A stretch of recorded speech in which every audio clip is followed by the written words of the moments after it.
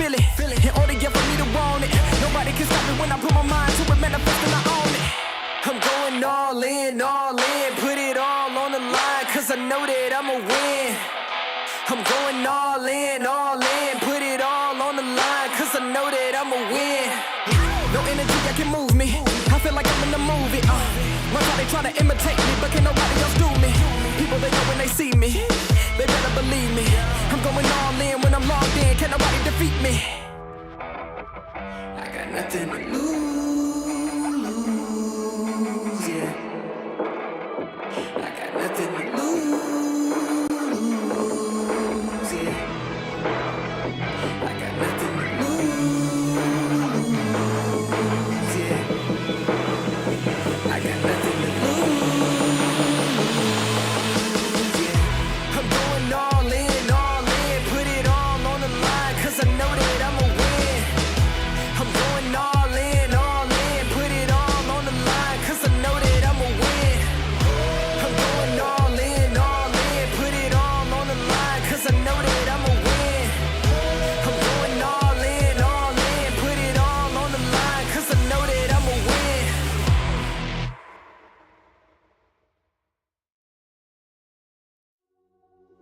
I'm like a dog, I do the most to get off of my leash, yeah.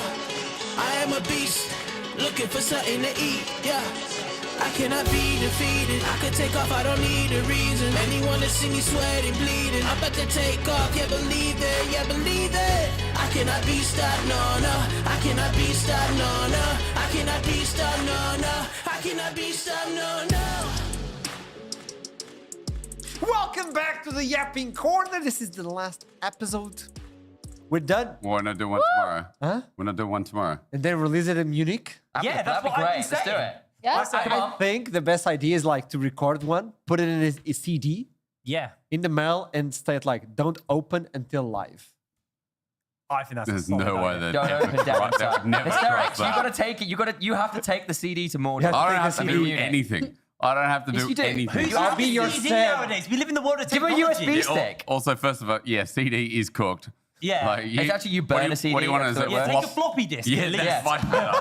May as well. So hold on. Like, you remember earlier when I was, for anyone who was watching the thing yesterday now, but for us today, when I had to have like some stimulation while I ate my cheese. This guy's doing the podcast watching Bleach. He's stuck in like... That's what you're doing. He's watching Bleach. Bro, all anime It's not 2009. What are you doing? I'm rewatching the series. It's good. And he did it before, so I'm like, man, these bounce are annoying, hey? All right. Full disclosure, I think Bleach has the worst filler of any long-running anime. Nah, I don't Naruto's watch- worse. I don't Naruto's know, worse. Naruto and Naruto's Bleach. worse. Naruto's worse. I don't watch I'm not any sure I agree with long-running that. anime. I think Naruto they're tied fillers up. are the worst thing ever. Naruto has a fun day off. Or like, Kakashi got lost in the woods. It's like, I don't. All right, I'm a big anime fan. I mean, I've literally dedicated my left arm to Princess Mononoke. you watched so it. I am You just undeniably watch sad. different anime. Yeah, I just don't watch never-ending shonens because I feel like just true. let go, bro. But Like Bleach honestly, ended. Bleach ended. yeah, it took Bleach ages to end. Like just Yeah, but it One ended. Piece will never watch end. it. Like Attack on Titan is like the longest show I think I've watched. Really? Yeah, like mean, and that was That will It end, is though. long. Has that ended? Yeah. ended now. Yeah. It ended a don't long run. time Oh, we can't ago. talk spoilers because Solari. Yeah, Yeah, please. no, thank And you. also viewers, by the way. Yeah. We have those. Yeah, also the viewers. But That like, would be bad. Don't do that. You guys Actually, do this is also aimed at Solari, but I'm talking directly to the camera. It's been right a there, year. It's been a year. Why haven't you finished it yet? What are you You know doing? what? Because- I'm gonna say it. I think Naruto sucks. Yeah. Because he's like, kind he of only agree. has one skill, and when it doesn't You're work, so dumb. Like, And it- actually, when I it don't doesn't know what work, I think Naruto he probably is the pulls a worst shonen. different You jutsu. are It is, all for so There, dumb. with all the same jutsu. It's nutsu. not the same. He literally becomes a sage, and It's I can't Is he remember. though? Is he wise enough Yeah, to but be a every sage? single Yes, he time- is. Why he are we becomes arguing? a Hokage. You're all But when silly. he fails, look at me. When he fails, he always pulls this off. We're not that different. Yeah. I used to have a swing. My You brother- go back to my brother- Sailor Moon the knows. swing. No, I have PTSD. I'm not having this from a guy who's a voice actor in My Hero Academia, man. Like straight up, What? that's all the power of friendship. You can shut up as well. I Yeah. have the only character that's actually interesting. Yeah, and then he But caves Bakugo's in an anyway. awful Yeah. What do you mean he anyway. caves in? He caves. I'm not He's spoiling just a because big tsundere. Have That's you, all have he you is. watched it? He's Have also you like an actually I've active read bully, it. which is You've not read very it. fun. You nerd, go watch it. Yeah. What do you mean? Congrats Cinema- on being the cinemas worst are for human in people the that aren't show. nerds. What is Actually, this is a good question. You say What that? is your favorite anime? My favorite anime. Oh, everyone.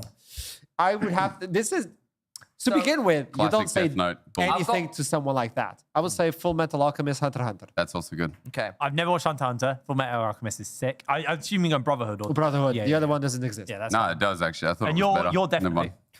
Okay. You talk. right. Kara no Death Kyokai, Note. Cowboy Bebop. And the other one I would say is I really liked Toromo Jutsu no Index, which, fun fact, is League of Legends related because Billy Billy is named after a character from that show. So Billy Billy Gaming and the streaming site is named Biddy Biddy, which is the nickname for one of the characters from that show. After the railgun from that show. Me and you have had this discussion before. I have. Brotherhood's still good. hate that show. It's great. Do you It's hate it? terrible- Oh yeah, we had that conversation. terrible What's your main favorite You're a anime, back- Solari? yeah. Your favorite anime? Shut up. Thank you. Synergy. Sorry, Alicia. Yeah, you should be. Of all people, you should be. Okay, my pick is very niche, but you know this one. I know you know. It's Wolf's Rain. I know you watched it. Gosh. I've not watched so it, but I know good. that's solid. I know that's solid. Okay, that's the first good take we've had, actually. What was yours again? Oh, yeah, you had a good one as well. Cowboy Yeah, Bebop yeah. a bad take? Yes. No, Cowboy Bebop's not. No, Cowboy sorry. Bebop is good. Everything you said got undone I have by another one. Index. Another one is That's what's another. bad taste. Another is a good anime. It's horror. Do you know what? As stupid, like, bad as it is a great It's show. not at the that same time. bad. It's kind of stupid, though. But, Why? like, it's Final Destination, the anime. That's so true. Yeah. It's literally just Final Destination, the anime. My favorite is seen that one movie. called From the New World. Not many people have seen it, but everyone... Your favorite? Have you seen From the New World? I've seen it. It's so good, right? Everyone I know who's seen it. You loves don't it. think it's very good, Archie? Mashal. I changed my answer. Mashal's good. Okay, look at his face. He's not impressed. don't Mashal is like- really good. It's You like know, Harry I'm Potter. really The one impressed with the with psychic. BDSA. They The got one with the 3-0, psychics, right? and they're now in the finals. That's so interesting. we have to do League of LFL. Legends? We have to at least Okay. include a little bit of League of Legends. All right. LFL. I mean, it's an All LFL right, Jake final. Squared. I remember there being some doubts on BDSA. What's going on? What happened, guys? We're Why watching were you doubting? Bleach. What do you You mean? guys What talk about- doubts? I mean, You're heretics bleaching just your brains. heretics. Yeah. Yeah, no, We are heretics just bleaching. through game one and then mental boomed for the I next just don't think two. they were as good as we thought they were. Once we're off league, we'll come back. Ichigo's just so weak in the battle, and he goes like this. He comes in and he gets like Bunkai and like this Soul Society, and then he goes downhill from there. I know Soul This Society comes be a from good arc. someone It's a who great arc. enjoys Yeah. Naruto. It's the First arc. same Yeah, I know. Bankai or Rasengan. It's the Did Did you say Bazinga? He said My Bankai's Bazinga. no, he said Rasengan. He said Rasengan. You guys are not nerdy enough. Sheldon. Bro, and then he gets Sage mode, and then he gets Wind Style, and then you don't understand. And then he gets And he turns into does the Nine-Tailed same Fox. You don't understand. He That's doesn't. cooler than you. through studying He to like doesn't. become a master. Is like, He you know literally- what? I have the Look. power of wind. I'm a tornado. I'm a fun. Rasengan. Bro, Come on. all I'm saying, after that cheese, I've got the power of wind, man. I was waiting for you in the toilet, and I tell you, it was not a pleasant experience. I went for a pee-pee, actually, so leave it there. Also, really interesting. Congratulations, Aesthetics. You're in the main cast of EMEA Masters. Congratulations. Thanks. Thank you so much. It's going to be... How do you feel? I'm worried. You're worried I'm about worried. him? I'm worried about BDSA just stopping them. I'm Who, worried about Vitality B or Geo? either. It doesn't matter. Mate, it's going to be a quick We haven't day. watched Vitality, granted, so maybe they're better than we think based on the score and like the stats that we've run by, but I don't know. You're in getting for a it. You're in for a domestic quick day. rivalry yet We're getting a again. domestic rivalry of first versus what? Vitality's third seed? Yeah. Yeah. Oh boy. And Geo is fourth. Yeah, and BK Oh, went down. boy. You know the good news is you're going to be able to get in the sauna again after That's that one. true. Yeah, I am, You get loads of saunas in. I'm gonna steam off, yeah. Hey, this is Yeah, the last Munich. day for the podcast, so I'd like to get from each of you your favorite memory from this trip. Well, take your Okay. time. I don't know. It was the I'm podcast. so it was glad you have no No, good memories. there's so many unhinged ones, and I'm like, Does it have which to be one? League of Legends related? No. No. Maybe whatever you want. Like we talk about League of Legends in this piece. You got something? I got something. Go. My favorite memory of this trip. Oh, it was breaking down and crying on that hex machine in the gym. Oh, that was That was big. something. That's a positive memory. How bad has this been for you? Do you know what? I It liked wasn't that a really positive hard memory, I leg can day. tell you. Everything else was just terrible. She needed that. That was therapy. She walked out of the hex squad. Was that today? No. Because she was dead on the floor today. I'm Yeah. like, what's happening? I'm working out on the side, and Solari's like collapsed in a ball. Me and Jake having a It great was a workout. leg These guys day. are just You know getting what's really bullied. fun? Make us cry on a regular Yeah. basis. I think she developed some sort of like friendship with the floor at the gym. She's always there. It's a very comfy floor. I like it. It's better than you. It Yeah, has more literally, support. you like literally lay the towel out so you got somewhere to collapse after every set. It's And I great. do Yeah, but it we did hack literally. squat, and she was like, "Oh, this is better than therapy." I looked down, and she's actually crying. So it is therapy. Yeah. Yeah. So it's better. It's And I was better. like, "Hey, did you see a swing? Is Naruto there?" Okay, so that's your favorite memory, Sam. What's your favorite memory? The podcast that was cancelled was just hilarious. Thank you, Hip Brain. So for the record in that one, Jake managed to win rock, paper, scissors, specifically Hip Brain. I realize I got to clarify every time Yeah. I'm doing this. So with Jake's, baby. In order to become the host, and Archibald just became a guest, and Hip Brain just bullied him for like 20 minutes. And none of you will get to see it. So for me, it was a very special memory. And the rest of you just have to assume it was. I'm going to try and get it. Yeah, and same. post clips of it. I can't post the whole thing. I honestly, I've talked about it in the last podcast. It didn't get cancelled because of anything bad. Yeah, it was. Hip Brain It's- was just awful. Yeah. He Yeah. was, Yeah. he was No, such no, a no, total no, disaster. Please, don't make me look that bad. Like, it wasn't that bad. It was just, I might have upset You, no, you, sponsors. You have upset. I'll leave it there. Anything. Shut up. I'll leave it no, there. you What's didn't your upset. perfect You just memory? said something you shouldn't. You let slip That's it. something you Yeah, shouldn't. that's Okay, it. He does it what you regularly. said. My favorite time was when you said I should be Donald ducking at night. Yes. All I thought about is like my feathers out, my butt out, and here we go. You have feathers on your butt? Just stick them there? You know, I'll be we're on the honest. same floor of the hotel. I almost last night. I was like, you know, maybe I should just experience it just to see what he was talking about. Haven't gone there yet, but you know, fingers crossed tonight. We'll have a go. We're on the same floor. I'm going to open the door and he's just going to be strutting up and down. He's going to be strutting up and down the hall. Please I'm don't gonna do make that it- at the sun. I'm gonna please. make a towel. I'm gonna make a You're towel. going to do the tail. Naruto run with it to kind of... He's going to look like he's yeah. drawing a Belveth earlier.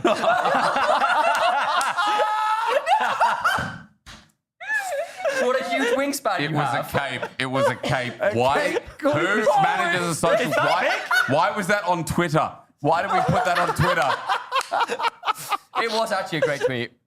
It was a great tweet, but it wasn't a good picture. Jesus Hip Christ. Brain. You drew it? Hip Brain. Yeah, but Oh, man. What was my favorite Artist memory? interpretation- It was the friends we made along the way. Kinda. You love the I cheese mean, ball. honestly, I've genuinely just been really unhinged this entire time. No, you I've shouldn't. enjoyed. It's been an outlet for me. I've needed it. It was therapy Oh, for you. my favorite time is when you said your grandpa passed away. That was great. That was really good. No, it wasn't petty past. There was a story about that, but yeah, I've just really That was- enjoyed being unhinged because I feel True. like, and we talked about this off air, but I feel like in league sometimes we're maybe play it a little bit too safe. So Yeah. it's been fun to kind of like be me because everyone Yeah. who knows me behind the scenes knows that I'm a little bit mad. You're not a normal human. I'm not a normal human in a fun way. But do you know not in a bad everyone who way. says they play like league plays it too safe, and the people that go And then I outside come in and ruin they it. never come back. Yeah. That's why league is so safe because all the people outside of it they ain't coming back. Oh, I've ended my career with this show then. That's all right. It's worth. It's worth for you, mate. You get the good memories. I don't get any paychecks anymore. True. So that's your favorite one. Okay. For me. Go on. You didn't ask me. I have to. Okay. Wait. You I didn't said ask you. Donald You just Ducking. said You said Donald Ducking. Yeah, but that was only one.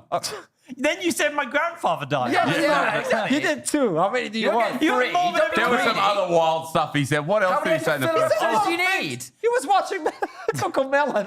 Yeah, well, you set that up for him though. My YouTube stories are forever ruined. I'm gonna get all the Coco recommendations. Thank you. I'm very Okay. happy that your favorite memories have all been things I've done. That's quite True. sweet, actually. Okay, That's for quite me, sweet. like I have two. One of them is weird. It's when I went jogging and I went like 12 kilometers just to meet a bridge. It feels really To good. meet a bridge. I just- What did the bridge say to What are you dating landmarks? What are you doing? I mean, The Eiffel Tower was so unavailable. I click Did on you Google take Maps cheese and I'm wine? like, Yeah. okay, where do I want to It run? works. I zoom out, I click, I'm like, I'm going there. And I did 12 kilometers. It's like meeting new things and discovering new things and being with hold on. yourself. You're a Your psychopath. favorite memory of it was nothing to do with us. I It was said when you two. were as when we far could away avoid from it. us as Literally possible. nothing to do Two with of them. us. Two of them. Yeah, The other okay. one, Okay. it's weird. Obviously, I love being with you guys. You know that. No, you don't. But one that I actually found really interesting is having you on the show. Yeah, Brian. Thank you. Because you've been Aw. part of the EU Masters in UK scene for years and years. And watching you come back, even though you're deranged, and And I I've just understand, ended it again I immediately. understand why you're not picked. Getting to see you again in a natural habitat actually brought like I'm really awesome. happy about. Thank you. That was very sweet. I'm happy you're actually. back. That's Yeah, weird. We missed What's- you, I mate. did promise you when you spoke to me that I was going to take you out for a candlelit dinner. I'm waiting. Yeah, it's going to happen at some point. We're running out of time, but oh well. You know what? And I'm gonna dunk. Yeah, That's just good pause. You know? that's what I want in my dates. Well, that's all for the yapping corner. Thank you so much for watching. This is the last episode for a reason. God. And well, pretty much. I'll see you in a few minutes. Who's gonna take it to In a finals? few minutes. Yeah, because Where are you going? what do you mean this is over? And then Yeah, but that's the future. But people know we're recording. He's No, going to every Hi, viewer's viewers, house fam. You're going to now. look Do we tell them fabulous. that we recorded why? before? Let me do Well, now my they know. job. Well, now, but they know it's pre-recorded. No, he could have given it You know away. what? Like, this is There's live, no guys. way. It's absolutely live. There's no way. Rasengan! And I'm going in. See you soon. I didn't know they had Naruto in Portugal. We had what? Naruto in Portugal. Do you remember we need 5 seconds, Artron? Yeah, shut up! Yeah. Yeah, I don't want this to end though. Yeah. Give me Can you say you Sasuke go. in Portuguese? Sasuke. No. Sasuke. Sasuke. Sasuke. Sasuke. I actually did Naruto in Portuguese. Just a bit. Yeah, just Huh? wrong. No! It's still rolling. Shut up. What? Shh. Thank you.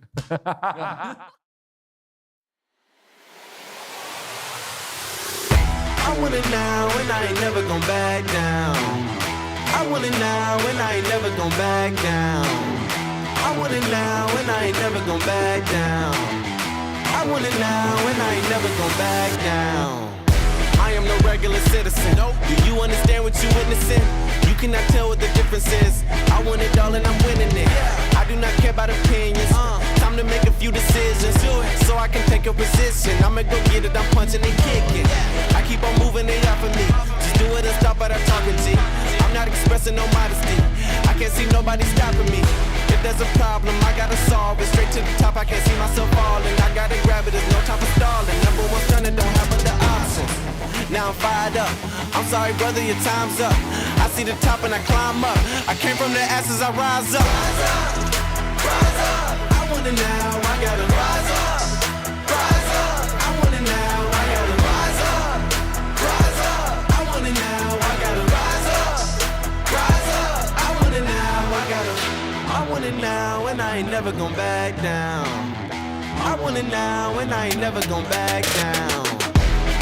I gotta go for the gold. I need to switch up the mode. I'm gonna win on my own. I'm in a whole nother zone. I reached the pinnacle. I don't have time, this is critical.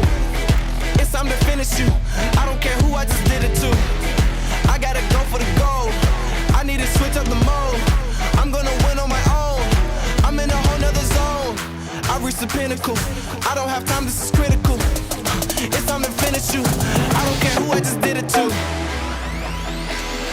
I want it now, I gotta rise up, rise up. I want it now, I gotta rise up, rise up. I want it now, I gotta rise up, rise up. I want it now, I gotta rise up, rise up. I want it now, I gotta rise up, rise up. I want it now, I gotta rise up, rise up. I want it now, I gotta rise up, rise up. I want it now, I gotta. I want it now and I ain't never gon' back down. I want it now and I ain't never gon' back down. I want it now and I ain't never gon' back down. I want it now and I ain't never gon' back down. Said I'm fired up. I'm sorry your time's up. I see the top and I climb up. Came from the ashes, I rise up. Rise up, rise up. I want it now, I gotta rise up.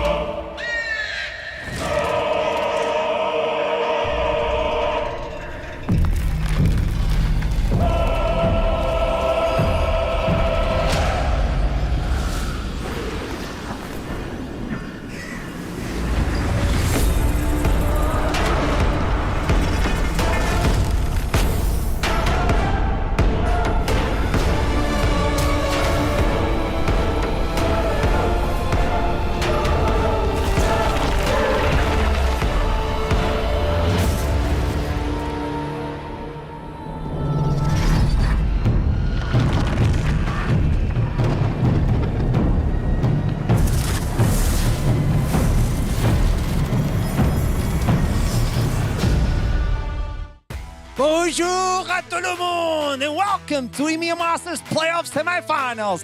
Long have we waited. LFL has dominated. And you think this is kind of pre-recorded, don't you? Well, I gotta say, you were debated.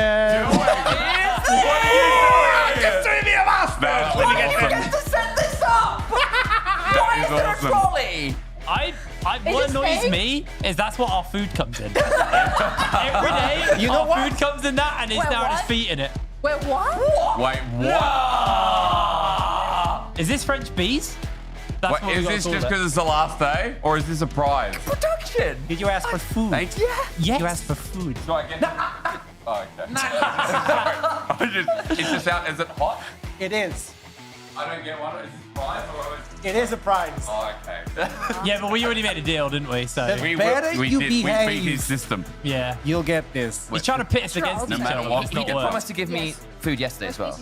This is from the place I've been talking about non-stop, and we finally got Oh, it. we're not the allowed to say the French brand. bees. Not allowed to say. But why is okay. it so good? Why is the place so good? Is it like I don't know. I just believe the person who told me. okay? Oh. That was also the person that let me fail on those rehearsals. So this is the best. Do you have trust issues, Archer? A lot.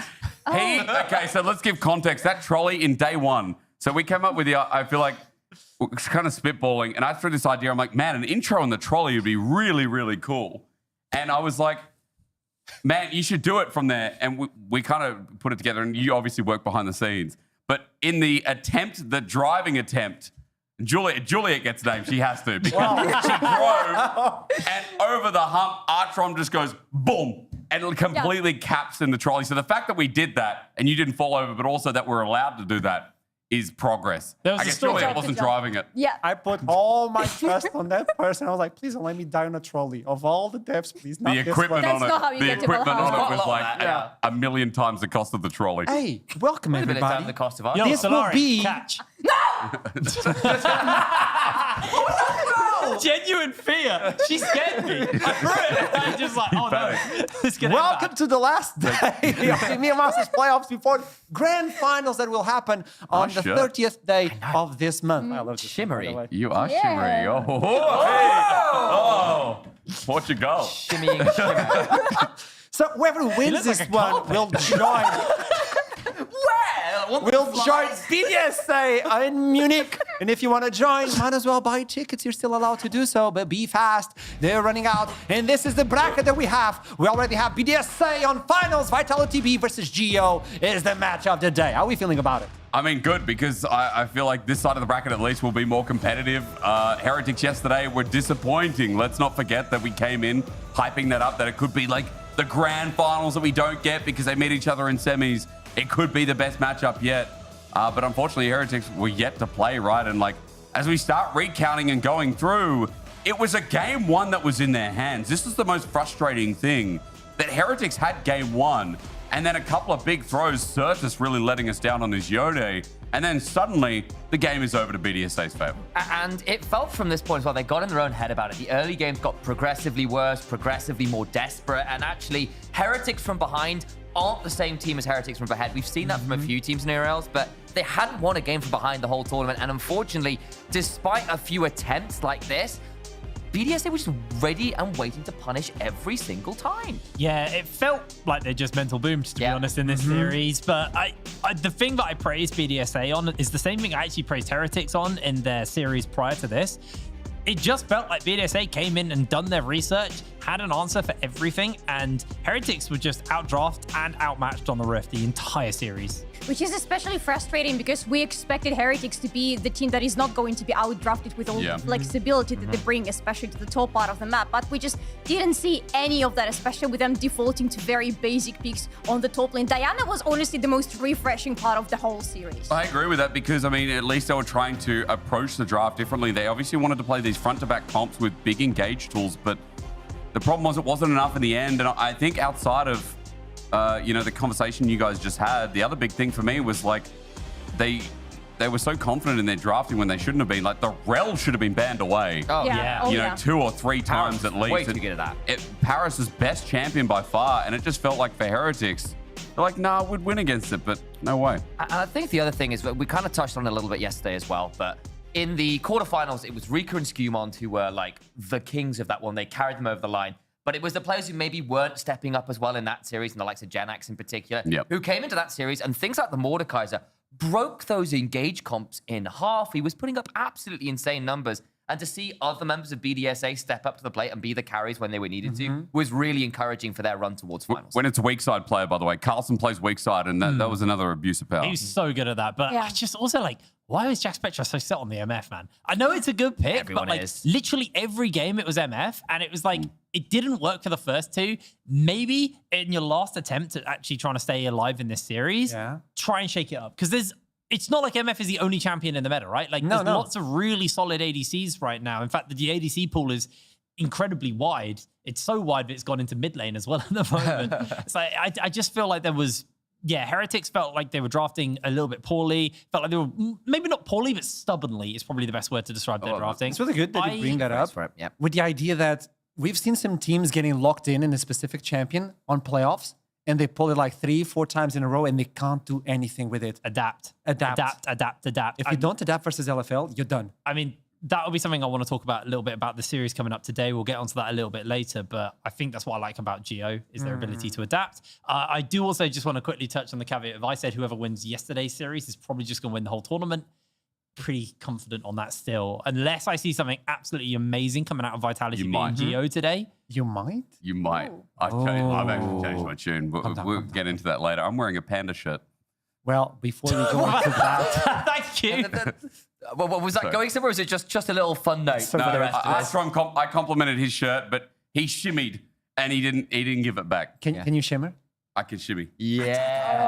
Oh, but I'm not from Portugal, so I can't really. I don't know. Everything you do, I just love Portugal. Do you love Portugal or just Archeron?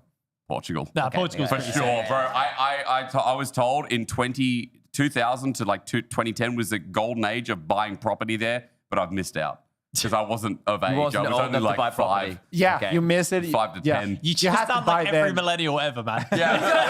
That's literally all of us. I missed my opportunity by 15 years. If only I was born 10 years earlier. My mom put me in kindergarten. I will say, just as a quick touch on Portugal, because we got the croissants and stuff. Speaking of food, when I was in Portugal last with Archer, not with Archer, but I got taken to this restaurant, and I don't know, this dish, yes, this dish is just meat and cheese stacked multiple times, like a massive pile of meat and cheese. No idea. Best thing I've ever Is that eaten. why you're so muscly and strong? Because all that protein. All the meat and I cheese. can't eat it. I'm allergic to pork, so... Oh, yeah, it's got so much pork in it. I know. It's a lot. And it's funny because you're allergic to pork. It's not funny, but It is you know, a little. but pork and Portugal sound close. Like pork, port. You know, that's crazy. Hey, we have a city called Porto. That was mental gymnastics. Yeah, that was. Thank you so much for that. Well, you want to do some gymnastics? Yes. Good job. I'm dressed for it. Let's play our final game. Is it? It's Is it gymnastics? You've got the bars in, yeah. You have no idea what you are in for. Let's might. play a game of Who Am I? Jake edition. I'm so happy. Yo! You thought you would play Simon Says. I did say that, but yeah, You, okay. you like thought this I more. would allow you.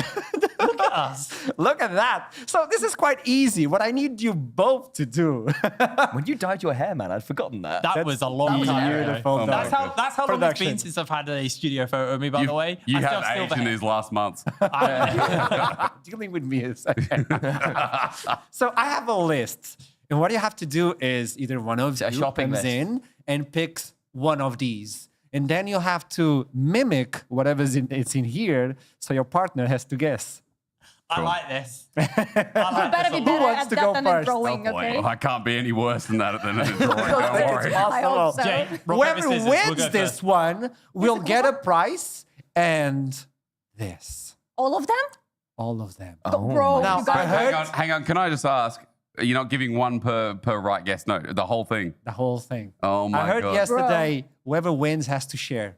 I don't know if you keep it up, but I'm just saying. I'm just I mean, saying. that is at the. He's turning us against each other. Yeah. This is where Always. we unite against the host. Yeah, and he's just not having any. Go Yeah, against yeah, each yeah. other. ruin it. Yeah, we're going with each So other. who comes first? Well, rock, No, paper, scissors come on. for it. Good job. I'll go first. Okay, here, come no, here, we come won't here. No, Rob, apparently. So- well, the last time that didn't go so well. You did it? go to that Not position trusted. right there. in front. Yes, and you have to mimic. No.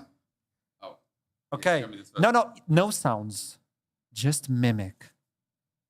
Okay, so I think you should give them context on what. Is it they real? They might think it's like. It's No. mimic. Yeah, it's a mimic, but like it's. I'm not going to be a moving van in the street, am I? No. No, but like it's. Bro, just it's film, No, it's not that. TV, or It's a book. champion. That's what I wanted to. Ah, Okay. okay. It's a champion. Are they all champions? All of Yeah. them. I are assumed champions. that was the case. Wait. Okay. Sounds like it's confusing. I assumed that was So the she gets case. a minute, right? She gets a minute. Gets a minute. She get- I got scared there. Ready? 1, 2, go. Oh, I know who that is. Oh. I know who that is. I did. Wait. Is that Gragas?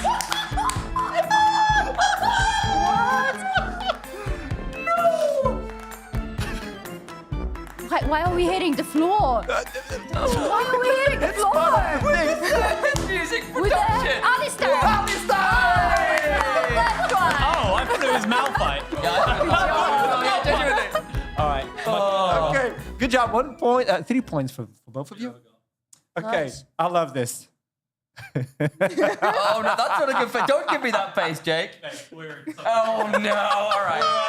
I didn't need the carbohydrates anyway. It's okay. I am so happy. Oh, it's a he. Good to know. I'm actually so happy. Oh, by the way, I'll give you a clue, okay? It's a champion. Okay, Ready? thank you. That narrows it down you can't so use much. it. There's no sound. No prop. Okay. Oh. Okay. 1, 2, 3, go. Seraphine. What? Aatrox. He's hanging around, smacking Kled. Garen. Kale. What is this, Seraph? What is this like skill shots? Neela? Was that a whip? Tell us how long we got. What is it? What is this? There can be so many things. Wait, from how we gone for time? 31 seconds. I'm drawing a blank here. Do you have any idea? I don't know. Leona? But no Tell me sounds. when Diana? No sounds. In 3, 2, 1. Think again. Tarek. He literally gave you a verbal cue and He actually cheated. did. He was like, that's why he said Outrageous. he. I didn't hear anything else. No, I did. said you're outrageous. That's Dazzle. Oh, that was your clue. Okay. I You were wasn't paying not attention to that part. flamboyant Okay. enough. Wait, give him a warning for giving a verbal cue. I did it all. There's a warning. -1. I had Tarek. It doesn't matter. You should have gone. -1 That's actually croissant. really good. Damn it. -1 croissant. That's the verbal warning. -1 what? Who gets it Croissant. though? Oh, Me. Okay, don't worry. That's not pan of chocolate. It's still there. Okay, it's okay. If you want to take this, yeah, but no. We No, should I just swap. want the croissant. Shouldn't we Okay. swap? Oh no, is it? No, oh, it's It's only just an not edition. Jake apparent. edition. Okay, so that's us. I this is love great. I the get fact behind that this. this is random, but somehow We could be like you Elton landed John. this. Look, don't go breaking my heart. DMCA. My finger's not good enough. Oh my god. I'm so You happy. just gave a clue. I did. I'm so happy. Okay, 3, 2, 1, and go! Okay, big hands. We're slapping somebody. We're slapping Velvet. Where was your Why did you not do the drawing from yesterday, mate? Where was your drawing? Come on. I was waiting for the tail. I know. Where's the tail? If all went wrong, that would have happened. Okay, you know. Are you Oh, ready, good Jake? job. You guessed good. You guessed good. Can you not? What is wrong with you? Like, You sabotaged his podcast. It's probably. This is actually it's just probably straight biased. vengeance. Hip This is right just knows how with hungry British. I can't believe you've done this. I can't believe. No verbal. Ready? Actually, I don't care. You give us It's a a croissant prop. anyway. It's a prop. 1, 2, 3, go. Hey, it's already counting. Lee Sin, Seraphine, Yi, what? Oh my god. Yo, well done. As soon as you did the jump, that Wait, I know that, but yes! I was about to come give you a hug. You could have done the things. Yeah, Yeah, that was good. Oh, yeah, champ, I know. Oh boy. Oh, Oh, mean, I so do, it's okay. good. This is an easy one. I don't know how, but it's an easy. actually. It's Solari. Solari has been guessing nonstop. She's like, bam, bam. Okay, don't ready? break my streak. In 3, 2, 1. Let's go, Jake. Do we have a book? Why are we hold? It's Trindamir? Oh, I know what it is. Oh, I know so what good. it is. So good. Something, So good. Yeah, okay. something It's exploding. quite good. This is very good. It is. Where, I was not what? expecting this. Something big around. Like, after I saw Come his, see the amazing dancing Jake in its natural We're environment. dancing. We're after his dancing. drawing we're dancing. yesterday, I was so Oh my, scared. what are we But doing? this is so good. Big bamboozled by charades. We're very Big excited stars about on. something above us, something Well, going like on there. confusing What conversation. is This- it? I got this in Oh 2 my seconds. God, I don't what say is it. it? This is so good. And then You got time still. 6, 5, Oh, we doing 40 What are we seconds. doing? 3, 2, 1. Carthus. It's Carthus. Yeah. He was We're doing tied. everything with the book. we're tied now. With the, he was doing it That at was all. very good. It was. It's a tie. Because he had the I'm lights coming down. so Because he does this, sorry. he actually moves his, he slowly moves his scythe every time he does. It's- I never sideways. looked at him that Auto close. animation was actually really good. It was Yeah. the auto animation was Yeah. The spot on. auto animation. That was and then With it the started book getting as bigger. well, I was like, Damn. This was made specifically with you in mind. No sounds. No. Can I have you? I need oh. you. Oh? Actually, well, you know on, what? On live broadcast? In 20 seconds, I'll join you. In If you 20 don't get it, I'll join you in 20 seconds. Clarence Carroll? Yeah. That's even Gotta be better. quick. I gotta be quick. I'll be while watching the time. I was not supposed I to be think I part might know of. what it is. 1, 2, 3. Please don't make me go there. LeBlanc. Oh, so good. Aurora? No. Graves? Holy So crap. good. Claire. Claire, there you I go. want to see. No. You can get up there. I want to finish this up. Come on. Hey, I guessed it before he even started showing it. But it's But that's not your turn, though. is it? Come on. But hey, okay. Yeah, exactly. You're in a trolley. It can't be worse than that. Oh no. Don't take his wires out while you're doing it. Maybe not. This is the weirdest pre-show ever, by the way. Hey! My turn? I don't know why I did it in the car. Yeah, boys. How Your many more turn. have we got? We got a lot We of paper. have 2 more. Oh. Production, I'm going to change the next one for the other one, okay? Because it's him. It has to be him. What was that noise? Because it fits him perfectly. What does fit him perfectly? Oh my god. You ready? Great. 1, What's 2, the most 3. annoying go. champion in League of Legends? Okay, we're running somewhere. What is that?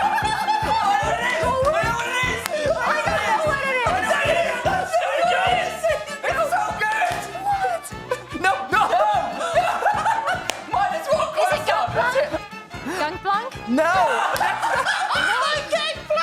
It's an orange. It's the orange. It's just a We're thing. hitting I get something. it. I get it. I'm with him. Is it no? No. I'm going to swap it. No, I just saw a spoiler. Is they good? I reckon. Okay, this is the last one. This is do or die. go. This is do or die. Go. This is you. Okay. Oh yeah. It's gone well, has it? It's done. It's done. Jake, if you start Donald Ducky In 10 seconds, I will allow you to do sounds. Ready? Go. I'm about go. to make the biggest fool of myself. Go. I Go just there. want everyone to know that. Go there. In 5, 4, 3, 2, 1. There you go. Ramos, Briar, Warwick? There we go. Okay, they were really, really fast. This is a tie. I guess this is a tie. You have to share. But there's surely one more. Huh? Surely there's one more. You want one more? Wait. It's, oh my God, it's the I final round. have one for you. Wait. I have one for you. Okay. The last one. I was going to say, This is the we last get one. initialized and Slurry both the guests. It's a 50-50. We both have to do it. Yes. Yeah, go on. No. Let's do it. Yeah, let's So go. good. You're Join done. us, join us, That's join us, join us, terrible. join us. Oh, wait, we're both doing it. Yeah, we're both doing it. Because Oh my it God. makes so much That's sense. It makes sense. It We just work makes sense. together, like, We're gonna share at the end. We don't care. We're sharing. Say when. 3, 2, 1, go. No again? Clan Skull. Maybe do the opposite. Maybe do the opposite. What? A book? Oh, Jimmy.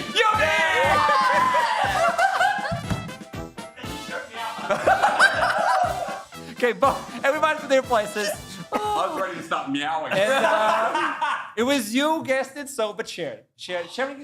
Sharing is Yeah, we caring. did Sharing still is one. caring. I'm about Split it. a split I'm a about pie. it. Thank you so Can we much, get some production. tea in the studio? Sorry so From the much, lead. production, for the mess. So much mess. Oh my This days. is a League of Legends broadcast anyway, Oh, by the French way, for beef, those of baby. you. And talking about France itself, this is why we have the croissants and pain au chocolat. We're going to see Team 1v1. Geo versus Team Vitality B. 1v1. This is amazing. Solari, take one of those. So let's talk about Team Geo to begin this. This is the team that came from Last Chance qualifier. They beat everyone to reach this place. They are so adaptive. They can do everything. And the host is actually doing the show by himself. Let's Yeah, go, you Team Geo. are. I mean, look, the reason we're excited about BDSA originally as well is because that draft was just crazy. Like, Okada individual champ threat was nuts. Lot's got a lot of big power picks that are, again, that's why you got top 10 in a US Challenger. Jezu, you can say the same about him too. There's a lot of huge identities in this team that make them a threat and make them like a draft threat as well. For me, the thing that I loved about Geo was their ability to adapt and change. In their first series versus Dark Passage, they were constantly evolving their draft. They were changing things up, and they just looked so much better over that draft. I do think in their second series we had them. Thank you for my notes. They finally arrived. I think during The amount of effort put in. I think during their second series, we didn't see that strength from them. I think they weren't drafting as efficiently. It didn't feel like they were adapting as much. They still made it through that series, but that was 5 games, I believe, versus Matchgo. Yeah, it went to 5 games. It was very shaky from them. And it kind of goes back to what we talked about earlier with Heretics, where it was kind of just stubborn drafting, in my opinion. And I think as well, we start to see a little bit of, while we've seen a huge amount of growth from this team from the start of the tournament to now, and obviously they've very much improved as a team, there is still an issue when they fall behind. They do not look like they have an idea about how to play a mid game from behind. And Matchgo, for all they were messy, were certainly not afraid to make moves and did actually win out those 2 games where they did manage to hold on to an early game, where they did manage to get through to the mid game where Geo are that touch more passive, and it did cost them a couple games. It's really interesting, as I'm letting you rest a little bit, it's really interesting for Team Geo, the fact that they don't even need to adapt in the cities, but they do it anyway to get the opponent off hands. Well- I love that. I mean, they didn't need to adapt, but also they need to kind of start reading their enemy. I think it's hard to talk with croissant in your mouth. Just a little bit. Maybe don't. Maybe don't. Don't give us food, mate. Honestly, Yeah. it's on you. Oh, sorry, I just threw shavings at Solari. Sorry, go on. Yeah, I'll pretend that never happened. Anyway, I think Geo is not exactly the team that adapts a lot, but I feel like that is because they don't really need to adapt a lot. They take a lot of champions who are currently in the meta, a little bit of meta as well. I'm mostly looking at Bukada, who has been able to pull out champions like Shyvana, like Talia, who are not necessarily the ones you see a lot in the games and definitely not the ones being prioritized, but he pulls them out exceptionally well in those games. And that's why I think here, in Geo's case, you don't necessarily look at drafts as much as what they do with those drafts in the game itself. And again, like this game is one that they lost because in some ways they opted into fights that didn't go their way. Yeah. And as we do see occasionally, they aren't as great for them. But this is game 5 happened, which was again much more the Geo we have seen really pop off over the last few weeks. And again, a lot of that is on people like Bukada stepping up, but then you've still got the real stalwarts of the likes of Jezu, of Dior, who have really been putting in consistent work. When you've got Lot in the top lane, who you can ask to play things like the Rumble, but is also happy to go on to the Cassante. The only issue for me today is they are going against a team that knows them exceptionally well.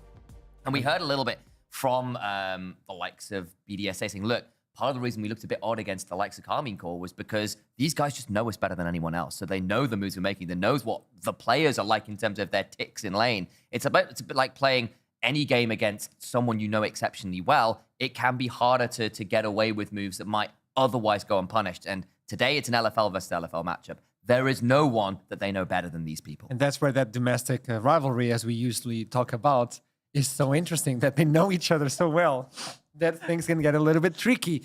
Also, we were talking about Bukada in this champion pool. He was the MVP as well. We talked about him nonstop so far in this broadcast with the champions that he brings. And yeah, I love that picture, by the way. But look at those champions. We've talked about it before. The adaptability and that Talia, to me, is so scary, especially in the meta we're currently living. Because he doesn't pick her just as a solo Talia. He picks her accordingly to what is there as well in the draft. And usually it's Talia Yone, the combination, right, that they go for, with a lot of possibilities for engage and a lot of really hard control.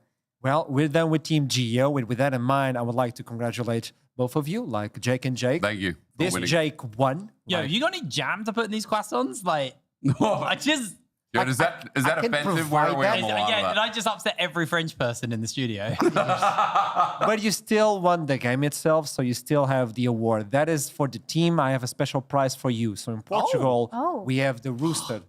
Please, can it be a meet and greet with Johnny Holiday? Please. He's no longer With a here, salt by the vinegar way. smelling Wait, shirt. is he gone? Yes. Oh, that's Oh, really bro, that heartbreaking. sounds so That- bad. We can do the okay. meet and greet after all. So we have the Rooster of Barcelos, which is a big thing in Portugal. We couldn't get it in France because we're not in Portugal. So we got something close, which is the Rooster of Portugal. No, don't give it to him. No! Hip rain. It's the about to worst get real idea. bad. This show, it's about to be Getting real spoiled. with With you. great It's gonna get power real comes bad. in great responsibility, Yeah, Spider-Man. There we go. Oh, it's not that. I need to give it a proper. Oh, this is. All right, don't worry. Why would you? Can I squeeze Okay. your chicken? You can squeeze my chicken. So for I Actually, regret It's an was awesome. such a everything. It I doesn't come regret from- everything. It comes from the mouth. Just making sure. Vitality B. This is the team we need to talk about right now. We didn't get to see them a lot during playoffs. It was mostly on Swiss stage or even on the LFL No, we haven't stream. seen them on the English broadcast at all. Yeah. Yeah. So One game with or that in half a mind, game. we need to get to True. know them and bring them into our audience. Okay, Can- so I want to start with this. Yeah, Larry, go big. I'm gonna hand it off to you afterwards because my PowerPoint here, my biggest thing is that the biggest strength of this team should be through jungle. Now, Douglas was hard done by. They brought in Linces from KC Blue, and they thought, man, this guy's like top of the food chain in the LFL. Let's put him in the LPL. Bro did nothing. He did nothing in Vitality, and that roster was an absolute nightmare because it could have been top three, as we saw at the start of the split of the LEC. Then it quickly became a bottom three roster as they didn't even make it towards Worlds or, the season finals bracket. So Douglas was really good. He was adjusting with the team, and he's been shown to be really flexible with AP jungle meta. And here, I mean, it would be like such a fun caveat to see Douglas make it the season finals in Munich when Vitality didn't even get to sniff it. Over to you, Solari. I'm getting that's another nice. croissant. I got it. Yeah, that's a good idea, by the way. But I gotta say, I just realized that I am obligated contractually to be rooting for Vitality B today in the match Oh. because they have two Polaków w teamie, dwóch Polaków w teamie. Douglas and Chayek. And staying on, more seriously, staying on the note of Chayek, he is the guy who plays a lot of those AD champions on the mid lane. But what I find the most interesting about this team, that it's not just the mid lane. They take the AD carries and they rotate and flex them everywhere across the map. Is that a good one? I haven't tried it. Please say The fear. The fear in Archon's eyes, by the way. He's looking Because of very this- worried. Because of this bad boy. Disappearing. I just need to shh. I need to eat. Yeah. I need to feed my son. Eat. Eat my son. Wait, Yeah, stop mate, chicken is that how noodling you on play the deck. golf? Finally, at your age, like I never got this as a child, but now on broadcast I can do this. Some Actually, kids that's had the action, worst then I idea had- you've ever I had. A dog, Rubber a chicken, right? Okay. What do you want to know about Vitality? Keep coming, puppy. I want to know more. You know what? Yep. Let's make this interesting. Okay? Yesterday we had a lawyer moment for Solari in Initialize. Let's bump these numbers up, okay? Okay. I want you to do an artist moment. Do you actually? Yes. No, please no. Yes. So I want you to explain to me the strengths of both teams. You ready? Who So wants- what I'm going to do is I'm going Who's to... going first? You pick. Ooh. Rock, paper, scissors, it?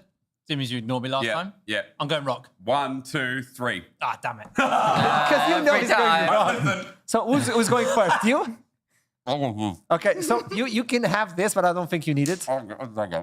I can hold it for him. You can Cool. still be So busy. let me prepare the setup because you're a menace. On. I just want everyone at home to know Solari and Initialize killed this yesterday. They did so good on their Actually, yeah, we descriptions. They picked Is their this on? fighters. And me and Jake didn't want to do it like that. What do We you knew we mean? couldn't Can we get compete. showed up? We knew we couldn't compete, thought that's so we just Solari's decided jacket. to That's do fine, it you can take it. ourselves No, this but way. what do you mean get dressed? Dressed. You need to get the berries. yeah, and where's I'll go our get. It's fine. I'll go get them. It's fine. I'll return. Sam will do it, and I'll stand here ready. There's a lot of crumbs on the floor. You made such a mess. This Nuno was. Oh, it was chocolate? I'm so sorry for the person who was too. It's you. So you have to draw the champions that should be highlighted in the pick and ban of Vitality B. You ready for that? Okay. You need your beret. You need Let me get the pens for you. Do we have aprons as well? So I'll talk to you guys while you're there. These croissants and these pain de chocolat, very good. Oh, that's a huge pain au chocolat. I just realized. Yeah, the batter is great. Yeah, the I'm gonna batter, slam one of those the in a pastry. moment. And so the cool thing about France, by the way, we weren't allowed paints because, as you know, with Jake and Jake classic segment, nice one. Yeah, break everything. Jake and here. Jake, unfortunately, we'd probably do a bit of this, you know, bit of this action, right? Bit of Spice Girl action, right? And it would hit the back. Oh, bonjour. I am taking the red one. Hang on, chat. Hold up. Trust me, it can get worse.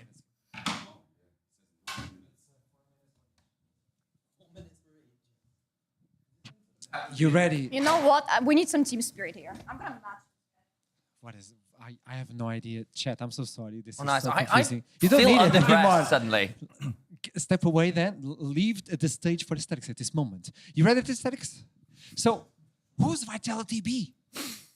Okay, so you're going to hold it? Yeah. Right. Oh, yeah. Vitality B, as I do this, we rehearse this, trust me. And so the biggest thing is this guy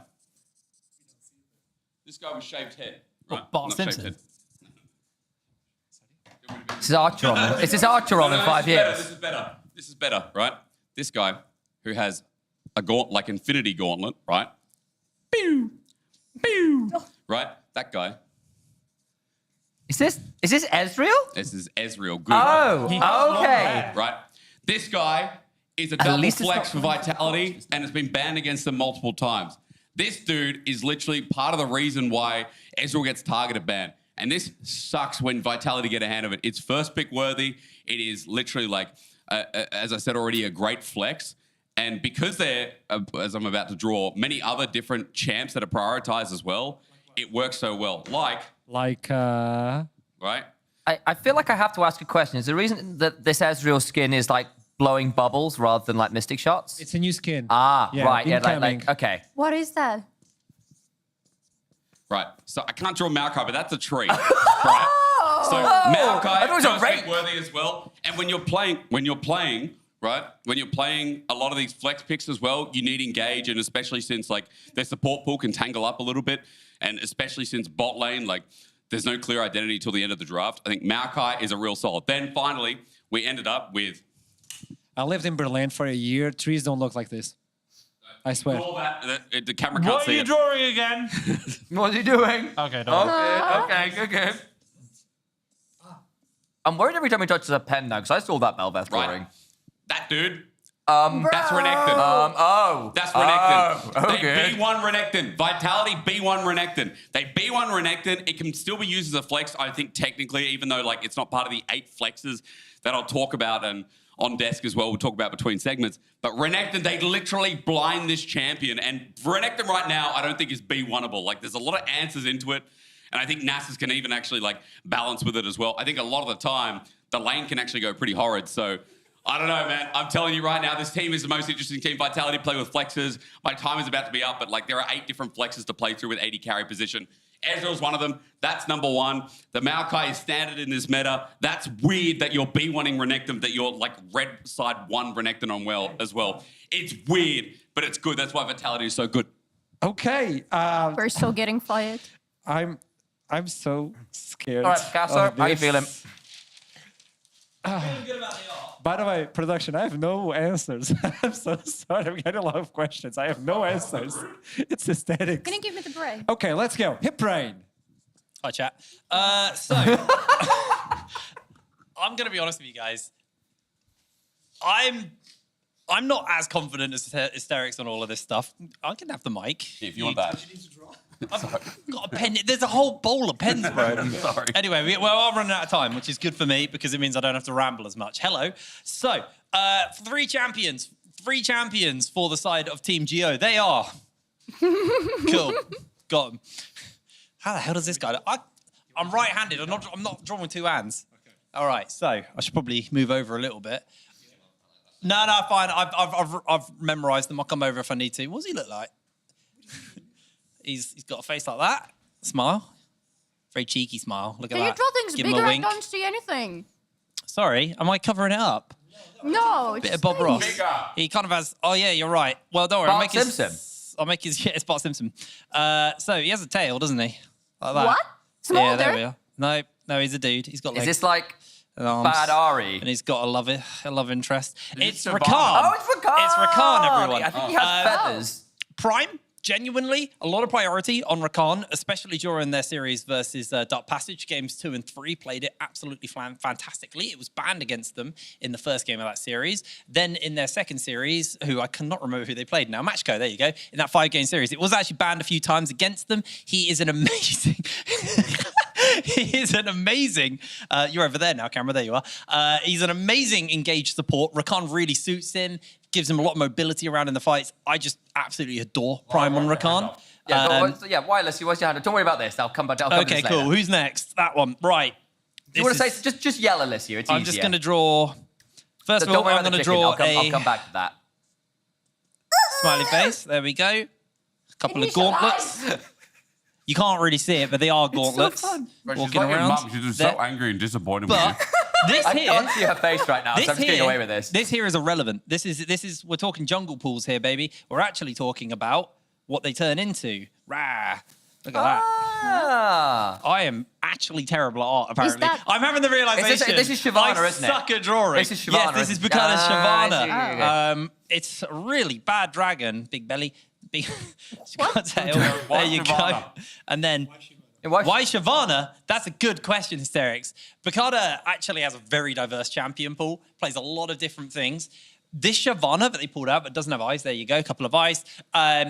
Honestly, just looked fantastic. In their first series, they played Vi, Shyvana, and Viego, 3 champions who aren't actually really meta. Bukata, there's a lot of champs we could have talked about. We could have talked about Vi, also gauntlets, but that is actually Shyvana.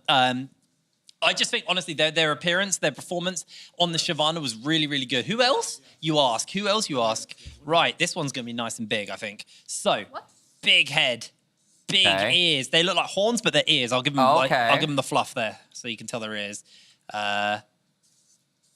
It's got googly eyes. Big googly eyes. That's what we got. Zaya?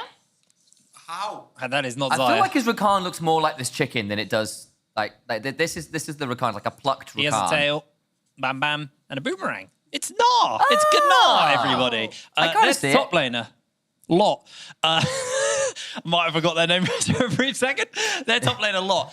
This is a blind pickable champ for the side of Team Geo. What was really interesting about their matchup versus, thank you for taking that away, their matchup versus Matchco, they pulled this out blind. And me and Hysterics both were like, nah, this is terrible. Lot carried that game on Gnar. It is a target ban consistently against them. These are the 3 picks to watch. Rakan, Shyvana, Gnar. Is Shyvana going to show up? Maybe only for one game. I think that Gnar and Rakan are going to be big factors in the draft for Geo, and that's something that Vitality B have to think about. Thank you. I actually did better than I thought I was going to do there. Yeah, you did. Good drawing. Better drawing than me. Well done. You look really good in the beret, I gotta say. So, Artrom, I know we don't have much time left, but bro, we're championing our own teams now. I'm sold to Vitality B. Set me up. You know what I want to see. Please, dear God, show me. I was receiving 2 things. Wait. Tell me. What are you doing? I'm putting a pen in the pot. Thank you. Putting a pen in a pot. Can you tell me? I really want to talk more about Vitality B. I'll give you a little bit of time. Will you? Yeah, I'll slow down the champion select. Okay. It's me. It's actually not delayed. Is it? I'll slow it down just for you. Okay. Good. That's good. They'll maybe watching the broadcast. They're like, what is going on? Reason I want to talk more about Vitality B, outside of the 3 champion segment that we just went through, there's a lot more to it, and there's a lot more flexibility that meets the eye as well. I don't know. Do we have our full screen? Do we have our lovely draft graphic? You want the graphic on what? Do we have our amazing full screen graphic about champions? That's what I would like to know, Archeron. Yes, We do. I have that for you. You have it. Just like that. Wow. Bring I it didn't know up. Archeron. Yeah. So anyway, So this game, I didn't like it on my desk. So It's not your desk, it's ours. this game, yeah, for now. This game was so important.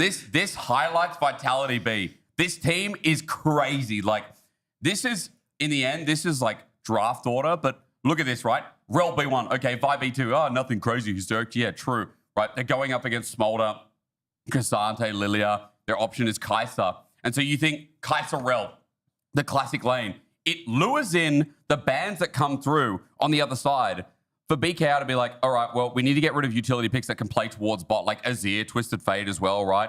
They then ban away Xayah, Alistar, and they're saying, yeah, we're getting rid of options for the bottom lane, but then they pick up Varus on 4, and you're thinking, bro, wait, where are we cooking with this? What are we doing? What's the bottom lane look like? Is that Varus top? Is that Varus mid? You know, because, again, Smolder's already picked up, and Smolder is a flex. Like, the Varus used as an option into another option on BK Rog. Keep up with me if you can at home.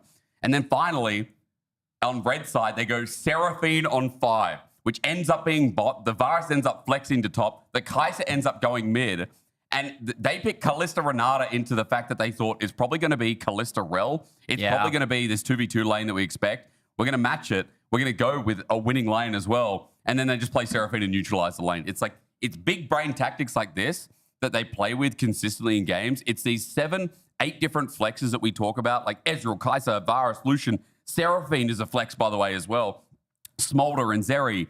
That makes Vitality, I think, the most interesting drafting team in the tournament, and that's why I want them to win. That's why I want them to go to finals, because, man, like, even though BKR have their possibilities, sorry, even though Team Go have their possibilities, not anymore BKR don't, but Team Go have their possibilities, it's like, Vitality, I think, are the most interesting draft minds to watch. So this in side of the tournament. table is looking for Vitality B. Absolutely so. Talk to me. Yeah, I mean, I wanted to shout out with that one as particularly Yoppa in that bot lane for Vitality Okay. B, in the sense that, now, obviously, when he was playing a couple years ago, it was in NLC Div 2, it was in ERL Div 2. He's only made that step up recently, but he was always known for being hyper flexible and dropping in with a lot of guys who are also incredibly flexible is what's giving Vitality a lot of those edges. I think on the other side, though, for Team Geo, as long as they manage to stabilize an early game and not get sucked into the madness of the draft, if you just let them overcook, you can still play this one out. It's just about finding picks that are going to be stable, whatever comes into them to an extent, and that's going to be perhaps a little more challenging. But then you can look to give people like Bukara a bit more advantage, because it's a little bit harder to pull out something that hyper counters jungle unless you got a whole team comp around it. And I do wonder whether that might be an edge for Team Geo. Make sure your lanes are stable. Make sure you got Bukara on something a little bit more interesting where you can give that draft space for it, and that might allow them to deal with Vitality B's absolutely insane amount of flexes that we've just been talking about. So we got everything ready. We know the teams. It's think time we to do. initiate the semifinals. Whoever wins this one will join BDSA in Munich. But for now, let's toss it to the champion select. And let's get a vacuum cleaner in here. That would be nice, because, It man. is crummy. Oh, I feel bad. So the should. casters go and disappear and get ready for the game. Yep. That's a very Sam good is point. upset at the easel, so he's going to kind of traverse that. And you notice Solari doesn't complain here, because the meta is that Solari just gets on with it, apparently, and Sam does not. So as we're in draft, Neela ban is the first big thing there. Neela Yeah. ban and Ash ban. I mean, we talk about weird draft flexibility. I just love already that team going like, bro, they've been cooking with the Neela bot. Yeah, I mean, I actually believe it was Initialize who's been talking about this. I That think, same guy that just complained about the easel. yeah, actually, you know what? Then it's a redundant point. I did not complain about the croissants. I said, get that in me. Yeah. Bro. There was not a complaint at all. This is an oily desk. But yeah, again, outside of complaints, yo, Sam, other Sam. Jake? Yep. Yeah, you know, we have Wow. the same name, right? Yeah, we Yeah. do. Sometimes it's hard to remember. And just like that, bands on interesting. We get the Nyla as we are supposed to, and wrap it up with the Sejuani. Now, Vitality B with the first pick. We've seen it before. Tell me, Jay. I mean, the Neela just reveals that they've done research here. We expected this Ezreal to be Talk high about it. priority. I drew that. There it is, going to get locked in for the side of Vitality B. Now, the question is, what is the answer going to be for Geo? Looking at other kind of meta ADCs who are up, the MF being hovered right now, I'm not 100% sure on this MF into the Ezreal, but we'll see if they do decide to You can go put it for up it. with the There's- rail, for instance, yeah? Yeah, I mean, the rail's up. That's a massive pick here. You could just go rail plus jungle, I think would be better, but they prefer to take the MF. It kind of removes any AD flex as well. Yeah, it does indeed. I mean, look, Rumble's also up and available, Oh and my this has word, also yeah. been first pickable too. I mean, that's been a story of this meta, like how strong blue side is because of how many first pick options you have, even after the 6 bans. And this time around, Geo, it's the handoff for the Rumble, but you have to remember as well that top plays 80 carries, and range for the Rumble matchup as well can actually counter a lot of the lanes. So don't count anything out. Don't expect that this could just be a Cassante lane. I'm expecting now, by the way, Zyra should come next. Zyra or, no, Varus flex again, bro. I'm telling you, Vitality are cooking. There you go. That could be top. That could be anywhere. It's a lot of flex. I like the Vi pickup, but I also dislike that they didn't just go Rel. I feel like the denial of the Rel, that's MF and Rumble. If this isn't Rel for Geo, they're actually low-key sprinting it. Like, that would be like the perfect thing to round out this draft for Geo. You've got such a big wombo combo. You've got that engagement you're currently lacking. Your damage profile's fine because you've got the Rumble. And then you can look for a lower priority jungle. Oy. I am not a fan of this when the Rel was open because that is banned now. You know why? The only thought I'm thinking is like they want to handshake later because with Vi into MF as well, something like the Brom might be an option when you have double range and especially against Varus Ezreal. True.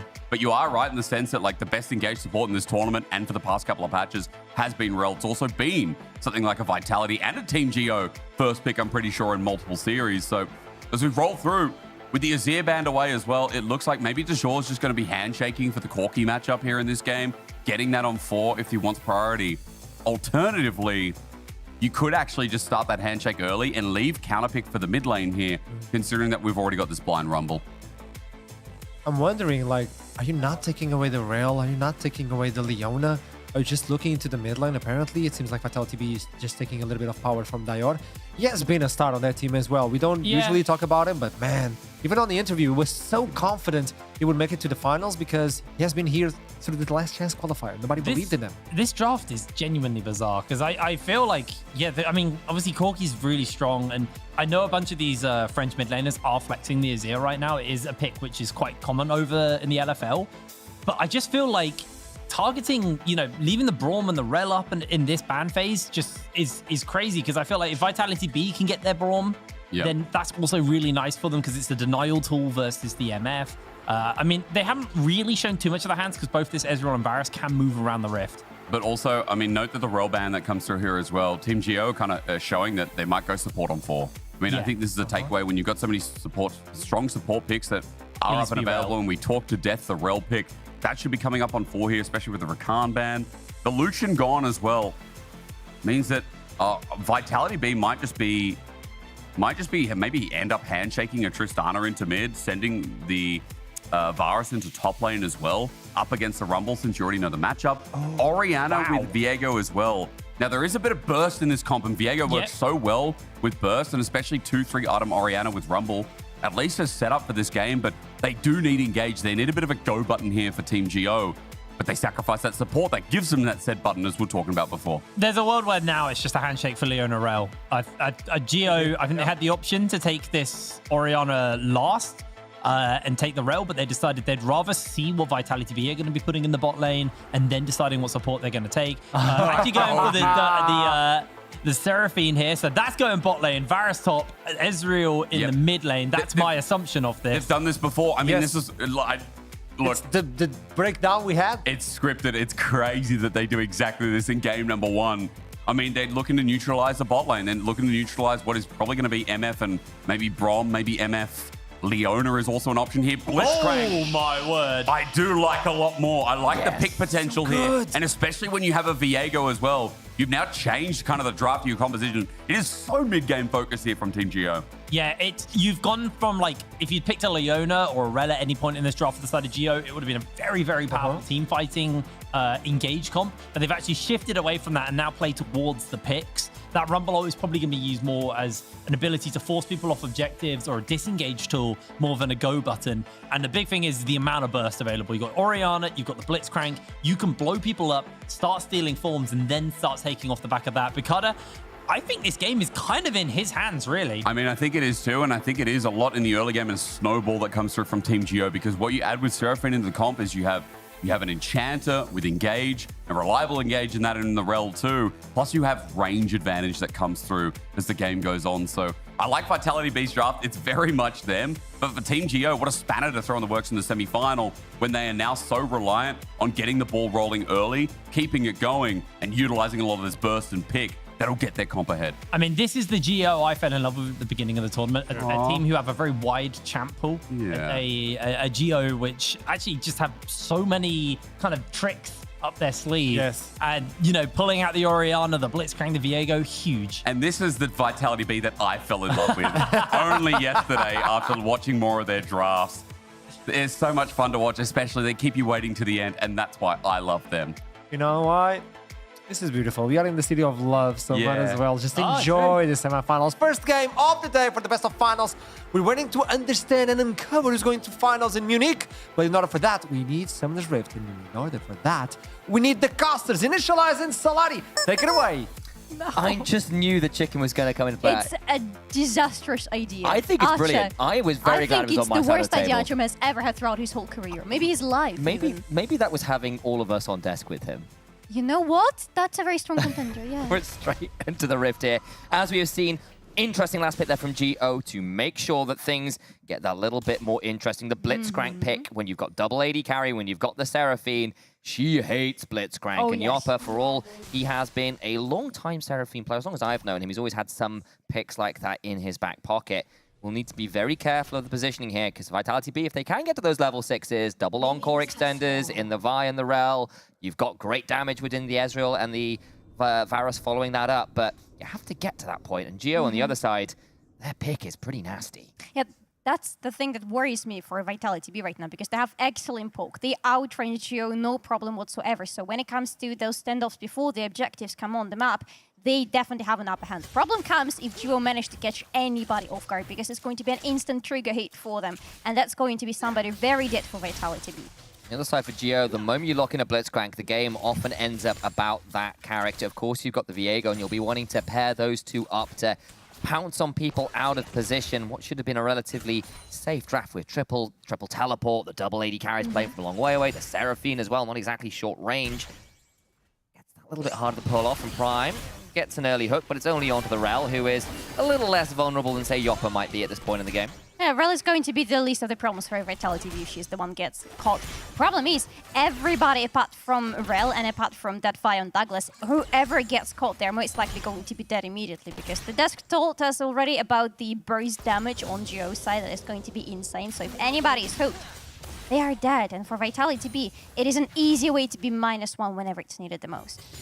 Exactly that, and of course, these two teams are no strangers to each other. Vitality B did knock Geo out of the LFL playoffs not so long ago. I think it was a 3-1 series, if I remember correctly. And I think on the whole, if you're looking at past performance, it has been Vitality B that have been that touch more consistent across the year. But Geo, as we have seen, have really grown across this tournament, even if it did still go to 5 games in that quarterfinals. Regardless, it is the curse of this team. Another good hook though onto Stend, who immediately has to crash down away. Decent chunk back.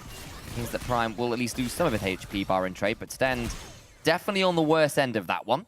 He has to be on the worst end of that one. He needs to be the one receiving those hooks. He needs to be the one covering for Yoppa, because Yoppa will not stand alive on this lane. And that's the problem right now. They still have Bukade around. Oh, I don't like where it's going for them. Remember, the summoners here is to teleport and ignite. It's not exactly the most defensive options. Here comes that Spectral Maw, just holding on, doesn't pull the trigger. Prime goes to the knockup regardless, might well dive out, but flashes away. Ends up being a flash on Prime, as Yoppa gets a step on forwards, looks for the double high note, will not find it. Dive doesn't quite lead to what they were hoping for. No, too much control on the side of Vitality B. I love the reaction from Stan, jumping into the enemies immediately under the turret. Are we sure about that? Oh my days! Oh, 32 HP and he gets away unpunished? Come on, Douglas. Douglas is over the wall, could flash Q, doesn't quite know where people are, gets to go back to base, and Dio stays alive. That was a very close calculation. And Dio actually holds on to his flash as well, so for all it looks good, it still ends up being worse overall trade for the Ezreal. Surprisingly enough, yeah, if only that Orianna went down, it would have been a really nice first blood for Vitality B. But we gotta work with what we have. No TB, no flash for Jack. Might as well be punished. But to be fair, Ezreal, even without the flash, is a really tough champion to punish. Nako and Lot on our screens right now. Of course, both of these players from Turkey and old rivals from back in 2022 on Fenerbahce and Besiktas, if I recall correctly, back in the day. So a long way from those days. But correctly was Nak who hit second in that split, lost out to Wildcats, didn't quite make it there, but did get second place in that one where unfortunately for Lot was languishing in 7th overall. Wasn't the easiest split for them, but these players, having played in the LFL as well, have been playing against each other for many, many years. What matters right now is that they're yet again playing against each other, far from the first time, of course, but that is the beauty of LFL. I've heard one of the Jakes complaining not long ago about the LFL finals and about so many LFL splits, but that's what makes this region so damn strong. You just know that LFL currently is the place that produces the best teams that we have in EMEA, and that's why we have still 4 seeds of those. No, it's 3, right? I can't do my math. It's 3 seeds still beating each other out. Yeah, well, we lost a couple over the semis and the likes, of course. But yeah, you are absolutely right, because I think in spring especially, we saw the LFL kind of fumble. They didn't have a great showing. True. Arming Core knocked out by GK. None of the LFL teams in the finals. People were beginning to cry about the defeat of LFL, but it looks like the tales of their deaths may have been greatly exaggerated. Equalizer topside from Lot, forcing Nako to back away and come back with that first teleport. The LFL just rehashing their playoffs, just on a slightly bigger stage. Grateful and perhaps just generally pleased to undo the wrongs of spring. 2-shot barrage across Dio, and again, have seen across Oriana's recent history an option of 80 carries into her, really making her suffer in lane. I remember when Lucian Mid first came out and it was into Faker's Oriana.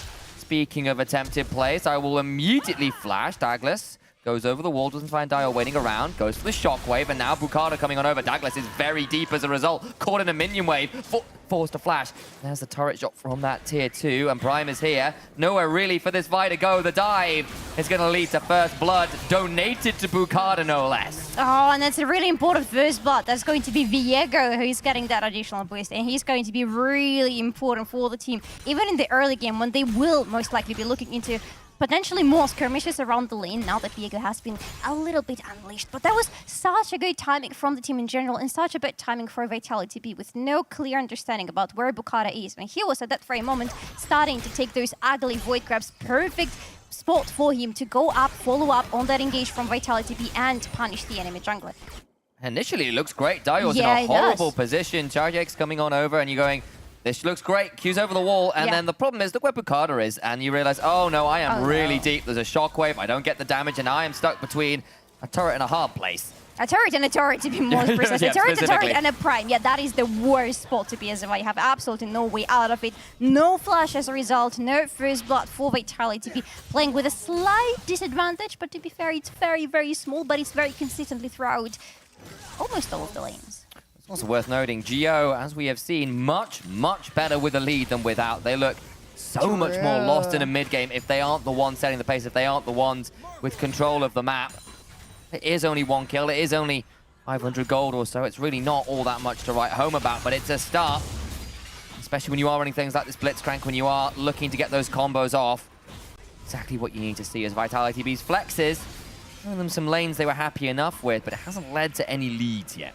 Not yet. Again, I don't necessarily think that this is the comp that wants to be playing around the early game advantage. It's nice to have the winning lanes, but it's not necessary for them to win out. As long as they're not in a heavy disadvantage going into the mid game, Vitality B with their draft should be fine, as long as they get the items going, especially for the Seraphine and for either of the 80 carries that they have on their roster, because they will need the damage and they will need the survivability. And look, Seraphine Rel isn't exactly the most dominant lane of all time, but it's something that Stend and Yopper have been happy enough to play, and I think part of it as well is just a lot of CC, a lot of ability to keep people at distance, to crash down away, play it very safe. And then when you do hit those level 6s, your ability to combo at Magnet Storm and Encore, still pretty obnoxious to try and dive into. It's just the lane that survives, to be fair. The whole idea here, you have really good disengage with Rel, but on top of that, Seraphine has the range, which is really hard for many AD carries to punish her for, and she has this survivability on her W, which costs a lot of mana, to be fair, but looking at this bot lane, it doesn't look like they're suffering from it right now. Lot, though, has roamed down towards the mid lane as Chayak in danger. Ward in the mid lane bush will allow him to note that the rumble was coming on down, so he's swift enough to back away. To play a little bit safer than he might otherwise have done. Stend clearing out this ward on the bot side as Douglas has roamed on down. Looking to try and find a lane gank onto someone down here. That control ward was not taken fully, and it makes life a little bit trickier. Yeah, if only it was killed or removed from this bush, it would have been an opening for Vitality. But to be honest, you could see on the minimap, Badger was already moving towards this bot lane. They could have escalated into a very big fight on the bot lane. Right in time, to be honest, less than a minute before the second Drake of the game is going to spawn. Vitality be, of course, already sitting on that very first one.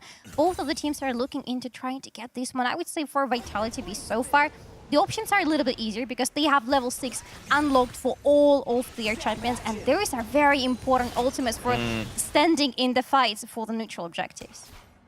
Again, for all we hadn't have the Maokai or the...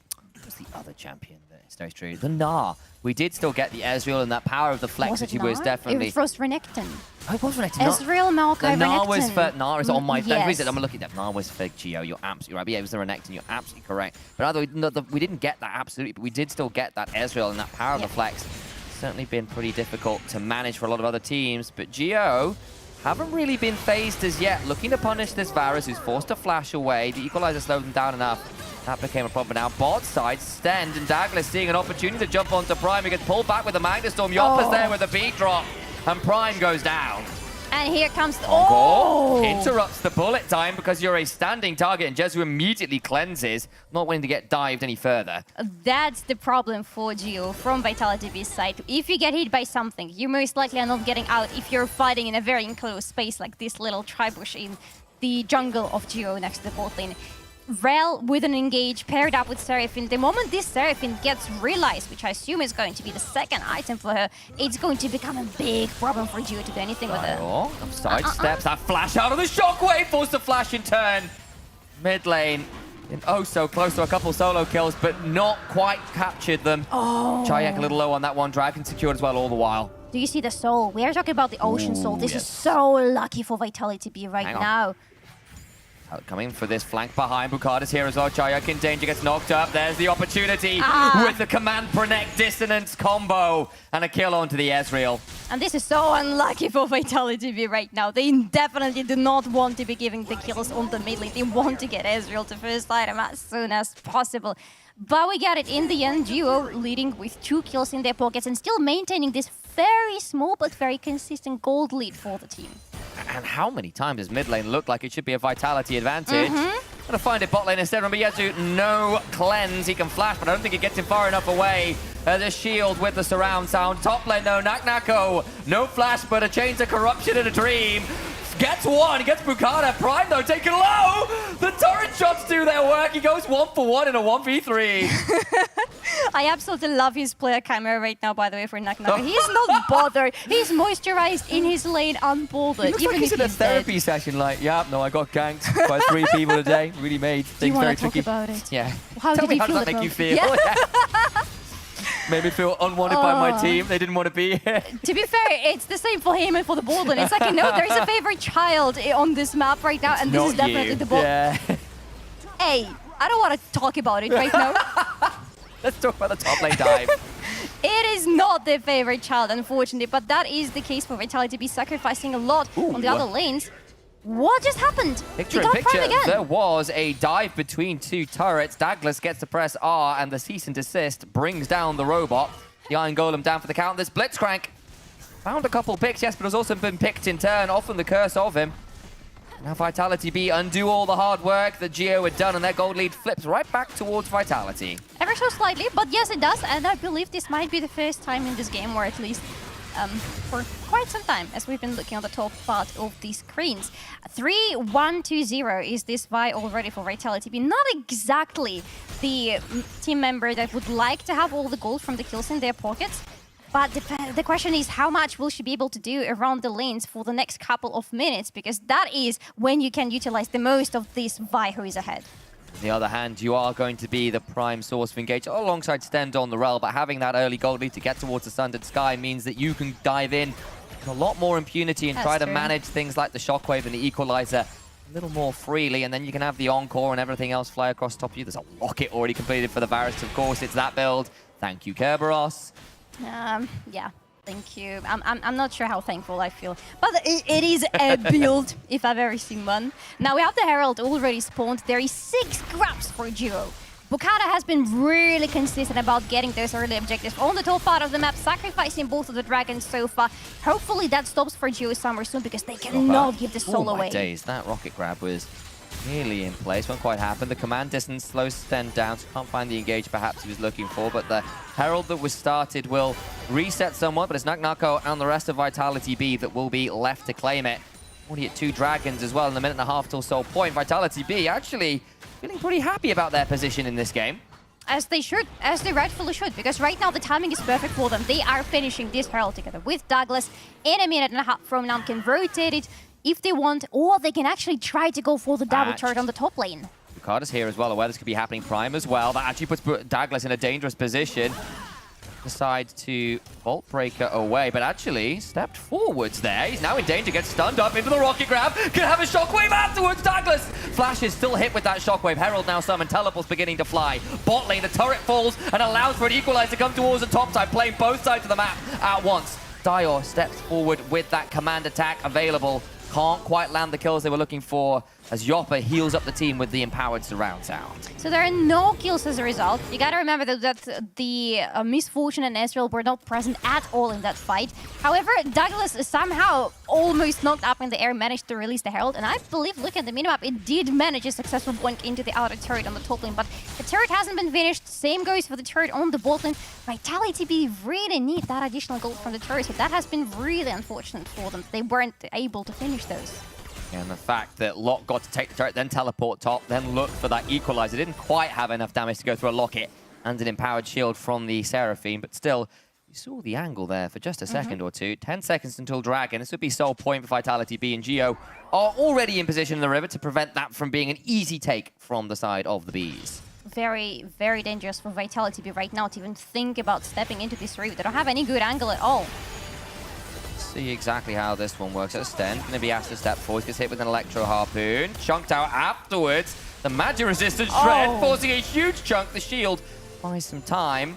Sten gets healed, but that's the the Shockwave down. So I was looking for something. Rocket grab though. Flash over the wall from Naknako keeps him alive. But another moment. Vitality B still healthy enough. The picks have come through, yes, but they haven't led to kills. Now Vitality are the ones in the river. Joppa has stacked up the passive. They are looking for Geo to try to get through either of the entrances towards the Drake, but it doesn't look like Geo want to do it, unless they do it right now with Bukata. Try and get there. Lot's going to look for the equalizer, finds a way to split the team. Sten blocking up Bukata. The Magnet Storm is short, but it keeps the Viego away from the Dragon. It will be secured by Vitality. Encore comes on through. Unstoppable from Bukata, but there's a cease and desist, and the Ruin King is deceased. Just for how long have they been waiting for this ultimate from Seraphine? Because Joppa has been sitting on it for all this fight that was happening around the Drake, and finally they release it, they find a kill, they find the soul point on this very important Drake. If they secure the soul, the healings from the Seraphine, they would need not to go into Moonstone plus Redemption. None of that. She can go full AP if she wants to. That's going to be more than enough healing for the team. Looking at it now, and Vitality are in a position where if they can group up as 5, the shields from the Seraphine, the locket from the Varus, the ability to CC people from absolutely miles away. They are so scary as a 5-man unit, and if Geo's pick doesn't work out with things like the Blitzcrank and the Orianna Shockwave kind of pairing together to knock someone out, see how difficult it is for them with the 5v5s. They found what looked like 2 great picks, but Sten didn't die. Jayek didn't, Naknako didn't die. They were able to escape before the full damage came on through, and now the sole point for the side of Vitality B, and Geo have to be a little bit nervous because it might be Judgment Day in just under 4 minutes. If Prime's hook doesn't work in a team fight, then it has to be Bukata going in very aggressively. He's on the Sundered Sky, but is it going to be enough? Looking for a hook. Yoppa in a difficult position. Gets hit with the rocket punch into that grab. Big damage back. The shields are huge. Now the turnaround onto the Blitzcrank. The equalizer paired up with the bullet time. Gets huge amounts of damage. Naknako goes too deep. Bukata steals the body. Looks for the piercing arrow. Looks for his Sten flashes on forwards. Bukata backs away. Still has that R reset available to get on out to safety. Geo find a pick, but everyone and their mother was teleporting. Insane burst damage from the side of Geo. As long as nobody says anything to Yezo whenever he is the one in the ultimate, huge problem for Vitality B. However, It is still not the end of the day. I'm Oh, just looking boy. at the timers. Okay, this might be the end of the day. Forget what I Flash, said. Stan can look to come over the walls, got a Hex Flash, Arcane Shift forwards. There's Bukada looking to ward off any attempted dive onto his mid laner. Vitality pull away from that attempted pick onto the Orianna. Vitality still won this third on the top lane, though. Oh, There boy. is... No Flash, no Cleanse, a Make It Rain and a Dream, but I don't think you can pay off an Officer of the Law this time around. Oh. Yoppe is dead to right. Sorry, Yoppe gets the kill. Jezu is dead to right. Let me get my names correct. Yeah, that's a little bit confusing if you're too quick with trying to read the nicknames. But what is happening right now? One more kill for Vitality, be 6-4. Vitality really, as I said already, won this turret on the top lane. Has been bonked by the Herald, has not been finished by anybody. But now, with the Baron spawning, Vitality want to be the ones to take it as early as possible. Not sure if that early, speaking of right now, with no significant gold lead, with no significant difference in the itemization between the teams, but somewhere soon.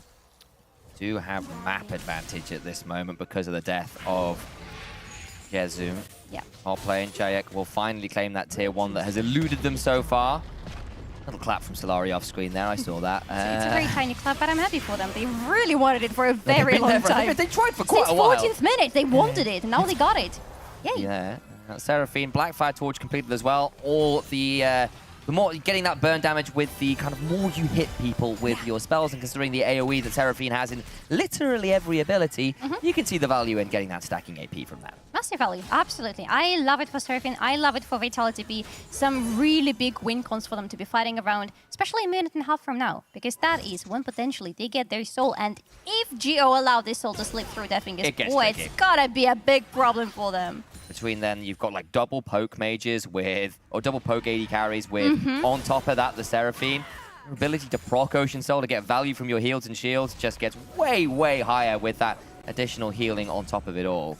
And Geo, because of that, need to start to prepare for the bot part of the map right now. We have less than a minute before the Drake is gonna spawn. Cannot forget about the Baron either. Oh, that's... Double buffing, gets it, nicely done. Times the passive, that's clean, Douglas, I approve.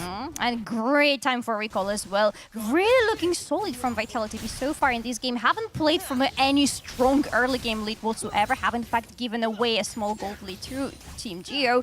But looking really solid on the map right now. Have a lot of control over it. Just want to see a little bit more vision around the boot map of the map. But look at minimap, that's pretty much the idea in their heads right now. Okay, blue buff being taken by Lot.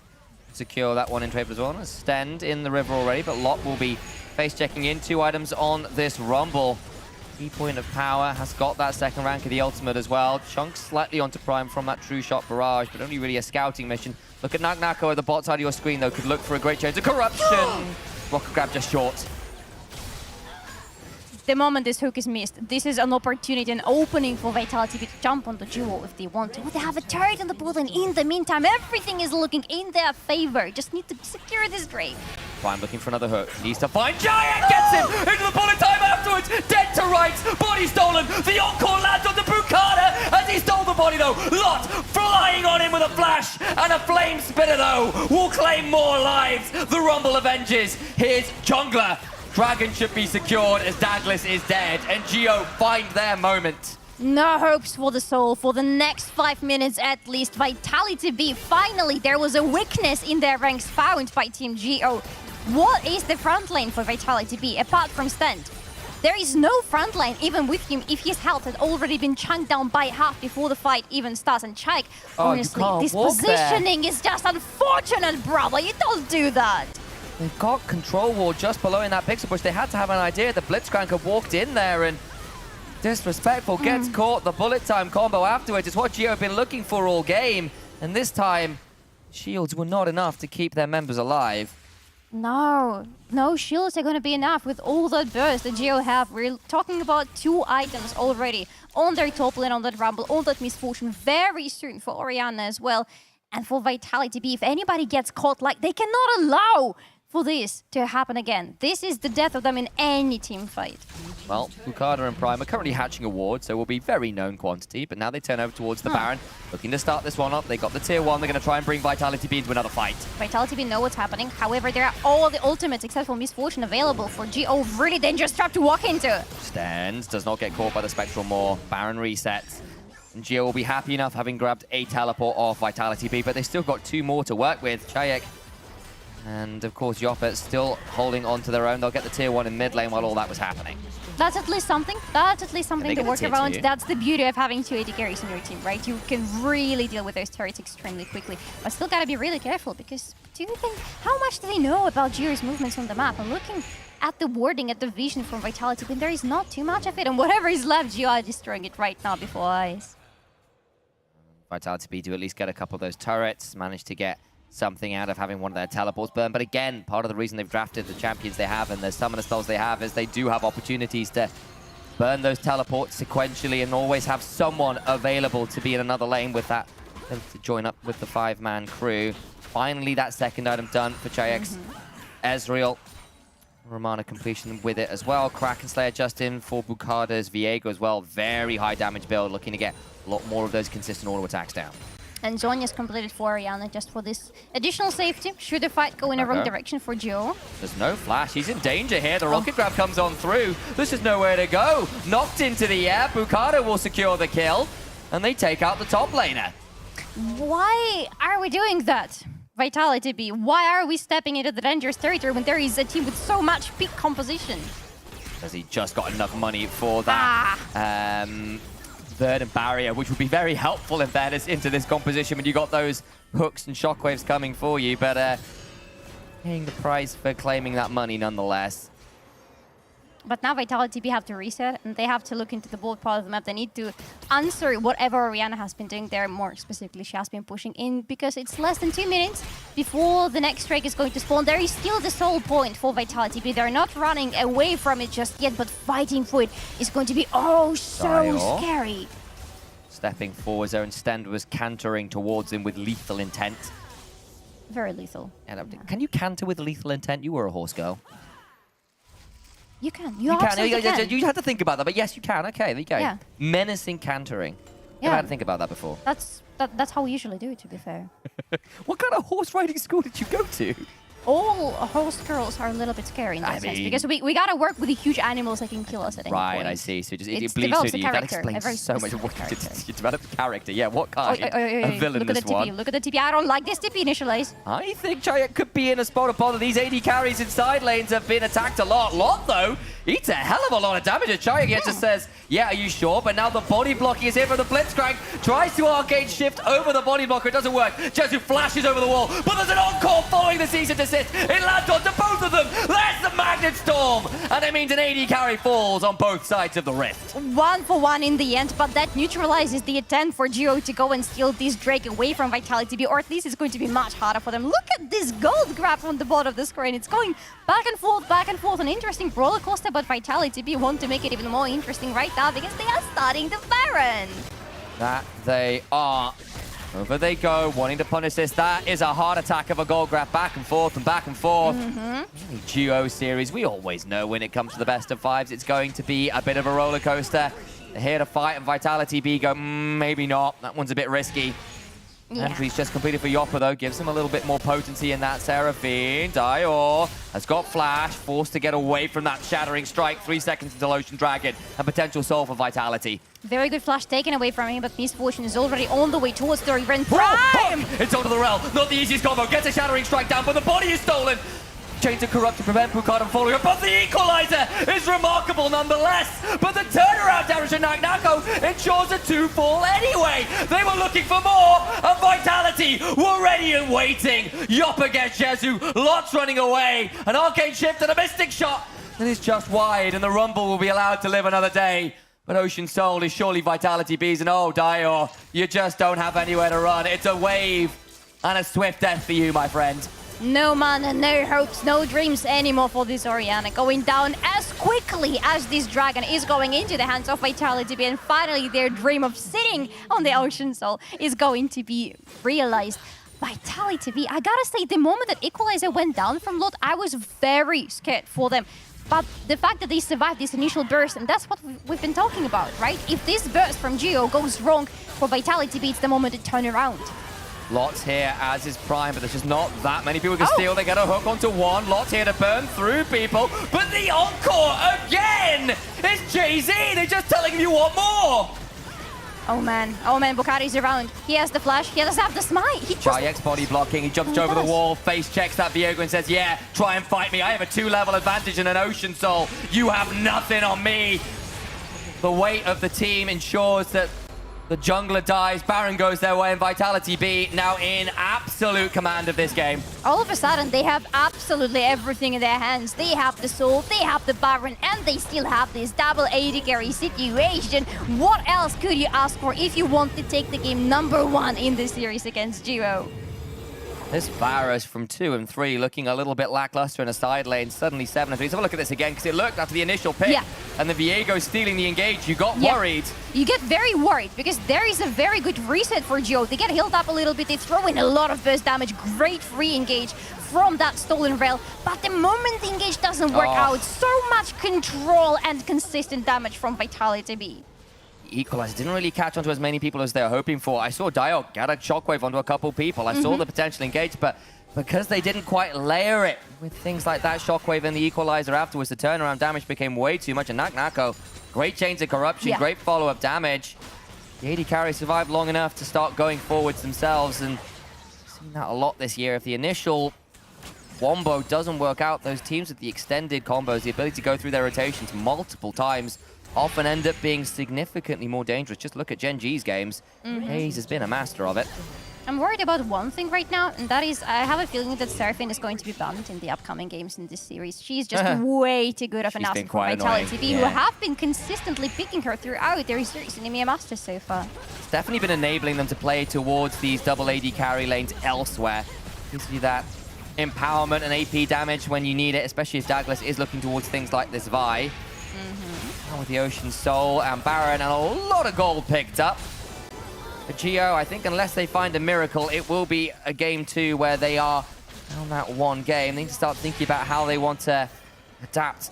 I think that Seraphine ban might be a wise one. The Blitz crank gets the hook, but there's no real follow-up, but the turnaround is brutal. They'll get one step flashed away, season desist from miles away, and the Vi provides a body for the Encore to pass through everyone else. Shockwave lands, but Jayek flashes away and has Ocean Soul and shields. He's right back to full HP in a moment. If there is something that Seraphine wants, she wants somebody to have the Encore pass through them so that it goes a little bit further and catches more people, potentially.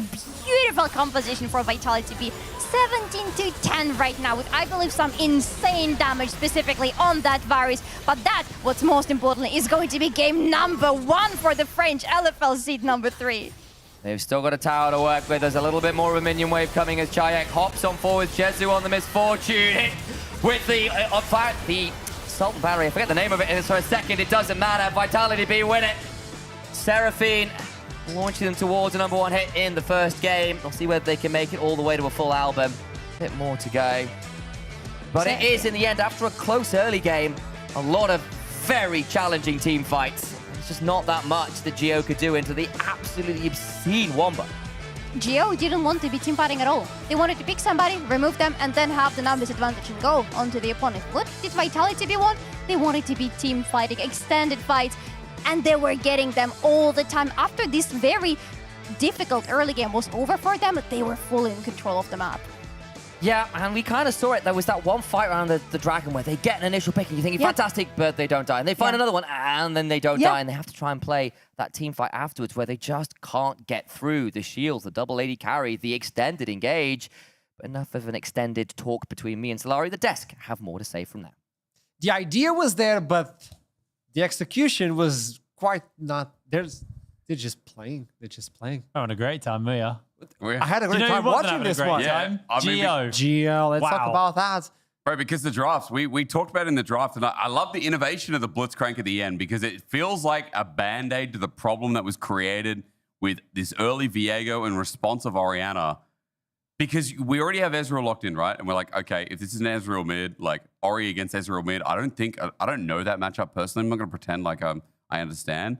But I don't feel like it's a good matchup. I don't feel like early levels do her any favor. And I feel like even with Shockwave, Ezreal's E button is just a pain. Yes. Pain to the whole comp, by the way, as well, because you can space this comp, which, is like medium range. So, yeah, I think this was just like a bit of a draft diff. I don't know what Hippers wants to say about it, but...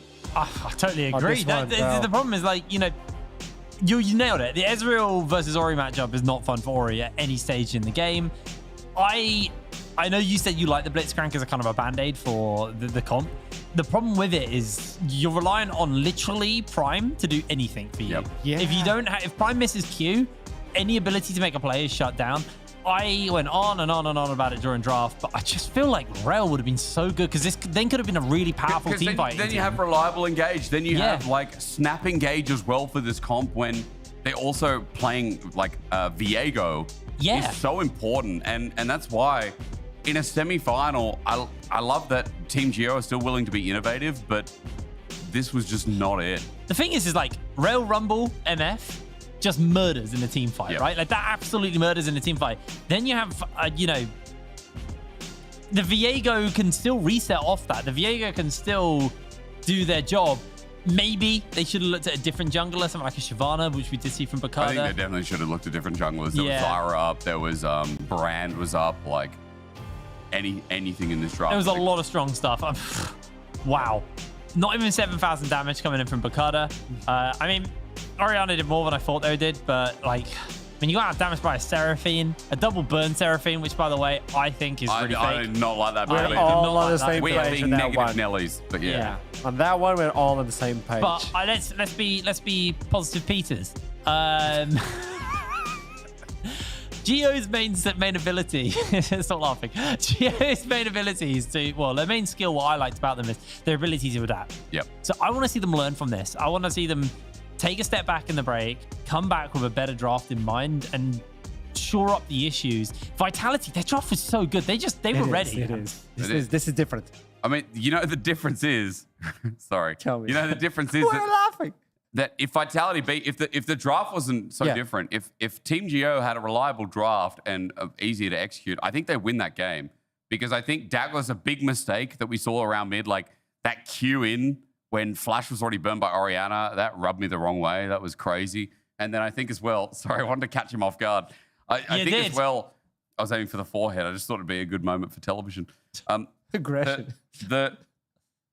The mistake from Douglas, and then the fight as well, like with Prime getting the hook on an Ezreal, which I don't think should happen as well. Remember, Ezreal E can actually buffer that as well, as long as he's not silenced, which he wasn't. There shouldn't be those openings in that game when there's no reliable engage and when there's only one track engage, which is Prime's pick potential. So I think that was a very winnable game with an even draft, with just a normal style of draft. I think Team Geo had these flex and pocket picks in the jungle that are great. But if you're then setting up for something like the Viego, then man, play mid-game reliant drafts, play comps that can actually win lane. Pull in a Jace or something, pull in more burst so that the Viego can flourish, rather than something like the Orianna, which again, I don't think it fit the draft style at all. Adaptability. This is what we've been discussing about Team Geo throughout the entire tournament. When you look into it, I'm gonna question both of you. Which side would you pick then for the next game? For game 2, Geo. Team Geo. Red side, right? It's got to be. I think red the counter Because red side, you're thinking about countering. Blue side, you're giving priority to your own team. Do you adapt by your own champions? Like as a first or do you pick. try to adapt to them? Yeah, a first pick also could be a denial pick as well, like that Ezreal that's been left up. Could be a takeaway. So you'd go blue. I think I'd go back. I'd stay on red. Yeah, that's what I said. I think red. That's exactly why Team Geo are going blue. Okay, because they're smarter than us, obviously. I don't know. I'm just saying. I mean, Changing things up. Are they? No, they're are. Shaking. No, they. Yeah, okay. We saw this in the series versus Matchco though, where I think they got in their own heads a little bit, and they weren't doing that adapting versus Dark Passage. They were adapting, they were learning, they were growing.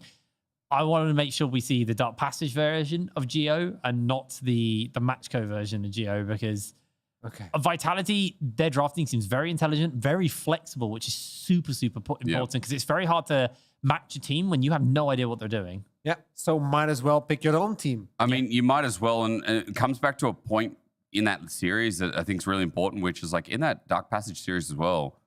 They're playing more winning lanes. They're playing a lot more, for the laning phase, and that was giving them an accelerated mid game as well. In this game, like we had ended up being 2 winning lanes, and the Seraphine lane, like their whole game plan from Team Geo was to dive bot, accelerate that bot, because the Seraphine Rel are vulnerable in the early game, and that's exactly why you play to dive bot. But then they didn't rinse and repeat. So yeah, I think getting some of those winning lanes in order, maybe not being able to pick Rumble, by the way. I think that's a really intelligent point from me from the series. Well, patting yourself on the back there, mate. I Good just job. did. I had to. You can't pick Rumble against this team. And I've just had an accelerated idea myself because they flex Varus, they flex range tops. And so if they outmatch and outrange Rumble, bro, how smart is that, no? So you get every other team, I think, can like B1 Rumble.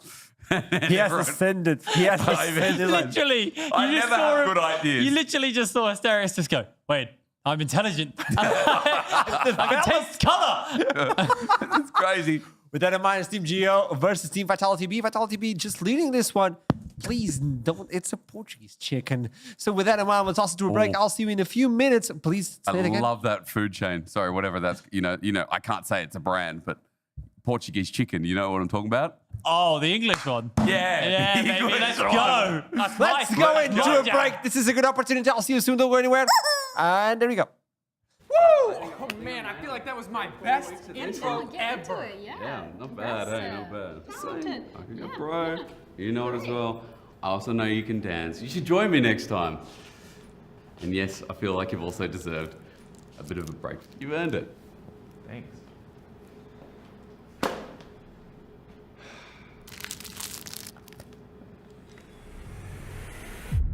Even the biggest champ needs a break.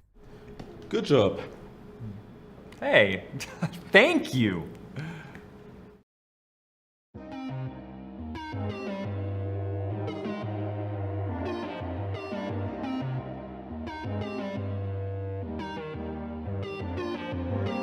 My body's numb, a stranger to my soul. Pain is gone and left me stone cold. Hey, you just talk for the sake of it. All I got from you are broken promises, but it don't hurt no more. I can feel no more. Love me or hate me, go. It don't hurt no more. You just let me go. I'm not coming back to you. Go on. You keep talking, I'm sick of it. The same old stories. I ain't gonna listen to this. No, no, you had me so bad. And drop me just like that. Now turn her back to you, 'cause it don't hurt no more. I can feel no more. Love me or hate me, go. It don't hurt no more. You just let me go. I'm not coming back to you. Go on.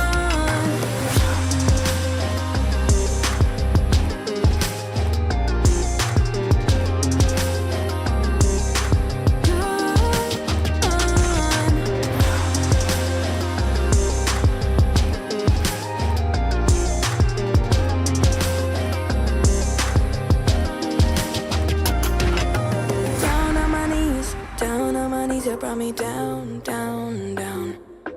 Down on my knees, you brought me down, down, down. Down on my knees, you brought me down, down, down. Down on my knees, but I'm back on my feet again. It don't hurt no more. I can feel no more. Love me or hate me, go. It don't hurt no more. You just let me go. I'm not coming back to you. Go on.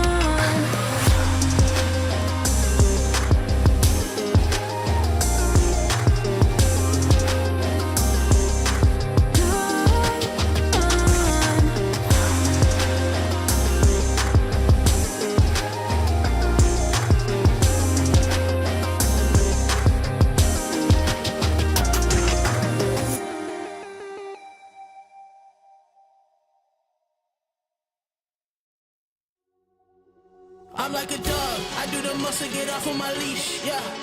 I am a beast, looking for something to eat, yeah. I cannot be defeated, I could take off, I don't need a reason. Anyone that see me sweating, bleeding, I'm about to take off, yeah, believe it, yeah, believe it. I cannot be stopped, no, no. I cannot be stopped, no, no. I cannot be stopped, no, no. I cannot be stopped, no, no.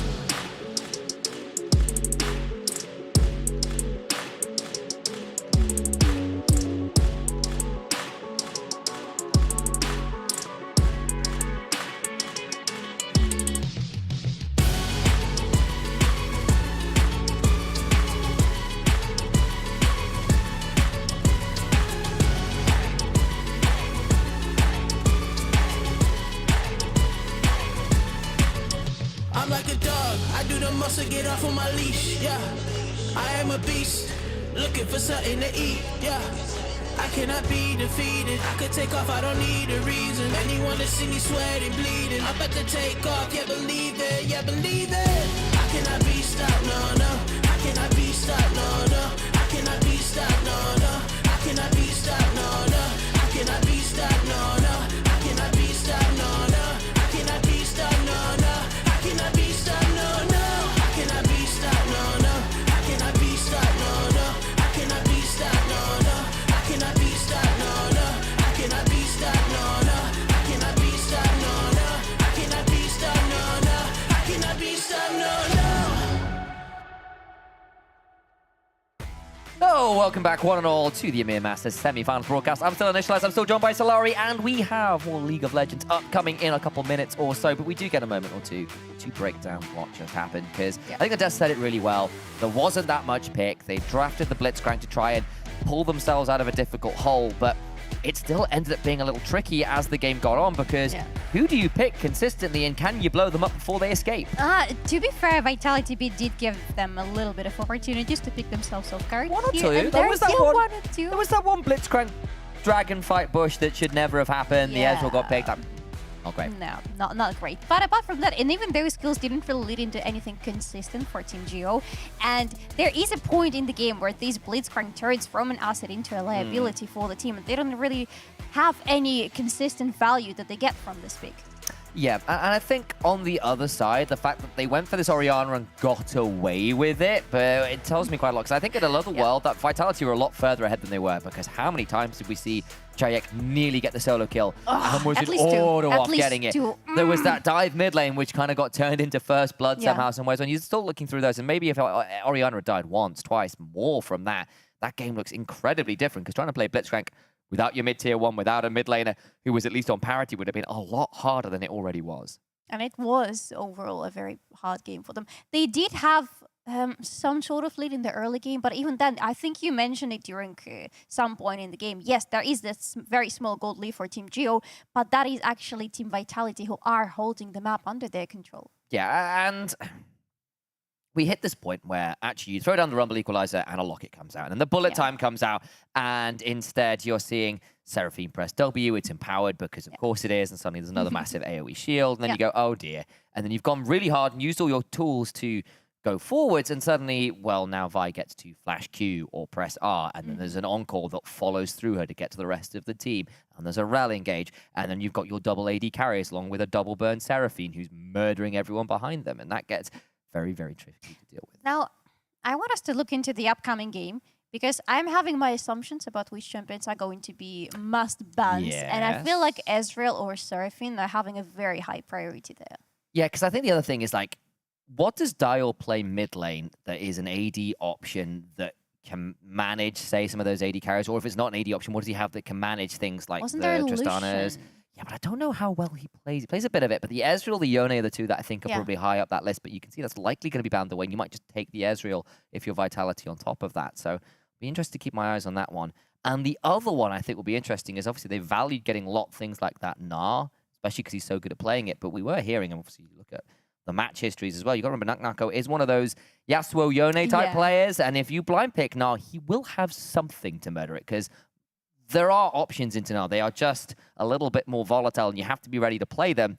Naknako is ready to play them. He's still ready to play. In my opinion, and I might be wrong here, but I feel like you're proving me right already. Gnar is not a good blind pick on the top lane. Hasn't been for a couple of seasons already. I think it's interesting, though, because you're looking at people like Lot who will do it anyway, and there are certain players that can do it. And to say, sometimes you do it into a matchup where you go, okay, I don't think you have an answer into this. It's much like Kennen, actually. We go, look, I don't think you play the Nasus or something that manages this, and all the rest of your champions will get bullied by this option, because, you know, Gnar is a lane bully if given the right option. Not Cassante, Kennen, there you go, another K champion, is a bully in the right scenarios. It's just not always a guarantee, especially if you are forced to blind pick that. We have started to see across this tournament a lot of our top laners that are still remaining have got some interesting spice in the back pocket to manage some of those matchups. Yeah, but you know what? You still haven't given me your answer. He's gonna be banned. Come on, give me a name. Seraphine? Okay, so we think probably Seraphine. go. I mean, I think it enables too much of the flexes. Yeah. And you need, and one of the questions you have to answer in this current meta is, where am I getting AP from?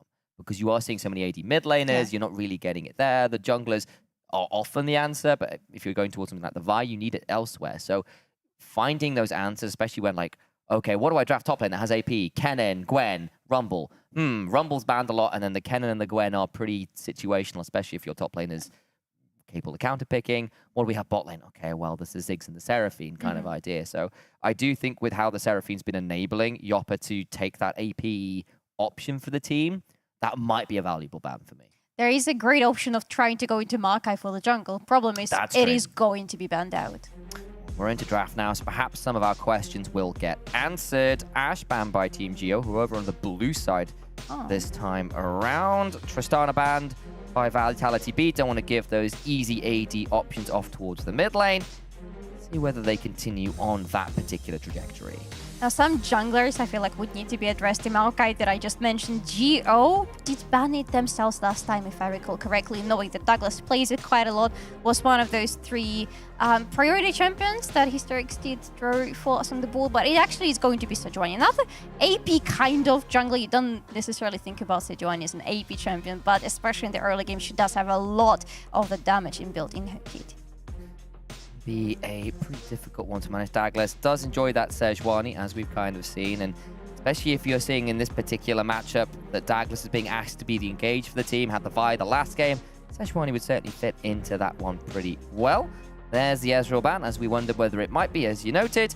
Wondering whether it'll be another third pseudo AD mid laner option banned away. Morgana, an interesting one, a little bit more of a pocket ban, especially because we know that Douglas has 1 or 2 interesting things up his sleeve. Interesting enough, so far Vitality B are banning on their side a lot of champions. The Chayek plays quite a lot in the current meta on the mid lane, including both the Ezreal and the Tristana. Would not be surprised if something, as you said again, of these sorts is going to be banned out. Just not give this blue side first pick prior for Geo. Okay, so what on earth are we banning at this point? There's the Maokai that has been nearly banned every time against Geo. Instead, they'll get themselves the Vi themselves. Bukada is a big player. That Douglas stole it away from last time. Nila was banned last game. Yeah. It's an early hover. Be a fun pick on R1. I suspect we might want to wait for that one. Does feel a little early to play that card. Misfortune has been a regular early pick, though.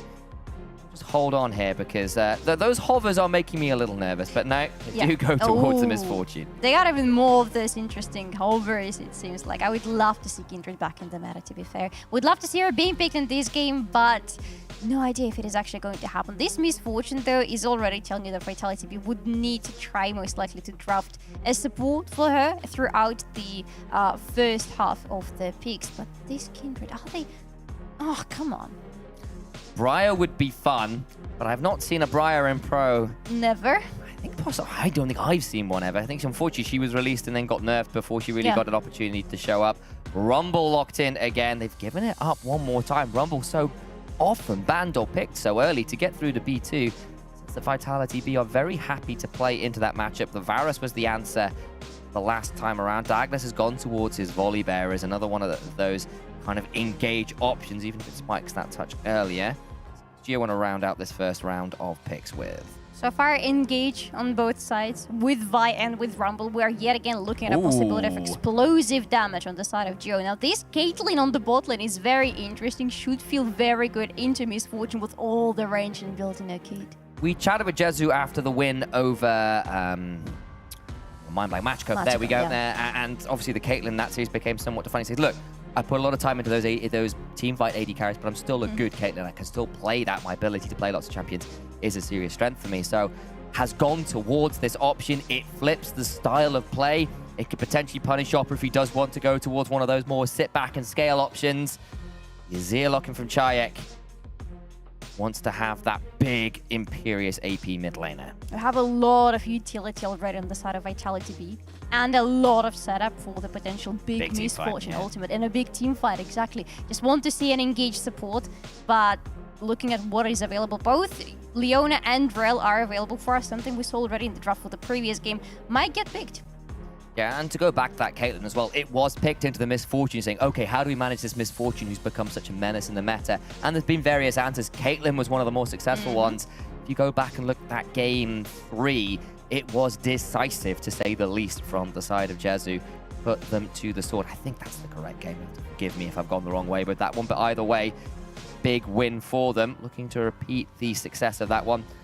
Yone, Nautilus banned away by Vitality B. The Nautilus was the pairing that went with the Caitlyn the last time around. On the other side, Renekton, Nako, a big player of that one, was, as Hysterix was saying earlier, something often B1 or R1 really early on in the draft, and it's certainly been an option.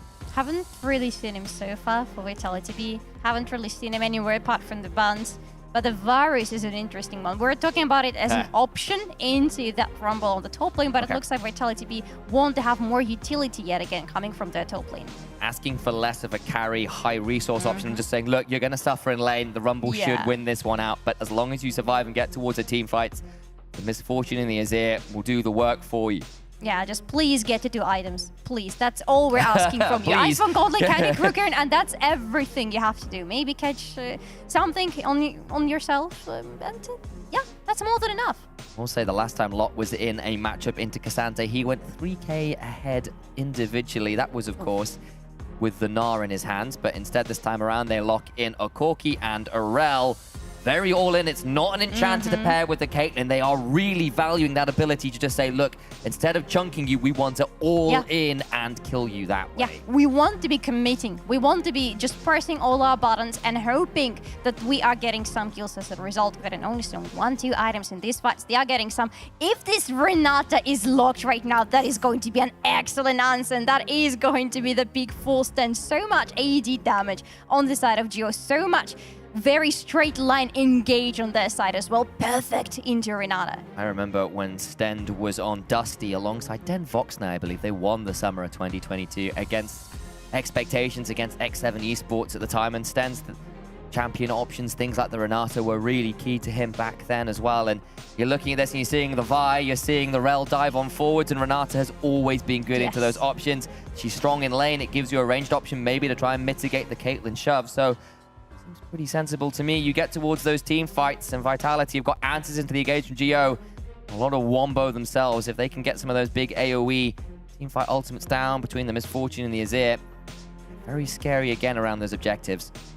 What is the difference between these 2 drafts right now is that for Geo, the only option how they want to win a fight is to go forward. They need to be the one engaging into Vitality B. Vitality B have a lot of defensive tool on their hands. In fact, in quite many cases, they would like to wait for this engage from Geo, because with Azir, with Renata, and with Misfortune on top of that, everybody's coming towards you to get that control and damage. Going through a bullet time, a hostile takeover, the Emperor's Divide shoving you away, Cassante taking someone out of the fight, Volley Bear stunning you up. It can get quite tricky. Of course, on the other side, Geo, yes, you can go forwards, but they're also, their ability to dive turrets to siege is really nasty. If you are split up, you're caught under one of those turrets, everybody gets to jump on you or attack you from a long, long way away, and that could prove deadly indeed. But they are asking to snowball this early game. If they come into mid game and the Caitlyn is not in a great point of power, I think they are going to struggle a little bit more in those mid-game team fights. At the same time, you look at Vitality B, you look at Volibear and Misfortune more specifically, and you think, hey, these also are the champions that want to have the majority of the stuff done in the early game, especially Volibear. If Volibear doesn't accelerate his lanes, why do you have the Volibear in your team? I think there's some truth to that. I feel like the Misfortune has moved a little way away from her old lane dominant playstyle, purely in the sense that actually because of you're not building the lethality at the minute, you're building the, I am going to go Bloodthirster, Infinity Yeah. Edge, Bloodthirster, Essence 3 from just like play for those 2 item spikes. But you're right, she does actually want to try and get some of those first few ultimates being really, really valuable. But I think her scaling is not as poor as it perhaps once was. No. That's not what I'm trying to say. Definitely not. And Vitality B have some really good scaling to look forward to coming from their mid lane and from their bot lane as well. I know exactly what you mean, especially when you have got that Renata to perhaps shore up what could have been a tricky lane into a Caitlyn. Level 1 here. Geo just hanging around in that bush. We'll begin the invade. Sweepers, no idea if they're available because we're looking at Secret Lab right now. So it's a secret to have a sweeper, and they walk straight across the wards. That's the secret I'm taking. Honestly, this chair, I would have said I want to be sitting in this chair if it wasn't for the fact I am sitting in one of these chairs. I'm so happy. Yeah, I thought you were going to say because you're sitting next to me. I was expecting the insult, but no, you were kind for once. That's unusual. You know what? Yeah, I thought you maybe deserve it. You know, just for the change. Full today, it's full today. Oh, Dio, this could prove tricky. They went for the lane swap, and immediately Nak are looking to punish this Corki. Footwork forwards. I'm trying to remember whether that was the footwork or the path making. It was the footwork. Gets an auto down and throws out the Zedamo with the laugh attached for additional insult to injury. Just to see that it is Geo that opt for that lane swap. Now, my memory might be failing me right now, and I will need to just check it to make sure I'm getting it correctly. But I believe that is something we have already seen from Geo when they get the bot lane drafted against them that they're not really happy to be standing against. When their plans for a dominant bot lane don't work out, they opt in for a lane swap. And I'm so happy with this lane swap because that is not those boring lane swap meta that we had just a couple of patches ago. This one is more exciting because we have a lot of action. I think that the lane swaps we've had this year, at least, are not the lane swaps of old, where it's like, okay, the game is solved for the next 10 minutes. We're going to see no kills, and it's really, we're going to trade lots of towers, we're going to accelerate the gold leads, and then we'll all agree to a fight around mid lane or dragon in about 20 minutes. See you then. Yeah. And it's not really that. It's a lot more situational. You'll swap for a couple lanes, you'll waves, you'll swap for a couple levels, then go back towards a lane match that you might have. You might look to dive a bit more regularly. It doesn't feel as extended or as stayed, perhaps is a term I'll use. There we go. Stale, maybe. Another good word. Say so myself. But speaking of situational lane swaps, I love that Vitality B actually kept 3 of their members on the bot lane. Chayek, that is dangerous. But the idea here is, yeah, we shove in, look at that, we got 2 plates on the bot lane turret and the bot lane outer turret. We reset right now, we go back to our respective lanes, we have a little bit of a downtime, but that means we can keep the prio around the bot lane, and we are going to fight for the first Drake in a minute and a half. And finally, our laners start matching up again. Caitlyn and Prime, a couple levels to their name. Didn't get that first plate, though, and we have come to a pause. We'll update you when we find out exactly what's going on, but we are looking into the various team houses here. I love the color scheme, by the way, for Team Geo. It's pretty clean. And I'm also looking at like the keyboard placement's always super cool, because obviously, generally speaking, MOBA guys just play the keyboards and mouses straight, but you can see one of them there at the tilt. That's much more of an FPS style of play. We have the keyboards tilted at like 45+ angles. I tilt mine too when I play MOBA. I mean, I haven't played actually. Is that just to match your mental state? Maybe, yeah. Just the worse you're playing, the more the keyboard turns around. Yes, because I'm Iron Solari. I remember that exactly, one. Yeah, exactly. You're so welcome. I I was nice to you today. I know, but I wasn't going to say. You brought it up. No, you were alluding to it. No, I wasn't planning on it. Oh, come on. Now you're playing the innocent one. So true. Back into game immediately. There we go. Quickly saving me from Solari's wrath. We've got to do gameplay I'm for still now. sitting next to you. That's so true. I'm in danger. This will be the last you hear of me. Sorry, guys. It's like, Solo check, cast from Solari. No, thank you. Please stay alive until the end of the series. You at were least. threatening me. Okay. You see? Yeah. Varus agrees with me. Not Varus, Ramos. That's the wrong champion. Okay. Let's see what's happening in the game right now. Apart from the little dance from Douglas, who knew there was a little bit of the vision coming in from Geo, not maybe that sure where exactly, but knowing that it's somewhere on his Raptors, but he still continues the clear, nothing much to be taken on the top part of the map anymore at this point. 43 seconds before the first Drake is going to spawn. And again, with this Renata on the bot lane, Vitality B have to find some... Flash from Sten as Prime went looking for that shattering strike, the 90 caliber net into the headshot.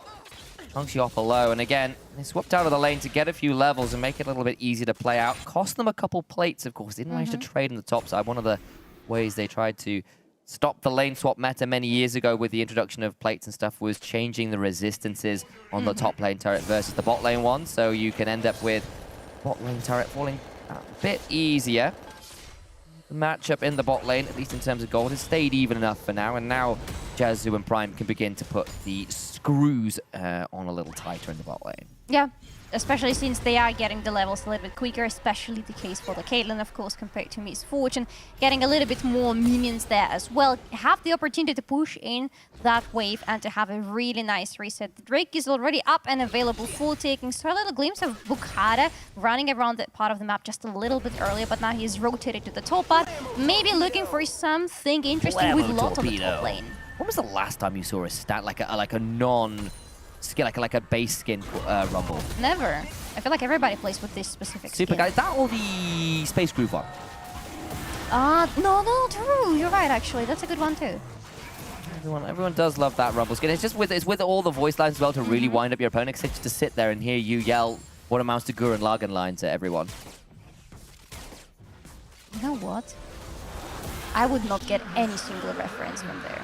You know what's Gurren Lagann? No. I think it's a little overrated, I'm not going to lie. Someone out there is Really? going, yeah, I thought you would say I'm missing something out and I'm an uncultured person. It's a good anime. I just like, okay, I have my issues with it. Perhaps for another time, I can hear Hip Brain winding up, ready to yell me down. Ready at some to point. run right into the studio. Barge through the door and go, mate, we need to talk. Like, okay, middle of the cast, doesn't matter. Oh, yeah.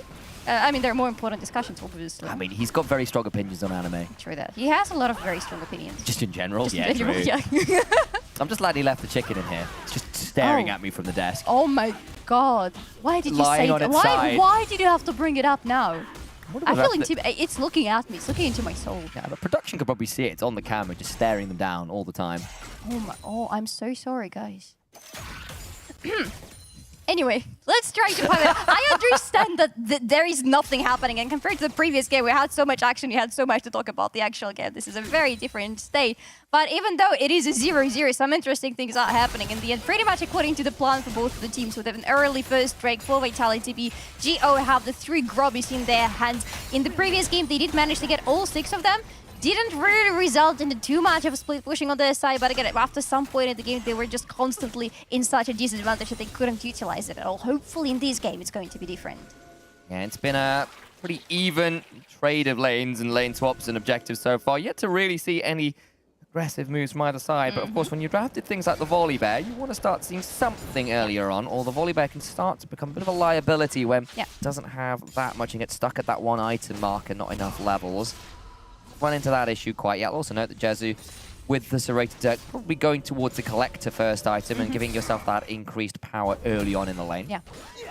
Just overall making himself go into an early game-oriented Caitlyn with a lot of damage pretty early on in the game to match up with a Bloodthirster first item on Miss Fortune, which is kind of an obnoxious one. Isn't it going to be nerfed in some of the upcoming patches? I feel like it might be. I feel like there's a lot of nerfs coming just in general towards the AD carry role because, of course, they've been taking over pretty much every lane. Yes. As you saw in the previous game, AD carries everywhere except for the bot lane where they're supposed to be, and there is a Seraphine. And then this game, we've gone straight back to standard. Hell, we've gone straight back to Corki Azir, which I feel like people may have seen a fair amount of in pro play over the years. Just an inkling that might be the case. And it is a new Corki, but the idea is still the same. The whole idea of changing the Corki was that he could go to the bot and become an AD carry, and guess what? We're still back to Corki Azir. Some things never change. Maybe some things should change, though. I feel like just in general, AD carries that are self-sufficient and have escape tools have done very well in the mid lane in general. True. The Azirs, the Tristanas, the Zeris, the Corkis in this case as well. Lucian, despite their attempts to make him a little bit more reliant on a pairing. But of course, that's always been the case, right? That just looking forward there for a second. One of the ways that AD carries were designed, right, is to be a little more reliant in the early game on having someone around them to keep them safe. I just feel like with a lot of the tools that have been added to them over the years, they are no longer requiring much safety as they once did. Douglas, wrapped a cap. Bukada was wrapping around there, but gets a ward behind him. We'll wait to see whether someone face checks here, but he is just currently battle warding rather than looking for anything super aggressive. No, that's my problem with this game. Nobody's looking for anything super aggressive. And it's fun for Geo. They can wait until the items are in. They can wait until they have the Caitlyn accelerated a little bit just because he has the first item completed. For Vitality B, I want to see something happening, but it doesn't look like they're the ones who are going to force anything. Maybe in a minute from now, because that's when the second Drake is They're going going to to try spawn. jump on Douglas here. He's got ult and flash. I don't know how easy this would be to jump on him. Oh. They go forward into the season to the equalizer. Gets no chance to call down the storm. The weather patterns are dissipated before they can even begin. We ask for action. We find it. And the answer to the question that you posed is going to be, it's going to be quite easy to jump out of this Volibear apparently, because he's going to recall without any understanding as to where the enemy team is at the current moment. The answer is in your jungle, right behind your back, you better turn around. Bukada had been sitting there in the jungle for a solid 2 minutes. Watched him do the Raptor, saw him walk over towards the Krugs with the wards behind that red buff and calls the team over and gets the kill. If it hadn't turned into anything, you would worry it.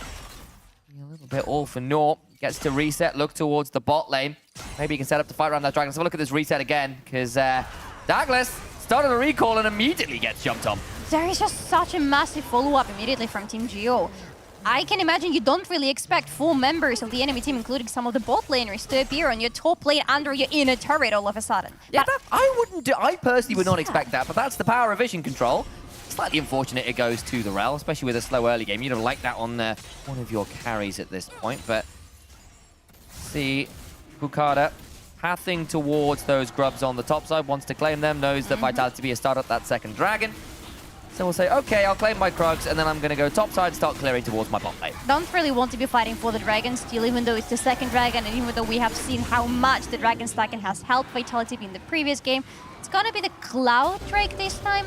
How do we value the Cloud Drake in this game for Vitality? But I feel like the value is much less than it was for the Ocean Soul in the previous game. I think I agree. The only thing else I'll say, Volibear and Cassante love it. It's not awful on Azir, especially if you're trying to use your ult to disengage. You get the move speed to run away. Could be pretty valuable.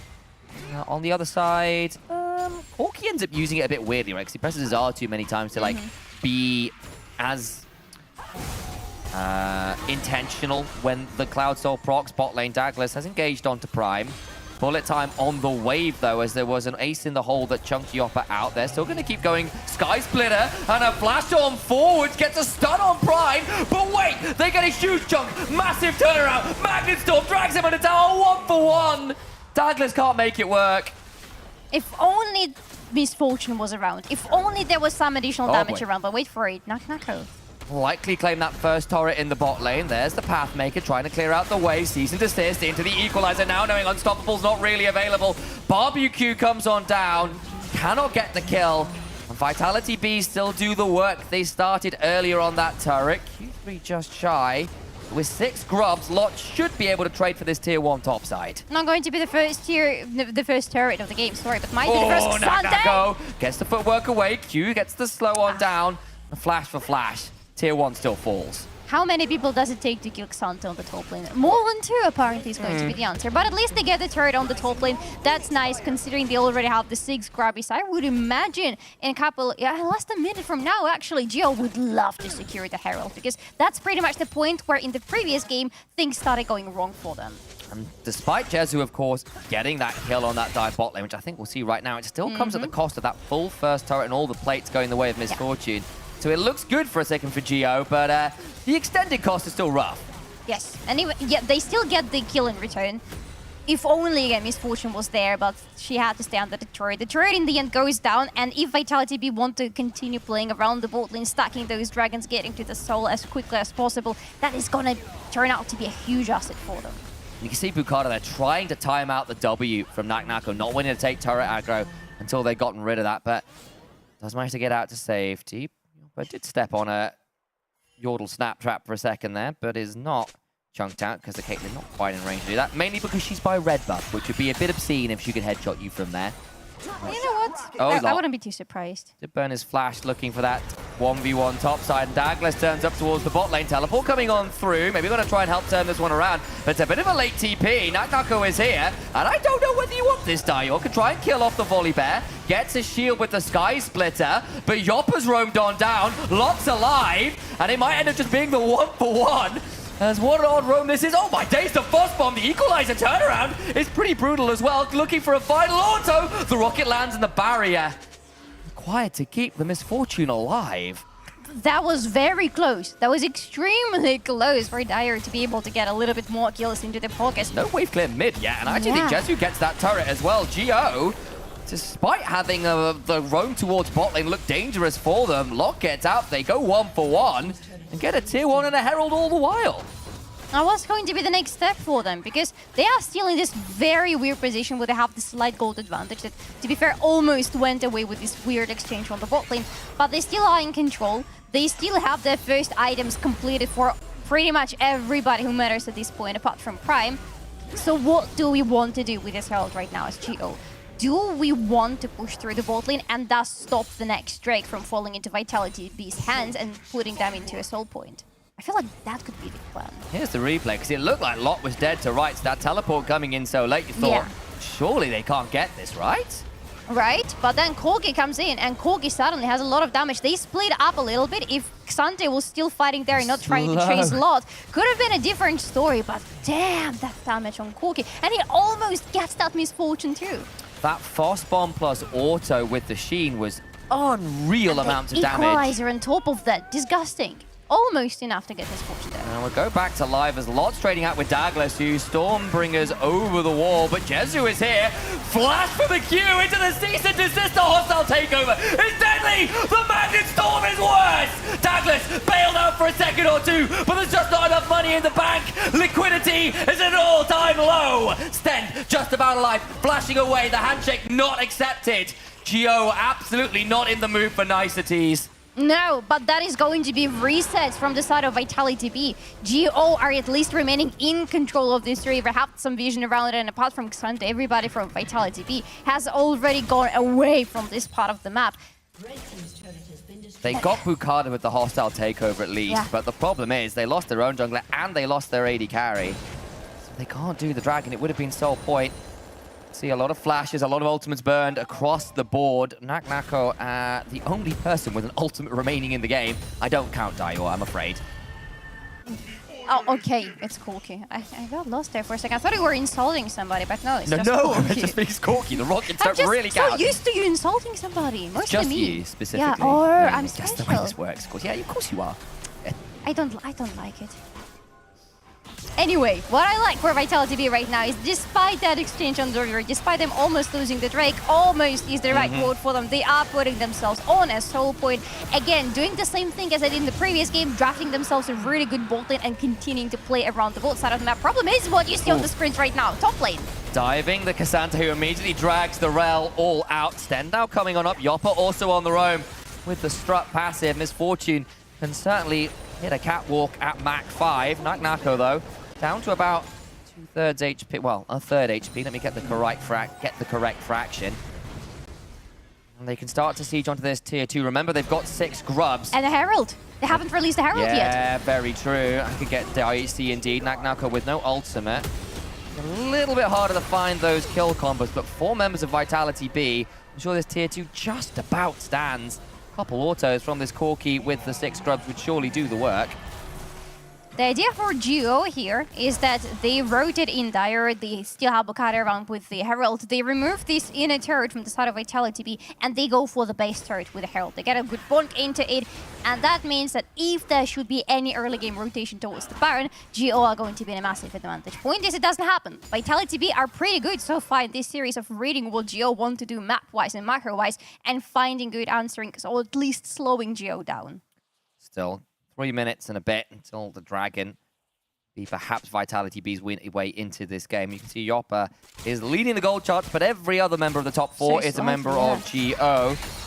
Misfortune, though, staying ahead of the Caitlyn is good news. You want to see that Caitlyn really accelerate, and she's done okay, but the fact that it is the opposing AD carry that's topping the charts should raise an eyebrow or two for all that GO have perhaps played away from that lane over the last few minutes. To be fair, it's only a little bit more than 200 gold difference. Everybody's staying extremely close to each other. And you can see the team gold difference is only 2k for GO right now at 19th minute of the game. It's not too much, but it means that some second items are already popping into the inventory. Second one for the Corki. Yeah. Gonna be second item for the Rumble pretty soon as well. That's when the fights become very interesting for GO. Caitlyn still not quite at that infinity edge. Nako and Lot trading on out. Lot overheats briefly, but has taken half the HP. Q3 goes wide, and that makes things a bit tricky. All out goes to Cassante. The equalizer on top of their own head. Bukata coming on down. Redemption here as well, but it's not on top of the Cassante. Misread, flash away, and the cease and desist allows Lot to claim the Cassante's life. Herald finally dropped, and they've got 2 tiers of turrets to go through in this bot lane. And they have so many members of their team on this board part of the map right now. And they are recalling right now, but what it means is that Vitality B, on the other hand, have been on the other part of the map. Now they get the outer turret, and most likely they don't continue towards the inner one. It is gonna be way too deep for Geo with everybody having already recalled. Initialized just got... Did you just get scared by the Herald footsteps? I did. I genuinely went, why is someone hammering on the wall outside? I just realized it's the Herald's footsteps are all louder than I was used to. I was like, wait, what is going on? But no. Prime gets engaged on. Douglas went looking. Might still die. The Magnus Storm buys a bit of time. Douglas just about gets away with it. Skysplitter to give himself a shield. Nako eats a lot of damage at the back end of it all, though. They do get a kill onto the Rel, and no turnaround from Geo. No, can't really escalate any further, especially with Chai around, who was really quick with the footwork and with the teleport, and had the ultimate available.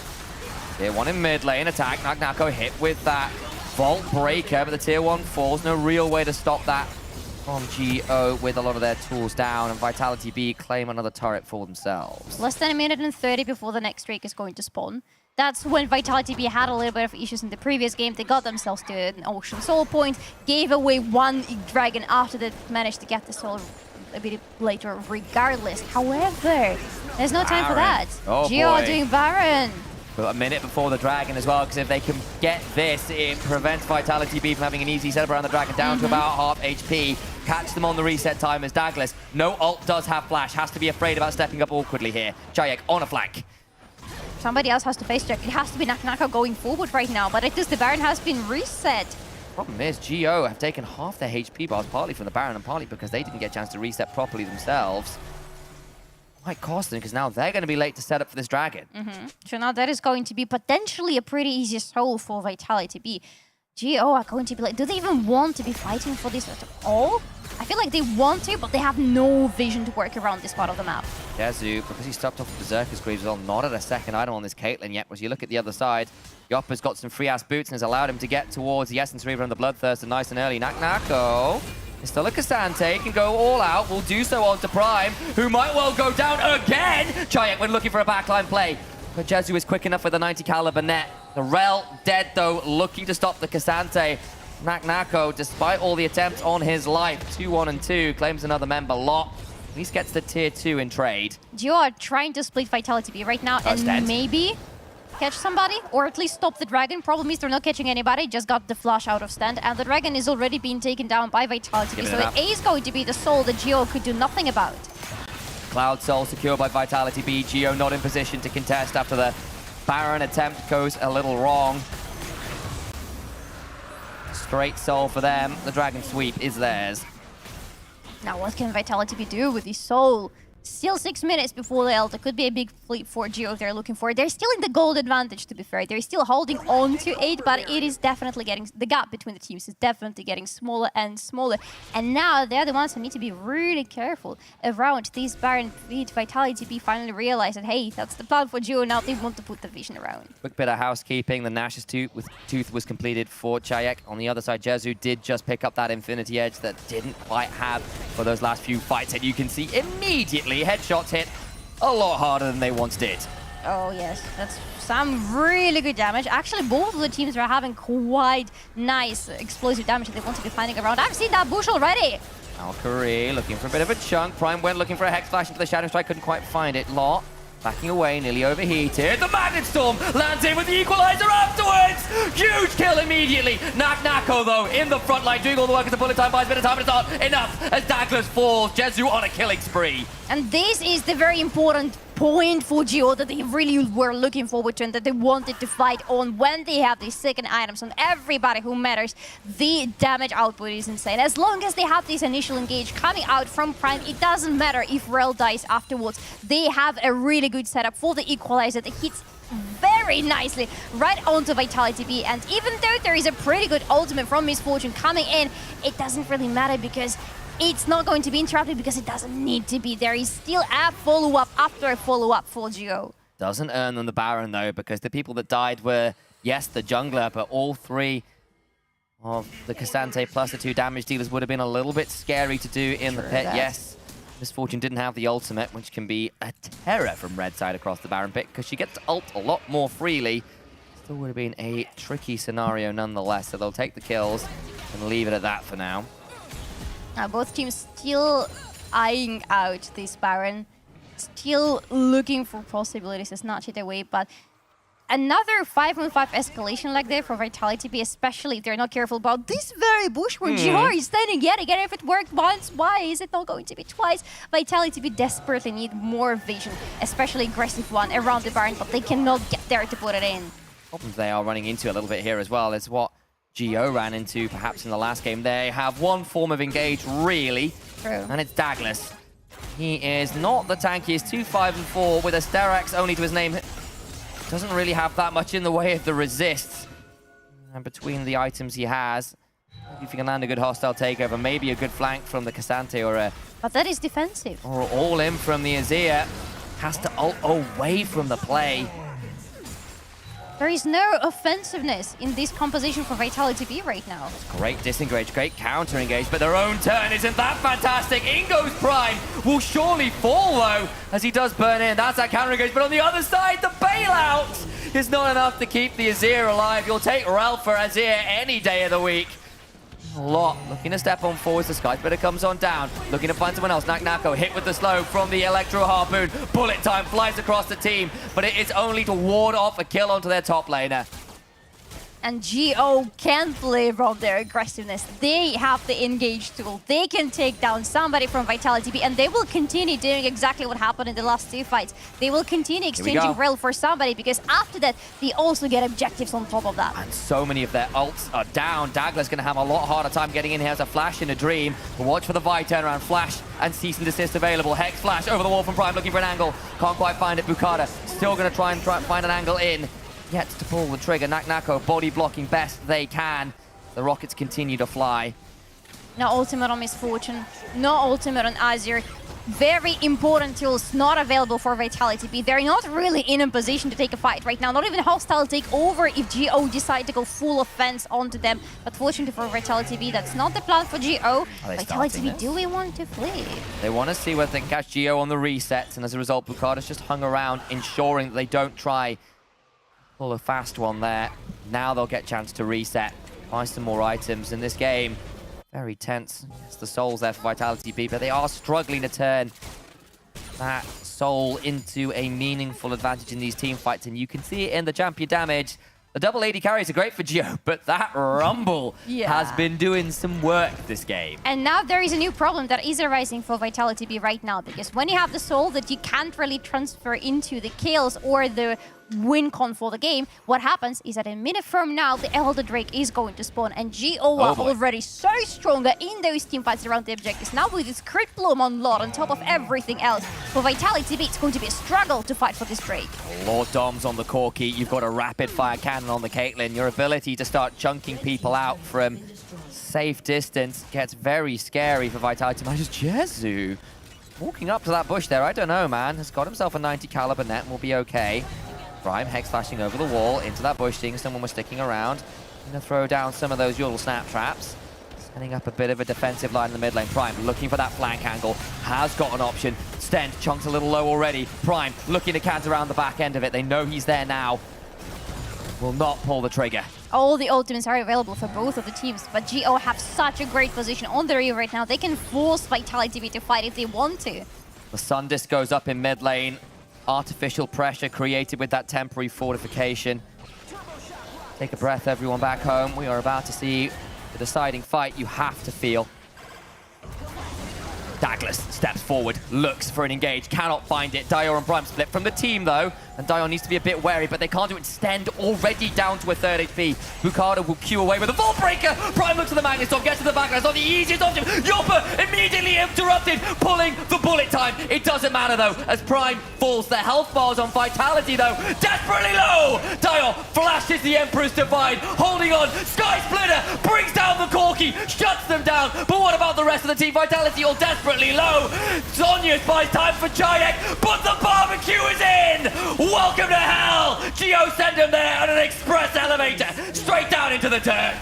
We have our top laner, we have our AD carry, we brought in the big guns and we win a fight just like that. Love the adaptability from Geo, understanding that going straight on with 5-man army onto Vitality B is going to prove really difficult when all of the ultimates are available to them. That's why we split up. We have a little bit on the front, but we also try to find a good flank angle of Vitality B. And it's not the cleanest one, but it works out because Vitality B in the end spend their ultimates for nothing and are very vulnerable. Vitality, yes, you killed Dire, yes, you killed Prime, but their health bars were painfully low. This equalizer, it deals so much damage. The fact that there is no ultimate from Misfortune, that it is interrupted in the very beginning of it, and Vitality B are left without really important things that they need as the fight continues. A flash, yes, you killed Dire, but look at everyone's health bar. I said it before, I'll say it again, and Lot has overheated with a Flame Spitter and gets to absolutely eviscerate people. Yes. Especially as Bukada gets into the backline, prevents Yopper from doing anything at all. The cease and desist, the flash, Vault Breaker, just about survives at the end of it all as well. God bless Sundered Sky Healing. He was one auto attack away from being killed. But same apparently was through for Misfortune, and same apparently was just through for this Baron Nashor. Team Geo have the Elder Drake on their hands, and they have the Baron on their hands. Vitality B cannot fight with this team anymore from this point on. It is 7k gold lead for Geo, and it's gonna be even more now because they want to take some turrets down. Geo ignored the dragons and just said, look, we'll play for Elder instead. And now, Vitality B, how on earth do you pull the trigger? We've already seen how hard it is. Yes, you can disengage well enough. We'll get a tier 2 in the bot lane. The problem is the rest of their base is going to be under heavy siege in just a moment or two. And Geo, their team is very good at sieging. A Caitlyn, a Corki with all of the dive tools. And Grubbies. Six Grubbies grubs from the early game. Yeah. All that together. Out. So now the inhibitor dies in the blink of an eye. A couple autos more will do it. And they want another one. They want the middle one as well. Or they want to fight. Vitality B. Oh. Ace in the hole comes on through, but at least a bit of a shield buy some time. The burn after still chunks about 10% HP off Chayek. I made more of a noise than actually I think I needed to there. I was expecting the ace in the hole to do a little bit more. I'm not going to lie. Sorry about that, guys.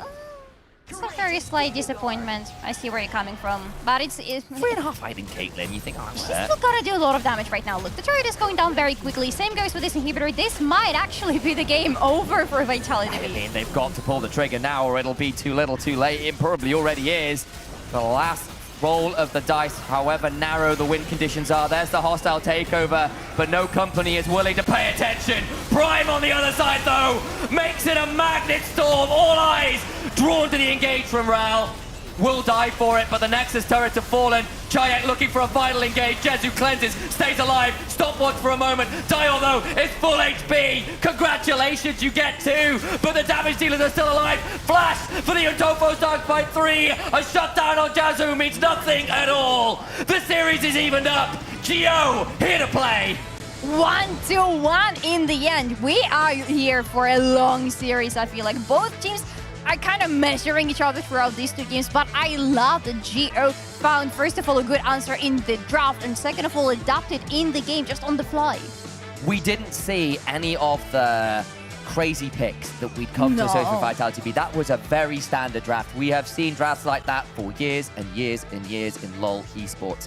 And they got the Caitlyn into the Misfortune. They lane swapped to prevent the awkwardness from the Renata lane that could have been difficult early on. And then from there, they get the turrets, they get the gold lead, and despite giving up the Dragon Soul, the lack of easy trigger pulls from Vitality B really hurt them as the game went on. It wasn't even the game-changing soul. It wasn't a game-decisive soul for Vitality B. They got it, they could do absolutely nothing with it, and it actually played against them because it opened up such an early Elder Dragon for the Team Geo.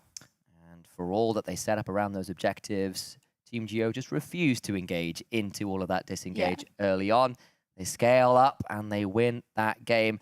and we'll wind down for a second or two, and the desk can take it and hit from here. Thank you. 1 second. It didn't last 1 second. That's a great parry.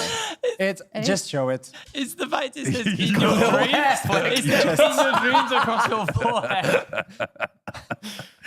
I'm sorry, but that game was not very good. No. That quality of game. I mean, you're going to come here and be like, oh, they're laughing in a semi-final. He's got a beret on his head with whatever this is, like Hair. a cowlick from hell. I am telling you one thing that is true. That lane swap I thought that was rubbish. I thought that lane swap was not good. Would you like to break it down in a better manner? Yeah, so you take Caitlyn, your lane swap. Actually really terrible from Geo. That's fine because they pulled it back. They gave Yoppa on the Misfortune 2 plates and got 0 plates in response for it. Definitely a mistake from Geo at the beginning, but ease of execution was there for that team. I don't understand how Vitality let them get Rel and Rumble in the same draft. Every fight went exactly the same. Rel will jump in, ult, Rumble top layered on top. Really, really amazing engage from Prime. Genuinely played this game really well. Vitality B, I don't entirely dislike this comp. I actually really big fan of the Renata as that final pick. It's so solid into a very heavy engage comp. A lot of low range champions as well. You get a lot of utility out of that hostile takeover. The problem was Stem was constantly getting caught. They were constantly face checking into places they shouldn't have been. And then just like time and time again, a lot of disrespect on the Rel Rumble combo. I know I sound like a broken record talking about it, but like you have to ban Rel or Rumble. I think right now, Genu, as much as Rumble is considered to be one of the highest priority champions in the game, I think Rel honestly looks like the strongest champ in this series. I mean, it does. Rel has looked like the strongest champion throughout the tournament. Yes. Rel has looked like the strongest champion in the past couple of patches globally as well. Ease of execution was a word you used. I'll use it again because with Snap Engage, you have no reaction. You can't react, and that's why it makes it so easy. On top of that, you mentioned the Rumble. Like, they were given access to that, and, you know, when you B1 Vi, you think, well, what's going to be paired with this? What else is good on the patch? Perfect. And like, they had the option to steal away the Rumble themselves. They had the option to go for this Rel, R1, R2. The draft that came out of them instead, like this Misfortune priority, is once again not doing it. As I also think Yoppa, if I said that right, had a really bad game on this MF. The ulti not coming through because he didn't wait for Shattering Strike. I don't want to watch the rest of this fight because the autoing that came through. Oh my God, we're going to watch him cancel his autos like two times. Autos. This was kind of a summary of the game. Really disappointing from Vitality. Watch this, ready? Wait, they even slowed it down. Auto, cancelled auto. Auto comes through, cancelled auto. I mean, literally, noise. every play in this replay has been exactly the same thing, and it ends exactly here as well. Rel, Rumble, bam, fight done.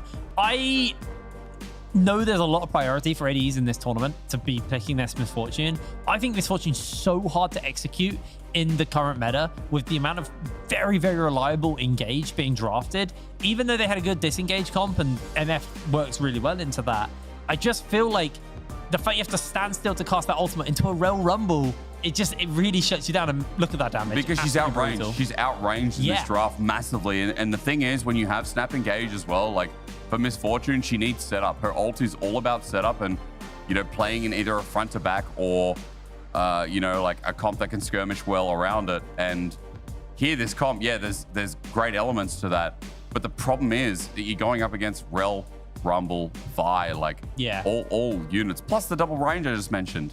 We were talking back then, the idea of the Misfortune where you can have that easy to execute composition. It worked wonderful in a Last Chance qualifier on Swiss stage. But at this point, teams are picking up different picks. They're adapting to the meta. And the Rel and the Rumble means that you will never get a proper ultimate with the Misfortune. You're always in danger. I mean, I don't want to bang on about Rel Rumble for the entire the Rel is a priority. I think Rel definitely is a high priority. What I do want to kind of just talk about is we were negative Nancy's in the last post game about Geo, and we are again. We're doing it on Vitality this time. Oh, time to be a positive Peter here. Peter, yeah, positive please. Peter. Genuinely, Geo. This is what I wanted to see out of them. This is what I liked about Geo. They learned from that last game. They adapted. They changed up their draft. they picked a much easier to execute comp, and they Much executed it really, really well. I mean, I talked a lot about Prime in the pre-show as well, because Prime, I think, is the best player on this roster. And some people don't agree with me on that one. I genuinely am really sold on Prime. I think they're so good at being a consonant. That's not even the right word. Consistent. Consistent is the word I'm looking for. Jesus wow. Christ. And you invented this language. Just a quick breakdown of the of what's going on. Those croissants have given me such a sugar crash. I am dying right now. He's been a consistently good engager for his team. I honestly, Prime, pat yourself on the back. You can pat yourself back on the back more than Jake did in the last post show. I did pat myself on the back. And to your note as well, that was Team Geo's good. No, that was a good game. I'm not going to pat myself on the back any further. That was a good game. Outside of the lane swap, everything else was well done. This is the French connection, by the way. I also enjoy the way that Team Geo is looking at grubs and giving such priority to the grubs, and somehow also going for that third dragon and always fighting for the dragon, not allowing Vitality B to just take those dragons. They stack 2 of them, but there's always a fight going forward. There is a fight, but I will say the third dragon was actually taken with ease. It was after but they're trying to... The 4th dragon was also taken with ease. But they need to step up. They have the grubs. They're pushing in. They have the Caitlyn. That's also useful. Yeah, but I'm trying to be a Pete. Okay, and I'm going to be a Nancy again. Because, no, I have to be, because Vitality had that game in front of the dragon as well. Like, letting Prime engage so much, and this is why we talk about the rel. Yeah. Letting Prime engage so easily. It's like, bro, in front of the dragon, they got soul. They got a free soul. Let me ask you both. Who's going to take the next one? I'm giving you the information. I was going to get you to land that on my attacked. head. I lost. Vitality B picked blue side for the third one. Who's taking this one? It's just going to be a 5-game series of blue side wins, isn't it? Okay, Vitality B next. Okay. I actually am going to go Geo. Okay. Just to be a bit... I think they adapted well, and I think... Also, if we all say Vitality B, we're going to look silly. Just to be it looks like a happy Harry. A happy Harry. Yeah. A equal Evan. Ooh. Equalizing it out. You know what's going to be really happy? Me sending it to a break and not dealing with Revolutionary these Ron. 2. So I'll see you in a few minutes in Champion Select. Third game, Vitality B versus Team Geo. Don't go anywhere. Big. Hey, Law. Yeah? I need a bit of help with styling since I'm new here, and I was wondering if I could show you a couple of outfits. Yeah, sure. Amazing, thank you so much. I'll be right back. I'm a Poro snack. Get it? I don't know, man. No, not really. I don't know, Law. It's hopeless. No, it's gonna be fine. Here, let's have a break.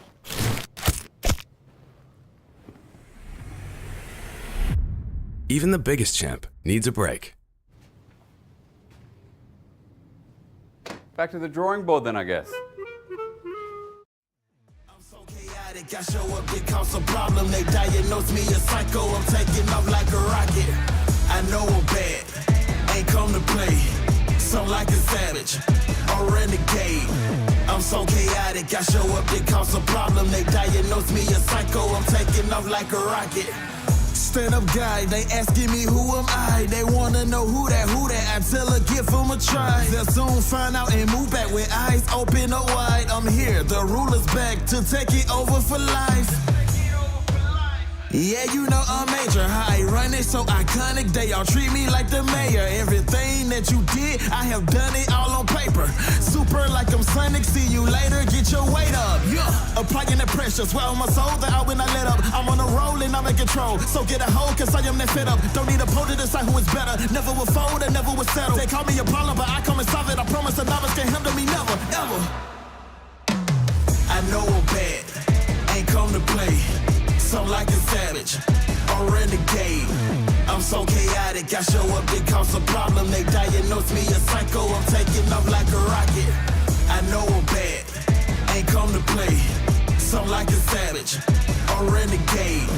I'm so chaotic, I show up, it cause a problem. They diagnose me a psycho, I'm taking off like a rocket. I know I'm bad, ain't come to play. I'm so chaotic, I show up, they cause a problem. They diagnose me a psycho, I'm taking off like a rocket. I'm so alive, my enemies running high. They witness how I arrive. They all tucking their pride and cry. I'm so alive, my heart is cold as ice. I started, then I rise. They all ducking, they hide aside. Who gonna stop me? I am the man and they all a copy. Look at I'm staying, they liquor and sloppy. I got these hands straight like it's Rocky. I got the plan of becoming a leader. You just a fan, so stay in your pocket. I am the plan, the man, and you watch me. People they saying I'm really chaotic, yeah. I know I'm bad, ain't come to play. So like a savage, or renegade. I'm so chaotic, I show up, they cause a problem. They diagnose me a psycho, I'm taking off like a rocket. I know I'm bad, ain't come to play. So like a savage, or renegade. I'm so chaotic, I show up, they cause a problem. They diagnose me a psycho, I'm taking off like a rocket. Yeah, from the block, climb to the top. Don't you see the signs? I ain't never gonna stop. From the block, climb to the top. Don't you see the signs? I ain't never gonna stop. From the block, dirt poor in the south. Wonder if the kid will ever make it out. And you know I'm from the block. All the odds stacked against, but it only makes it better when you win. And you know I think I got paranoia. My team win every quarter. Our Steph Cook made the order. I know Painley's the greatest. And this my supply. I had to push, I had to cry. I had to look my demons right back in the eye. Out of anything I learned, I do know one thing. I know you have to lose it all if you gon' ever gain. I know that you don't quit the fight until the last rain. And if you ever make it out, remember where you came. From the block, climb to the top. Don't you see the signs? I ain't never gonna stop. From the block, climb to the top. Don't you see the signs? I ain't never gonna stop. From the block, dirt poor in the south. Wonder if the kid will ever make it out. And you know I'm from the block. All the odds stacked against, but it only makes it better when you win. And you know I'm from the block, dirt poor in the south. Wonder if the kid will ever make it out. And you know I'm from the block. All the odds stacked against, but it only makes it better when you win. And you know I'm from the block, block, block, yeah. You know I'm coming to the top, top, top, top. Ain't nobody gon' stop me. I ain't never gon' stop, stop, oh no, stop. As you know I'm from the block, block, yeah, block, yeah. And I ain't never gon' stop. I'm from the block, and I ain't never gon' stop. I'm from the block, and I ain't never gon' stop.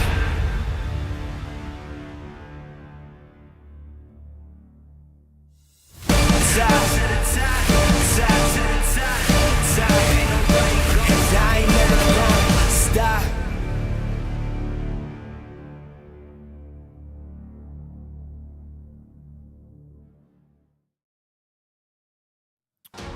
Ooh, welcome back to EMEA Masters from the voices inside your heads. It is Initialize and Solari bringing you game 3 of this series between Vitality B and Team GO. The sides of Switch GO managing to return fire in the second game and bring us to an even state of affairs. The bans being a little similar. They'll all note the Misfortune ban from Vitality B, especially after Jezu answered the Misfortune with the Caitlyn. They're just saying, look, we'll get rid of it because we don't think we can manage it on our end. Looking for that Vi first pick. Great value from Bukada in game 2. Great value from Douglas in game 1. It might just be that pick of this series. The Sejuani's still available, though. I decide towards that side of the engage. She was banned out in the previous game. Could have actually had a really good angle into the previous game. I could argue could have been more valuable than Volibear. And I'm quite happy to see Vitality be going into something that is going to be useful despite how the game goes for this jungler. Yeah, we kind of saw some interesting drafting stuff where they pulled out the Renata last time to try and manage the Caitlyn. We saw the lane swap, and it ended up being a little bit messy for the Caitlyn. Didn't fall that much behind in gold, but the fact that MF eventually ended up with that whole first turret, just with a couple questions. Bukada hovering a few of his favorite champions. We haven't seen the Nidalee or the Fiddlesticks in the playoffs at the very least, and instead they go towards the Rel. You heard the Jakes talk about it.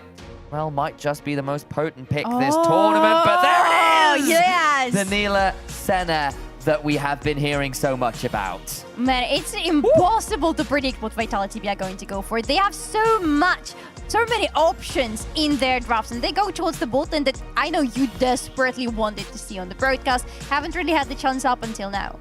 So the way this is supposed to work, guys, is Neela feeds Senna levels, which Yes. obviously when you are a support Senna, You you're a struggle. fasting Senna, you can often get caught out in that mid game. Levels behind where you'd like to be. This gets you those all-important levels. Of course, you still get to farm all those souls for those juicy stats you get. You also then get to support Neela in lane. When she goes for an all-in, you can root people up. You can throw a big shield down on top of all of her heals from the Apotheosis.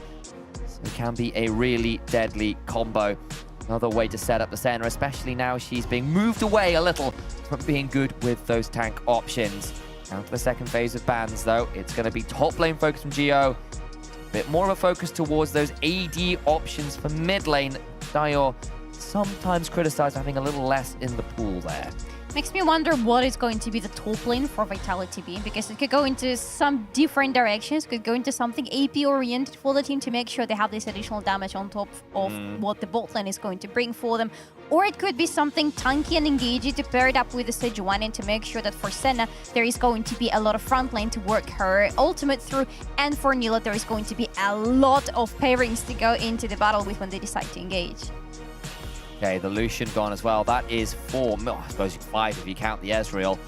Mid lane AD carry bans, and Dio will opt towards the Jace. Could still go towards the top lane, it's worth noting. Lot does have a few carries to their name. The brand for APs, you're not desperately needing it right now, but we'll see what exactly the lane allocations will be as the game goes on, especially as there is a flex or two of those. Chayek did play the Kai'Sa mid lane last time around, locks it in here, and leaves us with a question or two about where one of these AD carries is going. They've got 3 already locked in. Oh, but Neela and Senna have to be together on the bot lane, You'd right? expect It's not so, going to be yeah. too much sense in sending them to the separate lanes because they work together so well currently. So I would suspect Kai'Sa is going to check hands on the mid lane. I love it because it's going to be some range that Vitality B need.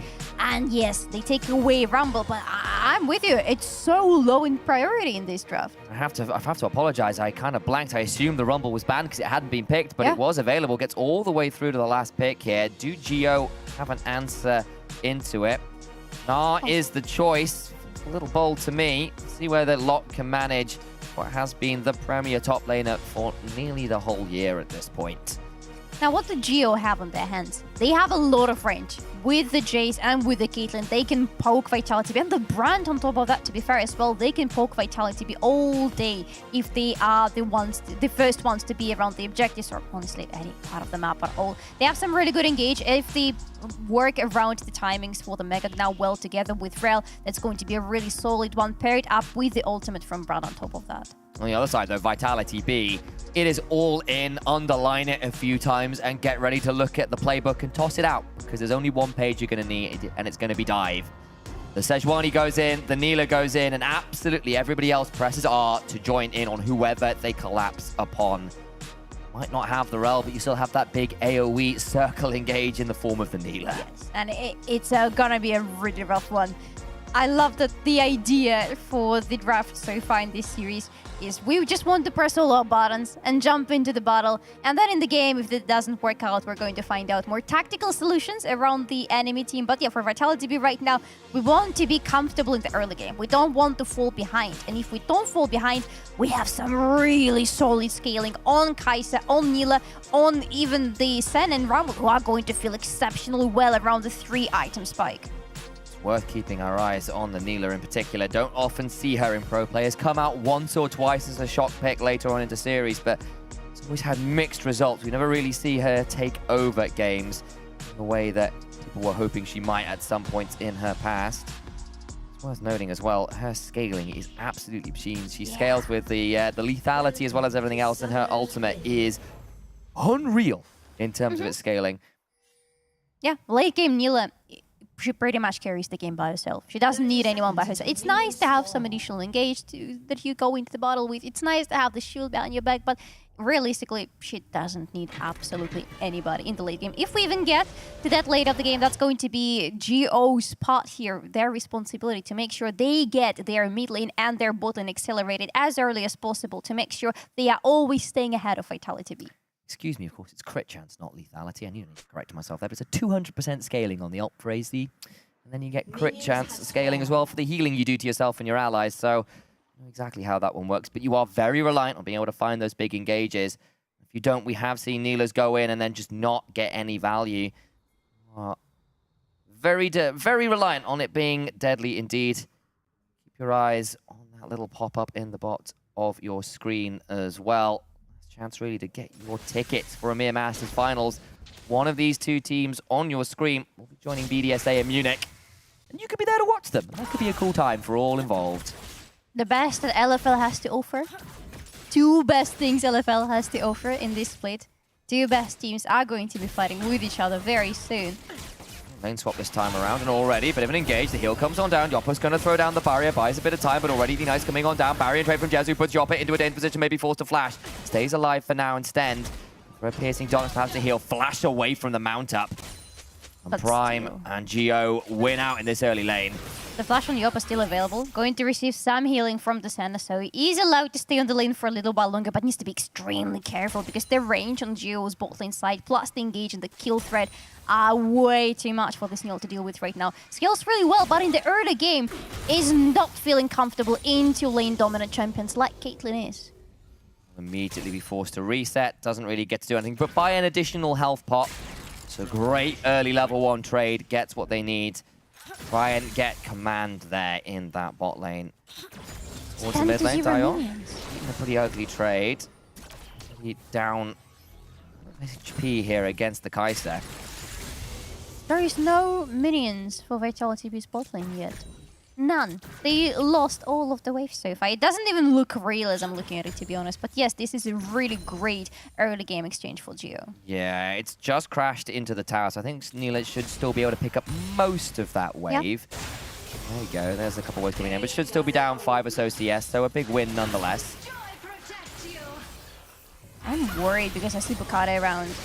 Bukata is exactly the player who can look for some early plays around this bot lane to accelerate this Caitlyn a bit further, but Douglas is around, and that should keep Vitality B's bot lane relatively safe for now. For Yoppa, of course, as he's still stuck without the level 3, and it means he's probably missing one of his big options. The Joy Unending is a big one, because it allows you to block out a lot of those auto attacks. Could be pretty nasty from the Caitlyn in particular. If you can block a headshot, it can be really, really valuable. Especially when you are pretty much a melee AD carry stuck on the bot lane with one of the AD carries with the biggest range on the abilities. Biggest or highest range? How do you say that? Hey, you're British, help me. I mean, like... Is range high or big or long? I mean, all of these things can be true. I think you wouldn't say big range. Say long range, or max range means the very edge of your range. Yeah. Yeah, it's probably long range.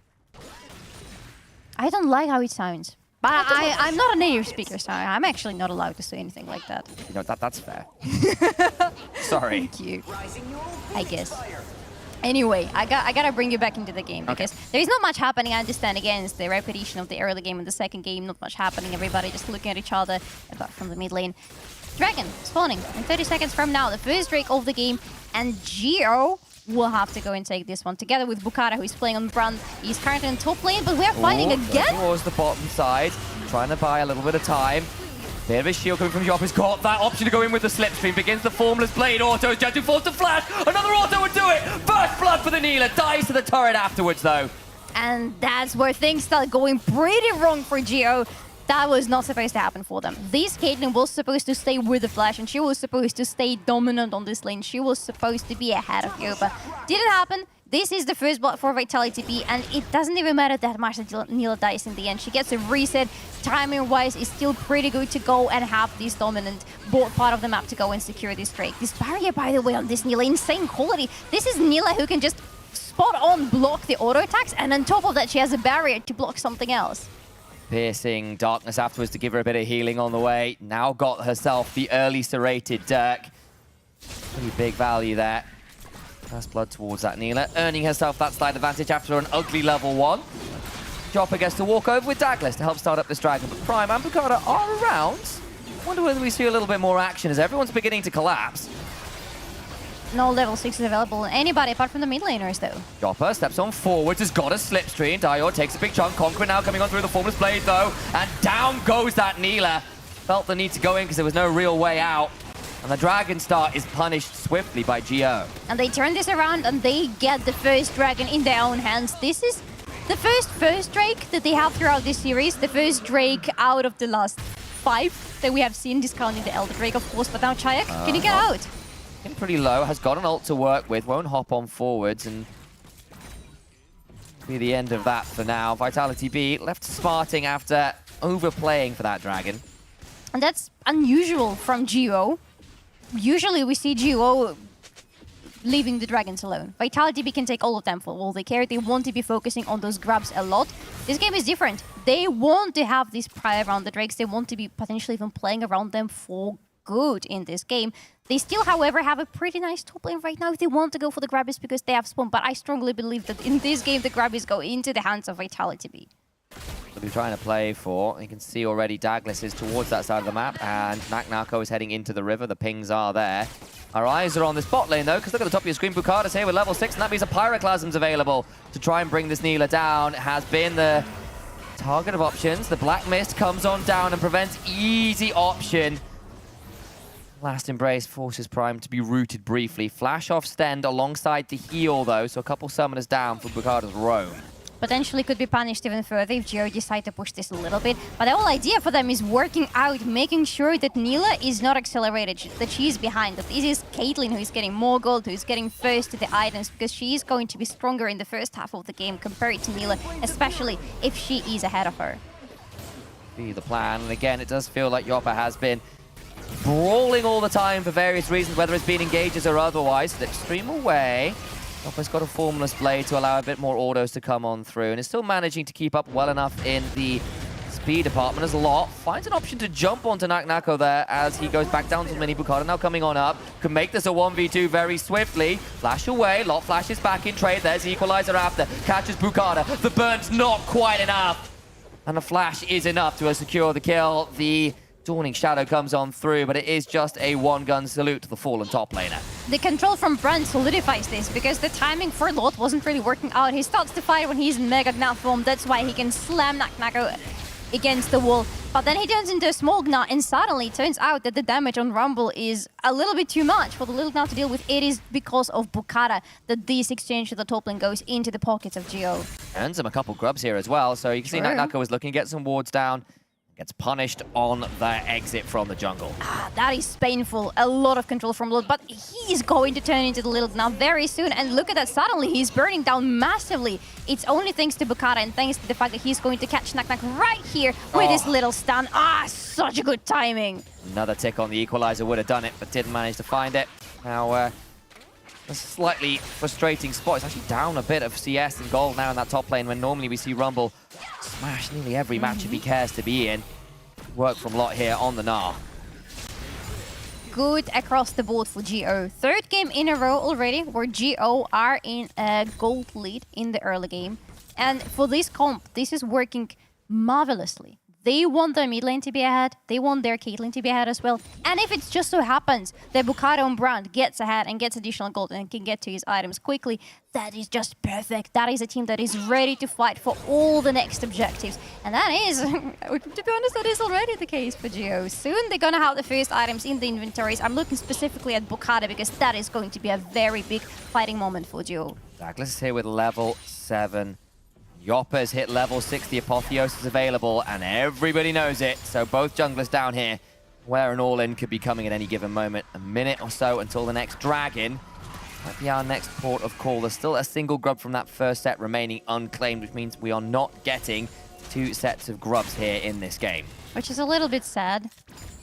For Geo, they could have gone again for the set of 6 grabs as we saw them doing for the first 2 games, and you saw how much value that brought to them in this second game when they were able to get to the enemy turrets, getting them down extremely quickly with the additional help of the grabbies. Not in this game, but Geo can still go for the second Drake, 40 seconds on the timer before it is going to spawn, and their bot lane is still looking mighty scary. The only thing is that ultimate that you mentioned, Vitality B, especially that Neela, but in general from the bot lane, could turn the potential fight around the Drake around if Vitality B choose to fight there at all. Still no first item in this bot lane, though. Part of that's just been the amount of violence has made it a little bit trickier to just sit there and farm. True. Everyone's coming on down again. Yeah, there we go. Stend and Yoppa. Something might be happening. And the last embrace. Built over Peacemaker hits Yoppa. Looking for ways for Oh, Bukata to mid go in, lane. but Here we go. Douglas- Glacial Prison goes wide and down, goes to the skies to avoid it. Huge chunk onto the Kaiser as well as the ultimate goes wide. And that is an opening for Geo to stop this dragon. And they have Brown on their side. They're gonna get it extremely quickly. With Brown's ultimate available, with the Rel ultimate available, there is no way Vitality B want to be fighting for this Drake right now. They give it away, and Geo are stucking, baby. Excellent crisis management from Dior there. Avoids all of the engage. Takes a chunk out of Kaiser on the way out. Helps Geo secure a second dragon. They're in a great position now. Bot lane. There's everyone collapsing. Yopper and Sten need to be afraid. Got summoners available to play with. Managed to back away from another attempted look-in from Bukata. That would have been deadly. To be fair, Douglas is around, but Douglas doesn't have the ultimate available, so there is not too much he would have been able to do in that fight should it even happen at all. So lucky for Vitality B, nothing happens there. They still get to leave and farm up a little bit because honestly, they desperately need farm on Yopa right now. I know Nila gives you levels, but you still need to get those minions in because you need the gold for your items. Yeah, certainly something you need to be looking towards. Got the free-ass boots at least, but the opportunity just completed from Dial. Pretty standard build on the Jace in this day and age. Gets to teleport back to lane. Feeling pretty happy about the game right now. It's only a slight lead to Geo, and neither team has really broken away with a gold lead yet. No turrets or anything of the like fallen. But the 2 dragons early on and a Mountain Soul on the cards feels like a much higher role than the Cloud Soul. It didn't feel all that valuable for Vitality in the last game. Not at all. We could see a little bit of value, but it was mostly us trying to find the value, to be fair. With Mountain Soul, it's very different because you get those additional resistances that you really need in a big fight. And for Geo to take that away from Vitality B so that they don't have this additional protection from the big explosive ultimates from the side of Geo, well, they get it for themselves. They're looking, by the way, for some explosive ultimate right now, potentially from Vitality B. Again, Vitality B have no eyes in their own jungle right now. I'm only seeing one word. They don't know what else is happening there. This is what happens when Geo are the ones with the lead. They get to place these really exceptional ward lines to give so much information straight across all of those jungle entrances. They had a very solid idea about what was happening. Third grub just secure, but that's left Jezu alone in the bot lane, forced to flash out of the last embrace. Chopper doesn't decide to pull the trigger on the other side. The headshot chunks out the Neela. Dior, though, with no flash, in a deadly position. Killer instinct comes on through, and yes, he go to the skies. But unfortunately, the shadows are dawning. And Douglas will be forced to claim the kill as that W went just a touch wide from the Kaiser. Still a kill for Vitality B. Did he jump right into the Glacial Prison? I feel like he jumped right into it.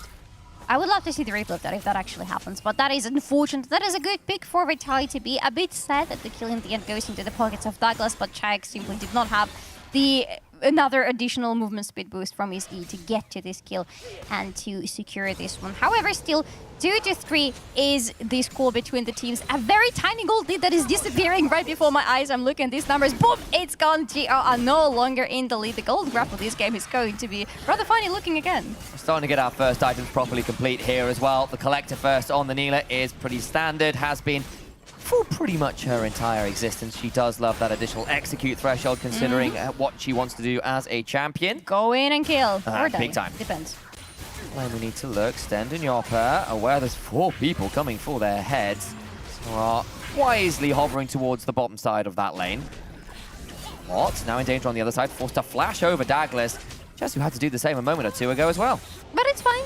For Geo, it's fine. They still live, and they see exactly what the enemy jungler is, which allows them to go for this Herald, especially with how many people they had rotated to the mid lane just a little bit earlier. Didn't even need it per se, because Bukata on the brand is pretty capable of taking this one solo, unless Naka has something to say about it. Okay. Bukata will claim this Herald. Real contest right now. As he said, Naka didn't, in fact, have anything to say about it. True. He wanted to, but he saw that Jace hovering from the top lane. He realized that maybe Jace has bigger words about what is happening around this Herald. So Geo affected right now, have the 3 grabbies, have the Herald. That's when they want to start push.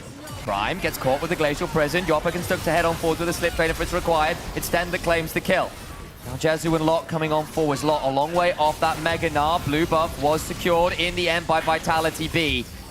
Douglas low, but will be being healed up just fine by Stend and the crew. And they don't lose much, and they could even continue going towards Geo if they wanted to, because they have Stend, because they have this healing coming out from center point. They could have been so grateful for the Ocean Soul in this game as well, just comparing it to the first one where they had the Seraphim without Soul, but it's still fine. They are making the score 3-3. They are now the ones in a tiny gold lead, and those first items in their pockets are really working towards them.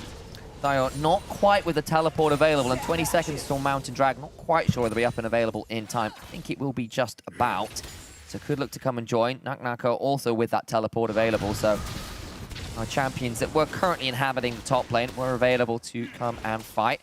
Reset for the Sork boots. For Naknako now, the Andrews and Sork shoes. Rumble is online and ready to play. Dragon starting up by Bukada and Geo. And Geo have such a good, solid position on the river right now.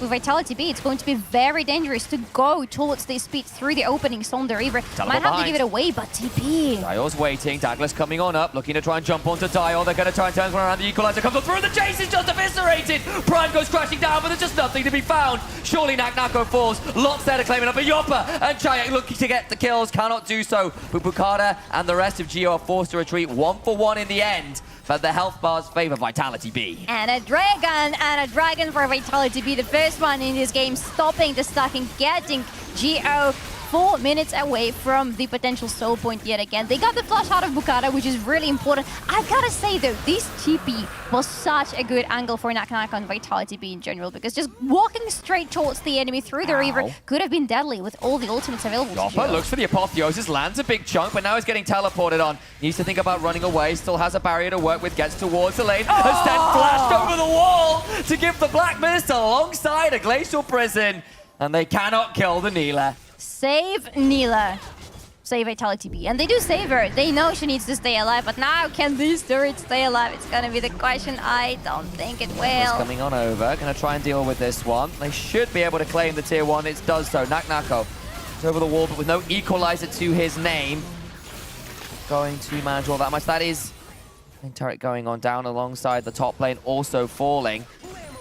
Geo managing to claw the gold lead back just a little bit with the additional structures. There is time right now to slow down for both of the teams. They've pushed in through all of the lanes. There's only this outer turret still standing on the side of Geo on the mid lane. Everything else has been gone. Very good fight on the Drake. We have the replay. This teleport was honestly game-changing in this fight. Douglas has the time to come up right on time when Naknako appears at the backline of the Geo side.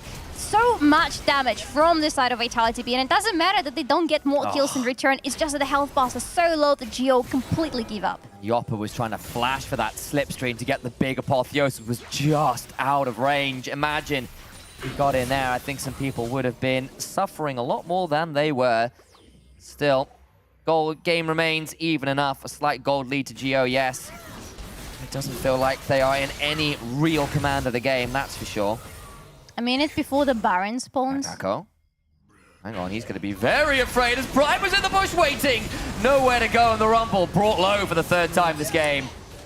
Staying alone, not having enough eyes around you, and getting called just like that. Good reset for Geo right now. Can continue pushing through the bot lane, can rotate someone to the... Sorry, the top lane. Did I say bot lane? Top lane, of course. But they will need to rotate someone to the bot lane because Chayak is playing a little bit of a solo game right now, trying to accumulate as much farm as possible. He's only sitting on static shift completed in his items. Desperately needs something, at least something on top of that, so has been constantly going to the side lanes to get some farm and some gold in. Stand here as well. Doing fine on the soul count. Should be hitting 70 at 20 minutes, which is about right for the pro game. You normally see, you can sort of see if it's a crazy solo queue game, something like 100 if it's having a crazy time. But in pro play, with the fact that you're not always getting to play purely for the souls, 70 is about on target. Of course, the Senna, even as a support with the opportunity and the Blood Song. That's and we keep wanting to call it Blood Razor, but that's the old name for that item. So Blood Song is the correct item. A pretty decent point of power. Vitality B running through their jungle, looking to clear out the wards that Geo had just placed. 2 minutes until the next dragon. So it is just vision control that is the name of the game. No objective setups quite yet. Dio, though, claims the final remaining outer turret. That'll extend the gold lead somewhat for Geo. Geo is still sitting on the 2 dragons. Really want to get to the soul point. For Vitality B, the situation is opposite. The path to the soul is longer, but boy, having 4 mountain dragons on top of each other, that's a lot of resistances that Geo will have some trouble working with. And the thing for Vitality B as well is because they've gone for the Neela and they've got a Senna, They don't have the greatest of CJD carries. Yes, you've got a Kai'Sa, but again, she's relatively short range, so always the easiest to get towards these turrets and bring them down unless you all in on a fight underneath them, which of course you can do, especially as the second item starts to get completed. But been trying to group up and threaten in mid, but Geo haven't really been phased by that over the last few minutes. No, Geo are feeling fine. Especially now, you mentioned the second items in the inventories. I'm looking at Bugara, who has just completed his realize. That makes potential team fights around objectives much harder for Vitality B. And in less than a minute, most likely they will have to fight. They don't want to let Geo get their hands on the soul point for the Mountain Drake. We need to fight for that one, but at the same time, there is a Baron on the map. There is always danger. Yeah. Okay, well, Baron. Vision control is at least secured. The empowered Scuttle Crab will reveal the wards that Geo had in the river, and they are swiftly cleared out by Douglas. One more was just put down. Don't think it was pinged. It was put down pretty recently, so you'd think they'd have an idea. 30 seconds just under now for this soul point for Geo. Second Dragon for Vitality B. Infinity Edge just got completed by Oppa. He is ready and raring to pull the trigger. Dyer on the bot lane has just pushed in a little bit, moving with a very nice angle onto Vitality B. On, Douglas just gets stunned up. Curse of the Black Mist comes on down, and the last embrace just shy. Mid lane control. Aim of the game right now. It's Geo with control over the river, throwing out shock blasts. From out of vision right now is Dio. Man, they have so much range on their hands. They can outwalk Vitality B if they're the first ones at the objectives. Coming over now. Is it going down so quickly? Vitality. Brand. Drake is out. It's gone. They're going to try and steal it away. The Electro Harpoon won't quite do it now. Geo looking for an engage. The last embrace lands, prevents an easy option from Prime. Hit with the Glacial Prison into the Equalizer in the Dawning Shadows. Not quite enough to burn him out. The teleports come flying on through. And Dio needs to run away, but he is split from the team. The rest of Vitality B go hunting for their prey. Sten was knocked away by the blast cone, but it shouldn't matter. Chayek and Naknako alongside Douglas will be enough to claim the kill. They bring down the Jace. He fights back really well, deals damage, but cannot ultimately run away from Vitality B. The dragon is gone. It is still the soul point for Geo. Can try to go for the soul in a little bit more than 4 minutes from now, but it's some important kills for Vitality B. Some more gods for them. I'm looking at Naknako right now. With all the damage he has been dealing, really good timing. Really needs the second item, and I love that it's Rift Maker for him. This additional survivability in the fights for him, because he's pretty much going straight head into the fight every single time. He has to come into the fight together with Douglas to be at the front line of it, so he really benefits from this survivability. Quietly though, Lot, 1,500 gold ahead, has been having a great tournament on the Gnar. Again, something of a rival in the top lane. They've been playing against each other across multiple leagues now over the years. Back in the TCL, now over in the LFL. Was Vitality B that came out ahead in the playoffs only a few weeks ago. Geo have improved so much over this tournament, from last chance qualifier to becoming a really dangerous team in their own right here in the semi-finals. To go up against the absolute titans of the ERLs and the LFL in BDSA, who seem to be the heirs apparent. One of these teams that looked to prove them wrong is Prime. Maybe being engaged on fight over the river, looking for the Glacial Prison, comes on down, story time is over. Violence now occurring, a change in scene, a change in tact. And Prime forced to flash over the wall, no deaths this time around. And no ultimate on Bukata anymore. Threw that in eventually. Didn't really get that many of the health bars down, despite the fact that he has 2 items and has the Leandris. Slows down Vitality B just a little bit, but not enough for them not to take this turret on the mid lane and have some good resets in. Get themselves another turret. The crit cloak in inventory for the Neela. Remember, her ultimate scales with crit as well as it does just raw damage. The more you crit, the more you heal. Always a valuable thing on that Neela for the rest of the team, especially when everyone will be trying to dive through. Fair amount of AoE on the side of Geo as well. I'm looking at you, Bukada, on that Rise brand. Very different AP champion. So Golgraph, thank you very much, production. You can see Naknako and Chayek doing just fine, but it is a lot who has been leading the charge this game. Wait. Douglas? That's a bit bold. He's in danger. Needs to back away. The Dawning Shadow Bison trying to keep him alive. Burning, solo, just about alive. Yoppa went looking for the attacks. Did not pull the ultimate. Just slipstreaming in. But that teleport, in the immortal words of Kobe, sucked. What are we doing? Hello, Vitality B. What are we doing? With the Baron already spawned, with Geo already in position for it. Why are we dying? He's got 4 seconds on the Warmogs to start regenning, down to 9,000 HP. There comes the regen. Jayuk hits the vision cone, but the trap line comes flying on through. Trying to look for the Glacial Prison, it's just wide. Lost on the pit! They find the last embrace! It's on to 2! Beautiful from Stench! And the rest of Vitality could go charging on forwards! Caitlyn flashing for her life. The Seer lands onto Stent, but there's still a piercing darkness. We back away. 2 dead. Vitality behold the line, and the Baron is stopped. And it started so ugly for them. It looked like the beginning of disaster for Vitality B, that they find their way out of it. And look at Stan. He's healing his teammates non-stop. Boys on duty today. Bukada with no flash, no ultimate, no blast cone, must look for a miracle steal, and it will not happen. Vitality earn Baron off the end of it all. And it's their bot. I have to give praise to the bot lane of Vitality B, because that engage from them was beautiful. After everything else fails, after they lose one, almost lose another, this Glacial Prison goes so wide, but look at that. This route, this engage from the bot lane of Vitality B, and they have enough money in the inventories, they have enough items in the inventories to make sure that this engage actually works out for them. And the healing, oh my god, Vitality! I remember the Jubilant Veil from Neela increases the healing of everyone around. I wonder whether into that burn it gave what they needed. Towards the Dragon we go. 20 seconds till soul for Geo. They get another roll of the dice. They can force another fight. They can. Geo, though, in the Reaver, have the vision, have the Reaver at their hands, but Vitality B have the ultimate. Is gonna have the ultimate on Douglas available very soon. Will try to play around it most surely. But Prime goes to Nakoko, flashes away. Douglas chunked out, but not low. A root onto lock. He's not quite at Meganar yet. Sten steps forward, gets the soul, and can begin to heal everyone up with the piercing darkness. So much healing from Sten. This Sen is insane value for Vitality B, but is it going to be enough to take away the soul from Geo? Lock goes Meganar.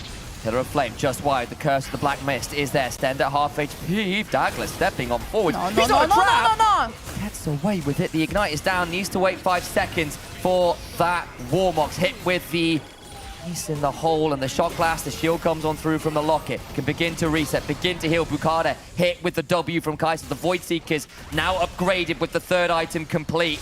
Can begin to throw out poke of his own. Vitality B cannot stand like that. They need to pick a fight, otherwise they're going to be chunked down. Wide, and the Dawning Shadow's not much better. Lot now recharging for another Meganar. That's how long we've been waiting. Prime goes in. Megas, that is the Magnet Storm, and already one's dead. Nak going down. Yopper popped. Wait, Geo might have found absolutely everything they were looking for. They get 4. It looked like a nothing moment, and they find absolutely everyone. They pull away from the Dragon. Bukada will be left to take that one and soul. And instead they can roam down mid lane. Tier 2 is theirs, and they can really break this game. Vitality B could not continue that like that. It wasn't even a fight. It was them getting chunked down by all the poke available for Geo. And it's yet again Geo playing around the fact that they have much more range and they have a much better position at the Reaver. Vitality B had to commit into the engage. Otherwise, that is exactly what happened. They got chunked down slowly but surely. That was a slow and painful death for them. From a moment of magic that earned the Baron, it looked like that was it for Vitality B. They reset for Soul, and it goes very wrong. Oh my god, Prime is so good at this rally, man. Goes in, paired up with the ultimate from Brunt. 2-item Brunt, so much ticking damage on the Vitality B. And they find exactly what they were looking for. Rel has been the pick of the tournament. We've all seen it. Once again, Prime delivers when it matters the most. It earns the Mountain Soul into a team that really wants to burst you out. It's hell for Neela to manage. She's not really had that as much impact as she would like this game. You've still got yourself, of course, this Kaiser who will be scaling. The Rumble's not that bad either, but at 2 and 5, Nakanako has struggled to stay alive, stay valuable in this game. And even Riftmaker has not helped him much. That's why right now he's opting to go for Crypto Bloom as the 3rd item, but he is away from it. Bukada, for example, on front has just completed it. Those are very important resets for Geo in the upcoming fights, and Nakanako really needs to get to this point as well, but he's too far away now. Why Vitality B looking to play for tier 2s, get gold in inventory, and the gold itself, not that much. I'll go Geo's favor. In fact, it's actually in their Vitality B. It's the other stuff is proving difficult. Dio will trade out the other side of the map with Jezu and the rest of Geo, so that will bring the gold right back to where it was a moment or two ago. Well, there it is. There it is. The gold is back in Gio's pocket. Oh, God, the gold grab, I'm telling you, it's going to look absolutely funny for this game. Not too funny for Vitality B right now because they are losing control over the map. At least the big minions are going their way. Hey, that's some farm and some gold, I guess, for your Nila or for your Rumble, depending on who you prioritize now. Stend still scaling on that center, of course. Remember, because of the passive. Nice, find some moments. Dio, though, in a dangerous position. I don't care if you've got Mountain Soul. If you end up in that position, you'll still go pop. He is the weasel this time around. The nursery rhymes had it right. Douglas will hit the lock-it button and stay alive from the ace in the hole, and that headshot courtesy of a Yordle snap trap. We're playing a little bit silly. We're playing a little bit overconfident, but overconfidence is a slow and insidious killer. You don't just go into the mid lane like that when you're alone and you don't exactly understand where Vitality B are. Be a little bit careful himself. Only a Love, mini have you now. heard me? Stend and Douglas. I don't know if they've quite got the damage. Stend at this point, though, with 2 items and a teleport, is certainly capable of beginning to do a lot of damage themselves. Do teleport. All come down here. I don't know whether they need to do that. Still 50 seconds, still Baron, but everybody from Vitality decided now was the time to pull the trigger. Yep. Potentially get a very good pickup or to push towards the top lane. Doesn't really happen. 2 resets coming in right now. There, however, is back in the fight right now. So if GO want to go towards this speed and want to fight for the second Baron of the game, they're in a better position yet again. Pull away, Geo. Get teleports. There's both of them at that as well. Got ourselves a moment here as Vitality need to find their way into this river. Geo with the Death Bush Prime, Jezu with Bukada all standing there. Last Embrace goes wide. It was deadly in the last Baron fight. It was. But again, Vitality B. GO have eyes on them, and they can outpoke them all day, every day. Vitality B need to see what they're going into. They need to actually go into it. Time's off vision again. He can look to get over that wall. Chayek on flank angle. There they go. Wrapping into mid lane. Will now be a known quantity. Lot being engaged onto. And on the other side, Chayek needs to supercharge away. Goes on in with the killer instinct. And Lot's down. That's a huge shutdown. The crit plume value. Yopper with the apotheosis. Dio just about alive. Stead flashes forward for the auto. And the railgun begins to fire. Nak over the wall in a dangerous position, but they've already got 2 kills. GO on the wrong side of the map. But Vitality want to stop them from resetting and just get the shove in mid. Prime interrupted. Trying to get a reset on Bukada as well. Jezu gets the Mountain Soul Shield back. Douglas looking to go forward. Gets an interrupt onto Bukada. He's now in danger. There's a blast cone available. Keeps running away. But all the while, they're all split. Prime and the rest of GO end up stopping in place. Oh, Prime, you better run away, baby, but you're not running far away. Same can be said about this Baron. Going down yet again into the hands of Vitality B in this game. And then finally, they commit. They see that there is a fight potentially going to happen. They see that GO are in a good position and they say, hey, we find somebody to engage onto, and they find Gnar. And look at that, the timing is perfect for them because actually it looks dangerous. The moment they decide to commit onto Lot is extremely close to going into the Mega now, but when he jumps, that is the moment he's supposed to turn. That is the moment when he dies. Chayek has a 3rd rank killer instinct. He warps practically the state to the screen to get over there towards the Rumble, and the burn is way too much. And then a 5v3 and interrupt on the back. GO, Mountain Soul be damned, fall apart. Oh, they're fighting again. Apparently found another peak. Look at that. Glacial Prison landed. Dio being run onto. Gets that kill. Chayek ults. About to go down. Goes into the Zonyas. Still has an ability to run away, but does not stay alive. The apotheosis, though. Straight to the gates of heaven. Go Vitality B. As Nila does the work that she was designed to do. Oh man, Nila with a fully upgraded ultimate does not fear no man, no god, and surely no other seed from LFL, at least in this series. They continue pushing with a Baron buff. 4 down. Look at the death time is 25 seconds on everybody. Mountain Soul, be damned. Fight around the dragon, be damned. Vitality B. Looking a comp that was all about the wombo. It was all about the combo. And they'll be taking us to series point. They are a game away from Munich. They are a game away from meeting with yet another LFL team in the grand finals. And maybe taking it all against BDSA, or maybe not, we're about to see. But that game, if there was a glimpse of what else we can expect from this team, man, that's gonna be a lot of fun stuff. Again, though, you got to question what's going on, giving up the dragons in the way they have. Yes, you get the Baron, but the setup afterwards got a bit ugly. Credit for finding the engagements, credit for looking for them. I appreciate the creativity in draft. Still wasn't flawless. These teams know each other just that little bit too well sometimes. They are very aware of all the setups. You could see how Geo could well have won that if only they were a little bit safer around that Baron, perhaps. It's those who know you the best that can hurt you the worst.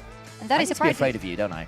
Yeah, absolutely. Okay, well, we know each other pretty well. At this point, we've done a lot of casting over the last few months. Yeah. But exactly. I think in terms of this game, though, from the side of Vitality, they did manage to pull the trigger in the way they were hoping. And like punishing Dior in particular on that Jace multiple times, giving yourself those man advantages, really helped them pull it back. But enough from us. Desk, take it away. One more game to go? At least. Math checks out. Okay, I know you're both going to open your mouths, but before you do it, there's a little pyromaniac squirrel that needs to be banned. Take away the rumble. The Please. rumble. I feel the rail, I even feel though like the the rail rail lost was that The game. rally is big, but rumble is also... Rumble's big, but they also kind of threw... I mean, they found that team fight like that was perfect. It's set up for their comp. The amount of times we watched Lot either setting up the engage or following off rel engage with Mega Gnar was very small. For a top tier Gnar player, I was disappointed. And I know, again, I'm just absolutely He's negative. gonna do it. He's gonna do it. It's hard. You're the positive, he's the negative. Go. Yeah, okay, well, the negative is that we just didn't see as many Gnar engages as we could have. Like with Rel Gnar, the setup's easy, and they use poke and range. Like the Dragon fight was a great example of how this comp could operate and, the direction the game was going. But then they give Vitality B time, and the problem is that Vitality B outscale. I purely think this draft outscales because of Senna Neela. Senna Neela is an insane scaling duo, and Kai'Sa as well with all this dive, like one shots backline. So, yeah, again, we saw early game, it was good. They punished the Rumble a little bit as well, and there was like some pretty bad moments coming out of Nuka, and yeah, that's pretty much all I've got to say, honestly. Like. This was a fiesta. Positive individual. The positives are Vitality were able to find Go walking around on their own. Honestly, there are positives. I think Vitality did recognize how to play their comp. I think ultimately when the side of Geo had Rel as their only reliable engage and then the situational engage in the Gnar. And it was very good when they used that Gnar effectively. But like Jake said, there was very few opportunities where he really was able to do much off that. I think the biggest problem for Geo was they were getting chunked at the beginning of all these fights and they'd be down a member half the time. And Bukata had like, one or two really, really good pyroclasms. And then a lot of the time he was either just too chunked or unable to really do much of anything. It's a very hard one to sum up because in a positive light, because I feel like realistically, this was Geo kind of throwing it out more than Vitality. They had the game. There was a bit of both. Look at the graph showed there was a bit of both. Yeah. But you're right. Like it should have, the way things rounded up past that 20-minute mark, it should have been a Geo win. I think the one thing though is like for Vitality B, while the Senna and Neela lane early on, it traded 1-for-1. Past that, some of the engages were a little bit too early. Like they're feeling themselves way too early for this scaling duo. In the late game, they were unkillable. And that's the power of it, right? Because remember as well, with Neela's passive, she amplifies the healing that comes through as well. And they were just unkillable. Apotheosis also heals, allies, where like it was just super easy. And that was part of the engage tool that they used as well. But that's not bannable, though. You don't look at these two champions and say, we need to ban them. You banned Neela in game one. They did ban Neela in game one. Don't you adapt moving forward? Yeah, I mean, the adaptation might be like if they ban Neela in the first phase, but I think there's more pressing picks. We already talked about the Rel. We know the Rumble's another one. Like Caitlyn started coming into the series a little bit as well, which has been influential. 2 games of Caitlyn. I think, honestly, going forwards, because there's been a lot of AD bans, especially in this game. There was a significant amount of the bans were dedicated to banning out ADs. I think the Rel needs removing because even though the Rel didn't win this game, it is so strong. I think that was probably one of the shining lights. In fact, they won. The one impressive team fight was off the back of Rel. A Magnet Storm into Pyroclasm combination. Rel, such reliable engage. It's very, very potent. I think the Rumble does also need removing. It's kind of crazy that at this point in the tournament, where Rumble's been permabanned most of the tournament, we see Rumble every game so far. Do you know the problem with that, though, is the fact that like Rumble's making it through and things like the Rel are making it through as well because their priority on the bans, especially from Team Geo's side, are on these flex picks we talked about at the start of the draft. You saw that game alone. They banned Vi. I think the first phase was Vi, Maokai, Ezreal, right? And we started having more of these 80 carry bans that we saw in game one, like the Ezreal flex was an issue. Them flexing around these picks that we talked about at the starter show were too much, and it ruined the draft and made it easy for game one Vitality. Yeah. And then here in this game, it's still the after effects. That's why the mini meta matters so much in the series. Team Geo is going red. Okay. Kidding. They're blue. Okay. Yeah. Blue side has been It's such a big priority. Blue side's 100% win rate in the series so far. So, I mean, what changes here? They're probably going to, I think, the Vi B1 was kind of becoming the meta in the series, but I think the Rumble might return as a B1 if left them. I think Rel as a B1 is still Should be pivotal. Yeah. fine. If Ashe is not available, might as well go for the and Rel. I think forget this misfortune, this idea of misfortune. I don't want to see, at least, like, I'll just tell you from Vitality's side on red side, I do not want to see misfortune R1 or R2.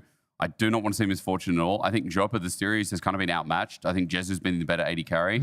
And his misfortune game wasn't good. What has been good are these role-playing 80 carries like the Seraphine, like the Neela, when he gets to team fight and play the game like in that environment rather than lane or pressing or skirmishing. It's been so much better. Yeah. So with those role-playing 80 carries, please, dear Lord, don't change. Don't go back to the misfortune. So you got those words from Aesthetics. We got those words from Hiprain as well. And we're about to jump into a pause before we jump I didn't put my onto opinion out. You want to put your opinion? Okay, Yeah. I'll give you 2 seconds. I think... Let's toss it to a break. I'll see you soon. Don't go anywhere. See ya.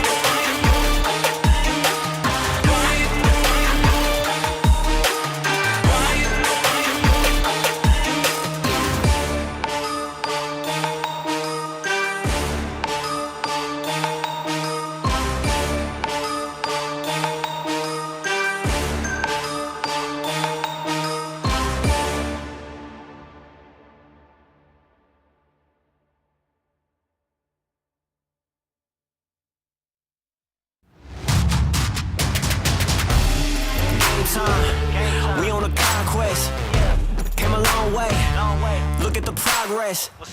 I see no competition. It ain't no contest. You ain't in discussion. Not even a prospect. Yeah, you better go and get to meditating. Yeah, we coming for you, no hesitation. Might as well call the league up. Tell them put the trophy on reservation. Been going up, that's elevation. No holding back, no preservation. Treat off season like postseason. No days off, this dedication. Game time, don't expect us to play nice. We got plans to take every record home. One thing you should know is how to. Yeah, you better go and start meditating. Yeah, we coming for you, no hesitation. Look. Yeah, no holding back, no preservation, no off days, this dedication. Game time, get out the way, we coming through.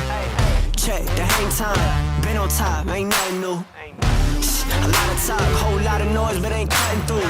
Word on roll, you got a couple L's, you'll have another soon, don't sweat. Whole lot of sacrifice, no regrets. Whole lot of dubs, but ain't done yet. Say you the one, but ain't one yet. Running the game, ain't take one step. Hold up.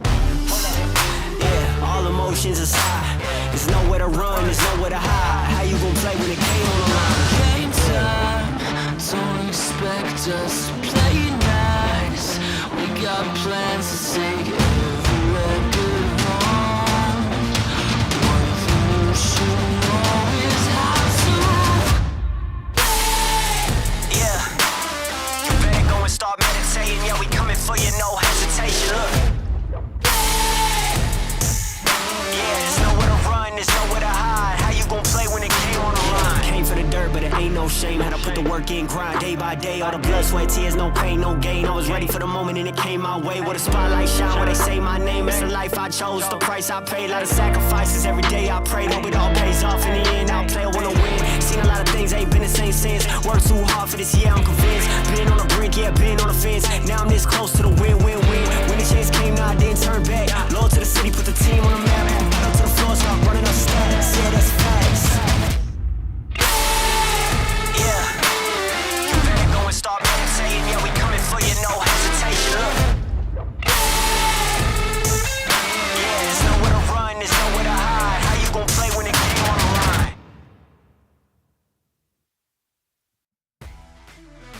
Welcome back for what could be the final time to our semi-finals here in EMEA Masters Summer of 2024. Still initialized, still joined by Solari. And Vitality B are one game away from heading to Munich. The main team could not. They did it on the back of a Neela Senna combo. They just got a little out of hand in the late game. That was to be expected, to be fair. The moment you see Neela, you know you need to end the game before it gets to the late, because otherwise it jumps into you. She is very happy about it. You are not very happy because that's so much damage, and there is no way you can punish her when she has Senna paired up, who is shooting her healing beams from behind. Yeah, and then again, we saw on the other side that Geo kind of fumbled around some of their engage options, didn't really manage to get the Gnar synced up with the Rel and the other options in that game. But Geo back on the blue side, look to even this one up. Bans can be gone through, and there's nothing super surprising here. No huge adjustments. Well, no, the Douglas will not be allowed the Sejuani this time around. They let it sleep once, they let Douglas play in Sejuani once, and now you're like, no, not ever again, thank you very much. But yeah, the rest, we expect the bans to be pretty much the same. There are some very specific bans against Vitality B that Geo would have been happy about, but the problem with Vitality is you cannot ban against them. They have so many options in everybody's pocket. Yeah, it does feel that way, and Geo, before they tried to play the Caitlyn into the Neela, and they got a great level 1, right? They forced the Neela to back before she touched a single minion. It looked all right for a moment or two. Weren't really able to snowball the game out of control. The gold lead stayed so damn even for so long, and then you start hitting Senna soul counts and Kai'Sa hitting 3 items and the Neela hitting 3 items, and you began to get worried, mountain soul or not. Would you have the resist to stay in line? But Vitality B say, yeah, you're not having Rumble. We know how good that one can be, but it leaves the Ezreal open. It's a big pick for Dior in the mid lane, and Jesu's a player of it too, so they will lock that one in. First pick for GO. Big pick for either of the teams. Both Ezreal and Rumble have a lot of prior in both of these teams. So Vitality B got rid of one, but couldn't really get rid of the other. So Geo proactively take this one into their own hands, keeping it as a flex for the time being. Vitality B, I would want to see them go into Vi because I feel like so far, yeah, the idea for the series for Vitality B has been we want to commit hard. We want to go full engage. Now pair it up with Rel solidified for me. Yeah, there's the Rel again. It didn't work out in the last game for Prime, but we know exactly how potent this champion could be. Stend, very well versed on the champion, but it feels like nearly every support is at this point. Alongside that, Vi, your engage combo is well and truly locked in. So a lot of Lilia bans earlier in the tournament. We haven't seen that much of it being played out. However, a few of these champions have certainly graced our screens, and they go towards the Morgana. It got banned in, I want to say, game one. No, previous game. Yeah, game one. Was it the previous? It was game two. No, was it last game? Anyway. Game 3. I forget when it was banned. It was banned in the previous game. Yes. My memory fails me. They'll lock in the Renekton too. I'll note that Dio has played it mid, so it could still be a flex. We are taking out some really serious picks right now for GO. Understanding that Vitality B, of course, are on the match point right now. They win one more, they go into the finals, they buy their tickets for Munich. They are very happy. GO go home and think about what happened in this series. That's why we see this Renekton. Didn't have that much priority in the previous games, has always been bound in the second rotation of bans. Now finally in the hands of whoever in GO decides to go for it.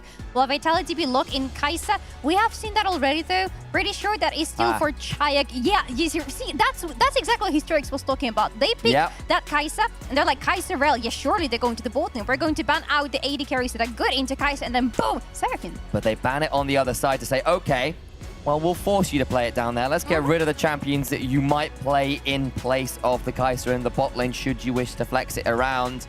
Vitality B set up for a solid Kai'Sa Rel lane, if that is a flex for them. I appreciate Geo adapting to Vitality B's standard draft trap that we've seen already. There's the Alistar as well. Who's this last ban going to be? Maybe something like the Ziggs might fill in as well if they're wanting that AP option from the bot lane. To be fair though, Vitality B, it's still a win-win situation for them, because even if they don't get the Seraphine or something like that to go for the bot lane, they can rotate these guys at the bot lane, and they have already banned out all the options that are good into her on the bot. Yeah, there's still a Leona, I suppose, if they want to lock that in. Leona and Ezreal has been a very good combo for a little while now. You can proc that Daylight passive on the Leona with the Ezreal Q, and that feels pretty good, all things said and done, especially when you get your passive rolling with some of those early skill shots. To see what Vitality want to do. How do they want to start solidifying their draft? They go towards the Varus. It's a Nak special. Can still flex that Kai'Sa mid, can still flex that Varus bot. A lot of ability to move these pieces around for Vitality B. They can do a lot with their flex right now. Good for Vitality B to be on the red side of the map in this draft. Really wonder where these AD carries are going to go in the end. Are we going to see potentially even the triple AD carry situation, something Vitality B have been able to pull out in the past? Oh, absolutely possible. I mean, we can see it set up for the lock in the Nautilus. Ensure that that Morgana is going towards the jungle unless there's something really spicy happening. We have not seen lane Morgana in a while, so to see how they want to lock it in. That Renekton going mid. Is it going top? They will decide to put the Renekton top. Misfortune alongside that Nautilus. Move the Ezreal towards the mid lane. I really like Morgana in Jiro's draft so far. Not so sure about Misfortune being so low in priority and just being in this draft in general. Still need to give it a thought about. But Morgana might turn into a problem for Vitality B. But this Jhin, there we go. Forget I said anything. Triple AD carry in the end for Vitality B. I was hoping for it. We got it in the end. Varus to the top lane, I believe, into Nako's hands to stand against Renekton. Tried not let this Crocodile get out of the hand. And then everywhere else, a lot of range on the side of Vitality B this time. Yeah, getting yourself a little bit more utility, a bit more setup for the Vi and the Rel, and a bit more follow-up in that sense as well. You've now got some very long artillery pieces come the late game. The Varus, the Kai'Sa with the AP, and then the Jhin unleashing the curtain call. Difficult for Geo to manage, but Geo on the other side, with that Morgana Black Shield, can potentially deny the Vi engages if they're timed poorly. They've got a lot of front to back themselves, got a lot of team fight themselves, and it is perhaps a slightly more straightforward comp to play. Yeah, I love that Vitality B have a lot of options about how they want to rotate their draft in the fight. They can commit into very big engages onto the enemy with the Chains of Corruption as a follow-up to Rel and to Vi, plus with Kai'Sa flying in, and as I said, Jhin somewhere in the background, not really visible to anybody, shooting people away from 2 screens away. For Team Go, for Geo, sorry, the options are much more limited than for Vitality B. Do Vitality B want to pick? Do Vitality B want to poke them and out-poke them with their range? They can do all of these things. For Geo, we have to commit. We have to send forward the Nautilus, the Renekton, the Morgana, and hope that it works out. Got picked from the Nautilus and Morg, of course, and if one binding lands, the Dredge line can follow, or vice versa. Renekton on the flank can certainly do that. But you are reliant on those skill shots hitting a little bit more freely. Of course, if people do start diving into you, start throwing out things like the ultimates from Morgana and, you know, the bullet time coming flying across, all of those kind of things. But musing about that, may have to wait a moment or two as we are onto the Rift.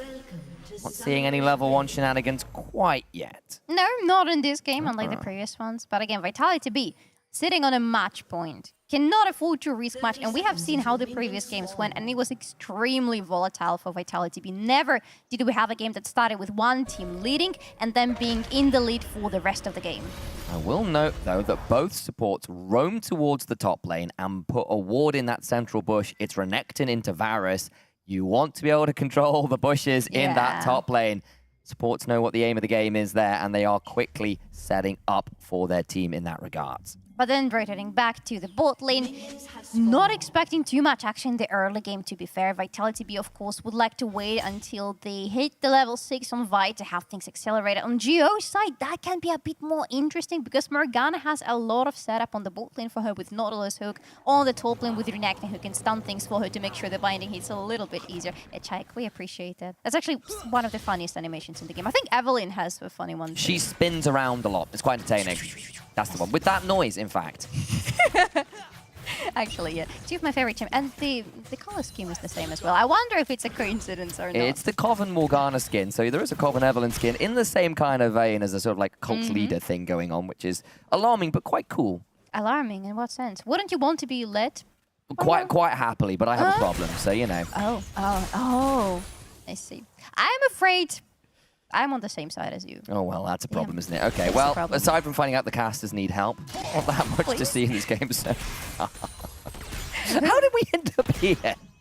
That's a good question. All began in my childhood. Oh, my God. You know what? You know what? No.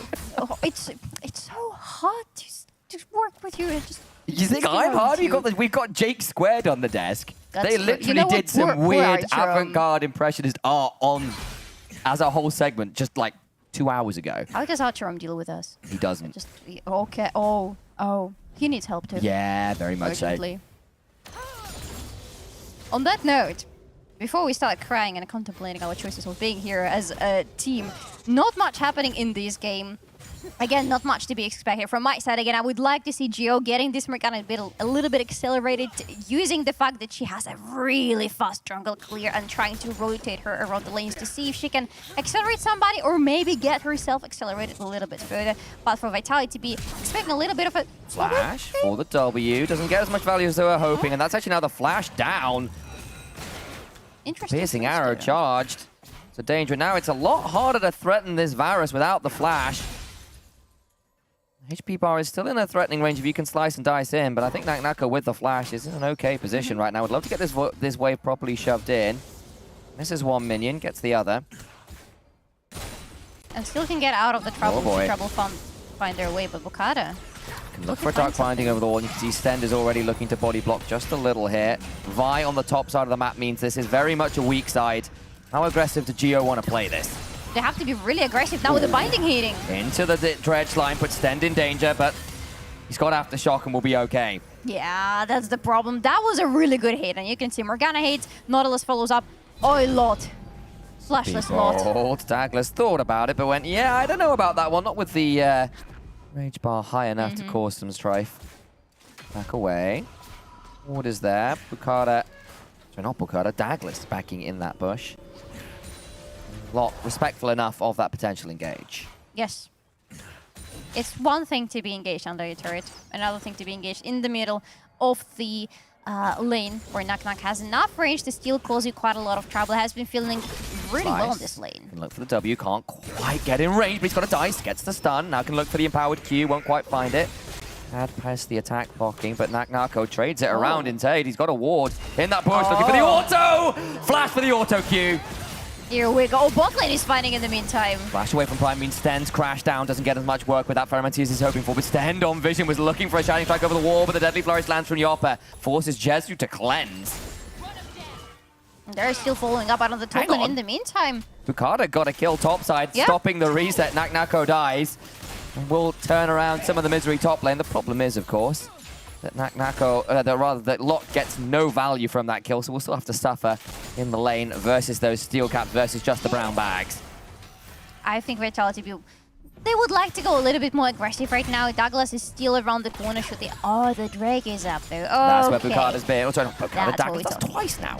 I've called Douglas Bukata, but we'll look at this replay again as Naknako just about outspaces. I thought with a W he'd get scary, but Lot just doesn't have enough in the tank.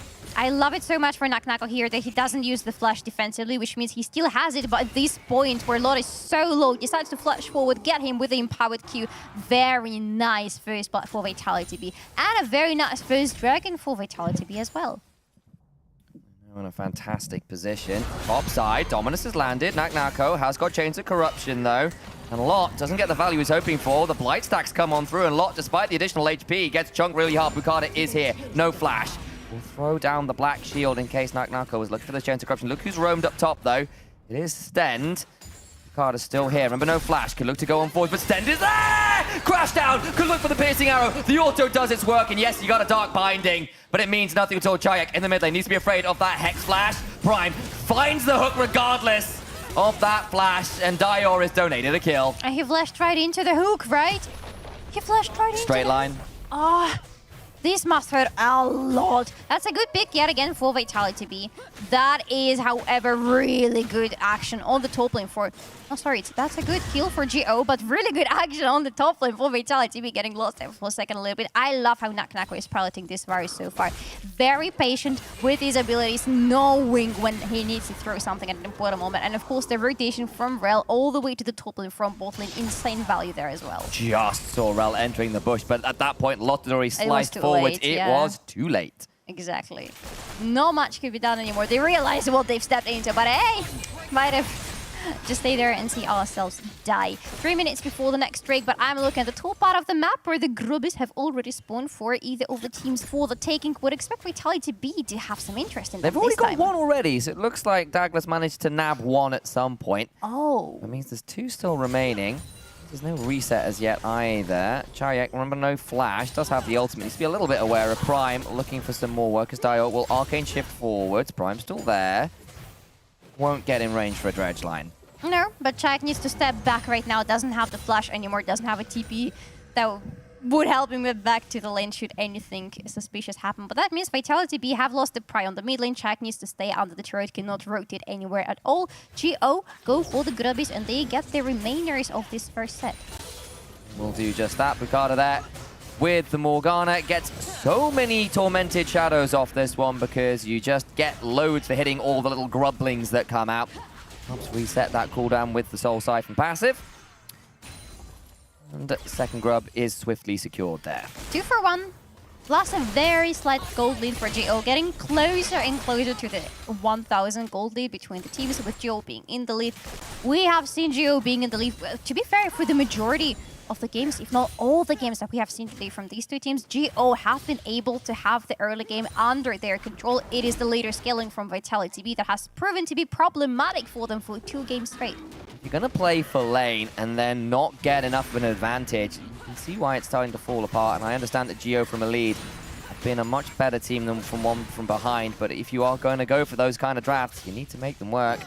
So far, the lead is nominal at best. That's very true. It's getting smaller and smaller. Vitality B being really strategic about getting as much farm as possible. They need to get their first items. Nobody has had any so far. We're only looking at the components, but we are looking at some important breakthrough points for both of the teams whenever they get to the first items. Looking at junglers, more specifically, for Douglas and for Bukata, for both of them, it's going to be a really important point to start fighting on. Of course, GO in this game, when you're looking at like the Morgana and the Ezreal, you're not exactly reliant on smashing early game. You want to get to sort of 1-2 items really before you really pop the trigger, but still, this team likes to play. With the Renekton 0 and 2, having a bit of a rough time, losing a 1v1 and then getting baited out by a good roam from Stend. An easy time up there, and Naknako has been a menace on the Varus in games past. Prime, though, flash for the depth charge into the bullet time. Yoppa flashes on out, has the barrier popped already. Crash down from Sten, trying to get away. Prime waiting for that cooldown on the dredge line. Behind the turret, Yoppa goes. True shot barrage. Is it in time? It's going to catch him! Doesn't bring them down, though. Not enough damage to the ability. They'll be forced to reset a little later. It'll give time on the bot lane, but no kills. It's gonna give time for the bot lane. They're gonna shove in the wave. They can rotate towards the dragon right now. All the time in the world, both for Geo on the bot side of the map, even though they don't get the kills in the end, the value. Look at Yopa right now. He doesn't have any summoner spells available. As a result of that, can be severely punished as Jhin right now. And again, the bad reset times for Vitality B are just not it at all.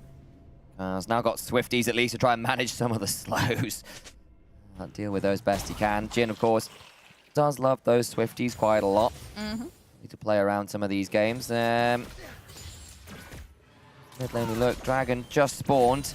Vitality are thinking about coming on in, but they don't have anything resembling vision control. Geo already ready and waiting. The dredge line, the dark binding just wide. Now another turnaround with the Rel! And now the curtain call coming as well. It is already an absolute overengage from Geo, who perhaps should have not lived up to their namesake. Now Jezu forced to cleanse the depth charge. Sorry, the deadly flourish lands. Find the right D ability, flashes over the wall.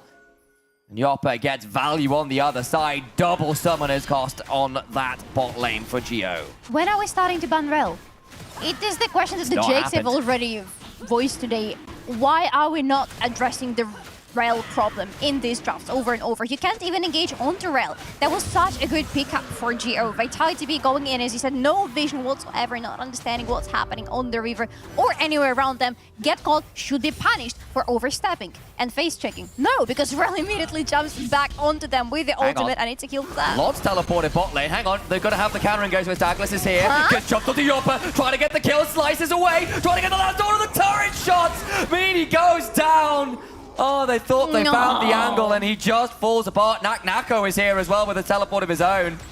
And that was pretty much the last chance of redemption for this Renekton. He loses everything in this exchange, and he already has been so behind. Renekton hates playing from behind because his value goes so rapidly down. What exactly is he going to do for the team right now when he doesn't have any items and is going to be so slow at getting them? Downgraded from champion to handbag in swift order. He is just a store for items in the inventory of the enemy team. It's that kind of game, unfortunately. And the problem is you're now into a Varus that's been solo laning, has a locket, and therefore 2-level advantage. Prime, though, coming from behind. Bukard on the top of our screen. Naknako perhaps overshoved. Misses the Chains of Corruption. Still has the flash and the locket to work with. Ignite comes down. Depth charges in. Gets knocked up. Jezu, auto, Q auto. Naknako, locket shield coming on through, but Bukada is here. There's nowhere to go. He knows it. Decides against burning the flash and goes down for overstepping in the bot lane. Goes down gracefully, though, because that is 4 members of Team Geo. They decided to rotate towards the bot lane to have a little bit of fun with the enemy top lane and finally shut him down, while at the meantime, Vitality B, the rest of his team, is taking the grubbies. Hey, you die there, but at least your team gets a lot of value because it's going to be full grubs now. Stand is the blast cone, not the blast cone, the Scrine's Blue. That's the name of that particular plant. Binding was wide again. That one felt like it should be a sitter. Goes wide from Bukada that time around. Sten gets to back away. Bot lane tier 1, though, secured for Geo after the overstay from Naknako cost him, and they do get first turret as a result. They might lose a turret on the top lane, though, because I'm looking at this. Jhin, though, is he going to clear it? He's not got an item. That is a fair point. He's going to be much slower than you could have anticipated on this top lane with clearing, but it's only 2 plates left on this turret. It's not going to stand there for long. Shayek in the mid lane alongside Dio. We've seen a little bit of action there. We saw that kill earlier on from that Hex flash over the wall from Prime. Bloodthirster now completed for the Misfortune, and Geo this game so desperately, and what a journey they've had. I bring it up every time we see them, but it feels worth reiterating. You were a team that was less than the sum of its parts in some ways, and had grown so much over this tournament. Need at least one more to get themselves something in this series. They can hold on. LTB looking to deny them here, looking to find a fight. Sten speeds himself up with the E. Dredge line is wide. Sten chunked out by that empowered Q. Hold by the Meek. Douglas chunked out by the 2-shot barrage. Playing this out really carefully. What now? Finally engage. Lot will be forced to use that Dominus in trade. Sten still burning as the Leandries begins to tick down on the Iron Woman on the horse. Harold still there, still being started. Vitality B, double 80 carries. Over the wall goes Yopper. Dredgeline doesn't quite get as much value as they're hoping. The death of the Deadly Forest down 1-1. Nako knocked up with the death charge. The turnaround comes on. It is a bullet time. On to 2 in the backside. It's huge. They lose 1 for 1. Lot just about goes down. Engage again as Prime is hit. Curtains are called. Dion needs to get hit by 1. Ducking and diving as best he can. And Chayek gets a triple. Ah, Chayek, let's go! I'm so happy for my Polish boy. Triple kill, a very well-deserved one. Very good rotation from Vitality B. I gotta say, trying to clear out the minions best he can as Jesu. The turret shot and no mana make this tricky. Tier 1 stays up. Jesu gets to clear the wave out just about. gotta say that could have been a little bit dangerous there for the G. But hey, all this final is good. Breathe in, breathe out for the time being, because that's less than a minute before the Drake is going to spawn. If this turret goes down, Gio will surely try to go for the next Drake and stop the stacking from Vitality B. Then dodges that dredge down. True shot barrage forces Chayek to move and will interrupt the back. That means that tier 1 in mid lane likely falls. I'll look at this replay again, because it got real messy. It got real messy real quickly. What is interesting is that before that, Vitality B were playing extremely slowly, not really getting triggered by any of the abilities that Gio were throwing at them without catching anybody. But here, yet again, they always play around rails engage, and it's always that he finds such good points to get onto the enemies and catch as many of them as possible. And then the follow-up from Vitality's B side is massive. Nako will claim this turret in the top side. First turret for Vitality B. Finally on the board. We've got Chem's Dragon spawning in 2 seconds. They've already got the first 2. Dior shoving up towards this tier 2, but Chayek, having picked up 3 kills, is feeling a lot happier in this game than he was moments ago. Not going towards the static shiv build this time around. He's got a Muramana moving towards a little bit more raw AP.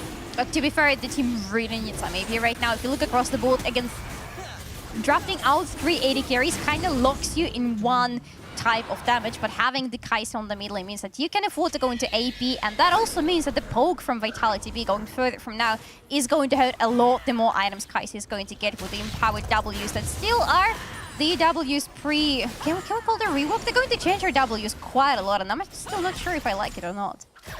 There's the Luden's companion in. Burst going to be starting to hit that a little bit harder. Still 100 stacks or so off that Muramana transformation when it'll really come online, but Chayek gratefully accepting the acceleration nonetheless. Herald in inventory for Douglas. Still got a little bit of time to use that one. We'll probably need to use it mid, you would imagine.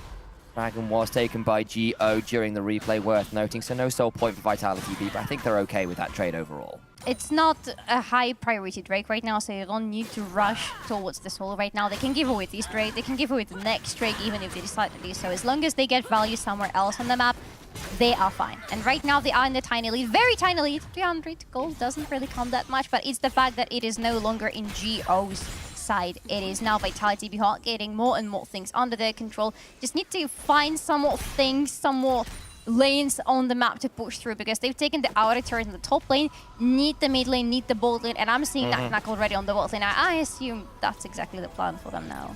Shoving up on that one. Stride break is completed for Lot. Wants to make sure he can lock down some of these 80 carries. Have been running away from him all this game. Tier 2, or Tier 1 rather, in bot lane is going to be sieged onto him. Maybe the Tier 2 afterwards with that Herald around. Teleport available on Chayek. Want to come down here if required. Let's get the charge. I don't think they'll be able to play for the entire turret here. Is it going to be a charge though? Oh, it's yeah, not. it's gone smite. Yeah. Unfortunate. Would have been a nice charge, to be honest. Something for Vitality B to play around, something to potentially slow the next Dragon potential for GO. But still, they got the outer turret, they got this additional gold for their pockets. Need to get everybody for the second item. Douglas. Again, down in the ERLs. In the LEC and was having a good time of it. Could still lead Vitality B here all the way to Munich. Statement that would be from him. Rest of the team as well. Some of these players are eyeing up an eventual spot in other leagues. Jopper, a player I've known for many years. Sten, the player I've known for many years. Old NLC players of back in the old days. And of course, like Jayek, you know relatively well some of the Polish boys. Yeah, Chayek and Douglas. Yeah, really happy to see them here. Really happy with Chayek today, to be honest. The guy has been popping off. And this Kai'Sa in the previous game has been granted for him in the first game today as well. Right now, with already a triple kill in the hands.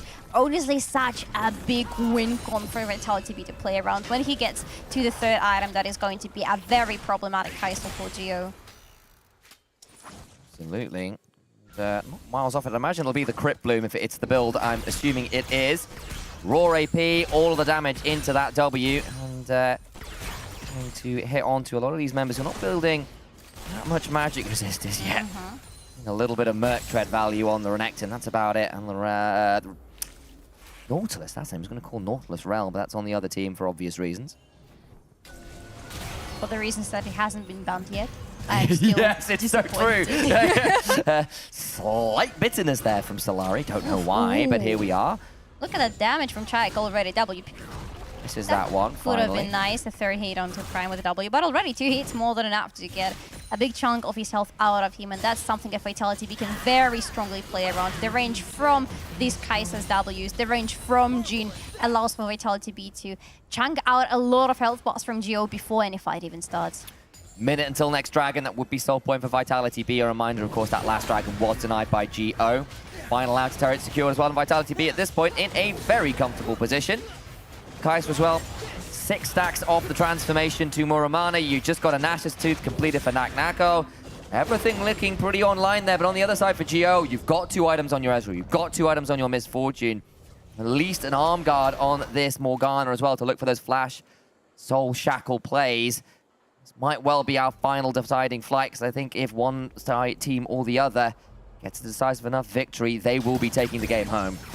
We have seen, however, in the previous games that there is one decisive fight, and then there is another decisive So fight, true. and the tables turn around quite rapidly. But right now, yeah, it is going to be a big fight. Yeah, maybe. But hey, 15 seconds before the Drake is going to spawn, and Geo yet again are the first ones to be at the river. Has such a good position there.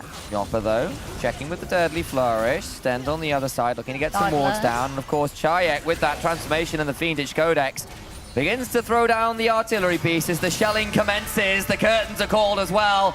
Will it be lights out for Geo, though, as they are swiftly out of the danger zone.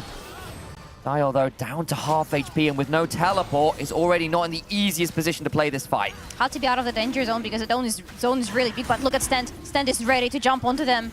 The Empower Blast Cone as well. He could go launching absolute miles. Ricardo swiftly autos that one away. Naknako.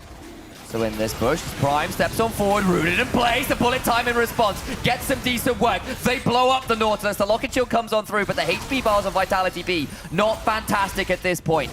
Might be forced to back away though. Yopper, a giant! Killer is in the back, but still a Soul Siphon, buying some time. Soul Shackle, I apologize, get that correct name. All the while though, Lot dies, over the wall goes down, Flash from Jezu to claim the kill regardless. Yopper still with a lot of HP, Flash on forward for the auto, and the Blooms burn one more time. Yopper, bounty grenade, stopwatch is not enough to buy time, and Vitality turned on to absolutely everyone. You thought Chayek might have gone too deep, but it was all a ruse, it was all a bait. And they'll earn themselves soul point and a team fight win. It was all very well calculated, and Chayek apparently is a guy who is really good at math. I need to know how exactly he survived after jumping into the enemy's backlane, because he doesn't kill anybody. He gets out of it somehow. Maybe we're going to see it on replay right now. Beautiful initiation right there from Vitality B. Very dangerous, because there is immediately this ultimate thrown in from Nautilus, making sure that they are going to be stuck under the ultimate from Misfortune. But Chayek, let's see, how does he just jumps in, deals a lot of damage, and runs away like there is nothing that just happened, and all of GO turn away to the other side to try to continue the fight. But Chayek is back and face this man. This range is insane. The fact he hits the W from way outside of the fight to chunk Dial low enough for the flash auto to claim the kill. Might have been a bouncing grenade even. It's a huge deal. Baron afterwards as well, and Vitality B now in a phenomenal position in this game. Again, how many times have we seen these soul point fights lead to Baron, lead to these big gold leads? That is the breaking point in the game. Geo Yes, you've got tools. Maybe you can hold on, but I think if the gold gets any further out of hand, your options get so very limited. And it's going to get out of hand even more from now on because 380 carries. Doesn't matter which build they're going into, they still go through this turret quicker. Sense being jumped on, teleport as well. This would be a good starting point. Pharrell just about alive for a second or two. Falls down now, but the curtains are calling. Bukata's already down to 10% HP. And now they have to turn the around. Shots, the W, not quite there from the Kaiser either, from a different angle. They're still waiting in this bush. Will someone overcheck via Douglas? Charyak checks it out with the Void Seekers, and with all this cooldown reduction, begins to stop the backs. He doesn't even have to doing this. That's why. Brother, look at him. Look at the player cam. He's unbothered by anything. The guy is just chilling on the top lane, casually removing the enemy's base. He's at a solid 70-degree angle here as Douglas goes over the wall. Giant follows it with a killer instinct. There is the cease and desist. And deceased is the Renekton. 1, 6, and 3. Not the champion for this game, apparently, as Jezu caught between a rock and a Naknako. Bullet times for less than 0.5 of a second. I feel like you need your watch fixed. Just studied the animation. It's literally just the shadow of the bullet on the floor, and that's all you get. Gets knocked up, runs into two people, tries to Q away, can only charge it for a short amount of time himself, and that animation, again, cut short. You know what else is cut short? The amount of turrets the GO have available on this map. Another one goes down on the mid lane. The top lane inhibitor, by the way, that is really important, is gone right now. So GO will have to stop, or at least try to stop the siege from Vitality B on the bot side of the map. While at the same time, they have to rotate somebody constantly to this top lane to stop the empowered minions. The fact that this Varus now has a death cap as well is absolutely foul. Remember how... Prime. That was a flash. You heard the ping noises in your back. They all know what happened, was looking to catch someone on the retreat. It is those low percentage plays you're left with at this point in the game. That one dragon fight has cost GO dearly. 7k gold lead. Almost 4k gold from the Baron power play alone. Vitality B are in a very good spot on the map right now. Have pushed in through all the 3 lanes at the same time. Have opened the map for themselves really nicely. GO have the objective bounties, but no way of getting to them anymore. Might be a very good objective bounty in a minute and a half from now, because that's when the Drake spawns. But it looks like Vitality B really want to get this soul. 3 items on all 3 ADCs for Vitality B. The Infinity Edge in for Yopper. We talked about the death cap. The Crypt Bloom just completed. Damage profile is very difficult to manage now. This Crypt Bloom is so big for Tiger, by the way, because this time, if he jumps into the backline of GO and he manages to secure a kill, he can continue going on and he can continue fighting because of the reset and the HP he's going to get from this item. Really dangerous for GO's backline. Just changes the way that Vitality B's composition plays. It's already happened from the second item, because they can start to play for the Kaiser Ws. They've already got the empowered Qs from Varus when the W's activated to make the Blight stacks hit even harder. Add in the Jhin with his deadly flourishes and the curtain call, and you just play from so far away. If GO don't pull the trigger, you get poked down in the blink of an eye. It's exactly the situation where Vitality B were just a game or 2 ago. But now it's completely turned around, and GO are the ones who are saying, hey, we're being outranged heavily, and the problem is this range hurts us a lot. We cannot just keep staying there, looking for things to do and getting poked in our faces, because then that health bars are gone. We need to find somebody or something, or maybe get caught. Oh, he's only level 10. There's nowhere to go. He's knocked into the air. And dead to right. Douglas, though, forced to flash away. Just about gets out of range. Chayak goes jumping on in. Magnet Storm again. Naknako in the back line. The flanking Varus is the deadliest. Here we go, say Vitality B. GO found nothing but more death and might find the death of their hopes to go into mid and the wheel from now, because Vitality B apparently really want to meet VDSA again. Oh, another W lands. Dio has to do the miraculous. There's nothing left in the tank. Vitality B have put GO to the sword. Stop them in their tracks. They will be going to Munich. They will be facing off BDS Academy. Viva la France, an all LFL final with 2 of the best to do it in the ERLs.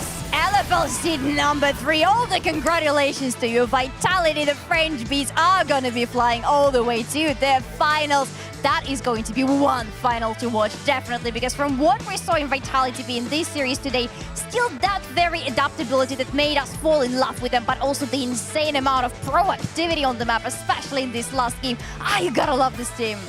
We're expecting some very exciting drafts for sure. We've seen the Nilasana, we've seen the Varus top again.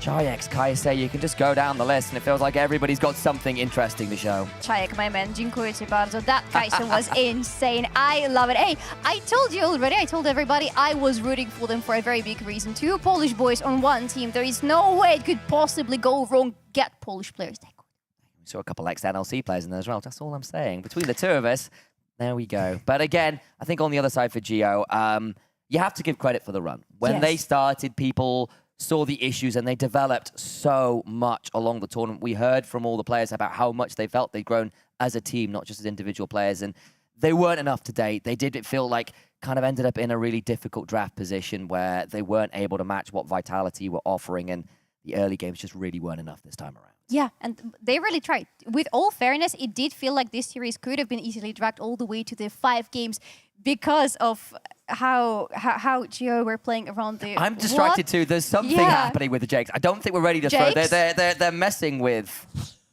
I've been told I can toss and I'm worried. I'm always ready. They're prepared for something. I've worked with these individuals for a long time. I'm so sorry for you. I'm used to, you I'm used to everything. Am I okay? No, I'm not. There's a hug happening right now. Should we join? Yeah, let's go join. Group Let's go join. He's a big... Wait, what? I need HR. I need Thank you so much for that throw. And Vitality B is moving to Munich. Oh, that's nice. Oh, gosh. Small hugs. Oh, they respect personal space. Thank you. What do you mean personal space? Exactly the same as we That did. big. What are you talking We about? have the footage. Just like small. Don't make me call for footage. I just put my arms around you, okay? I don't know what happened. That's a problem. Just a Only one premium of us. slice of Portuguese beef, bro. And it Let's is hot. celebrate Vitality V moving forward, Team Geo.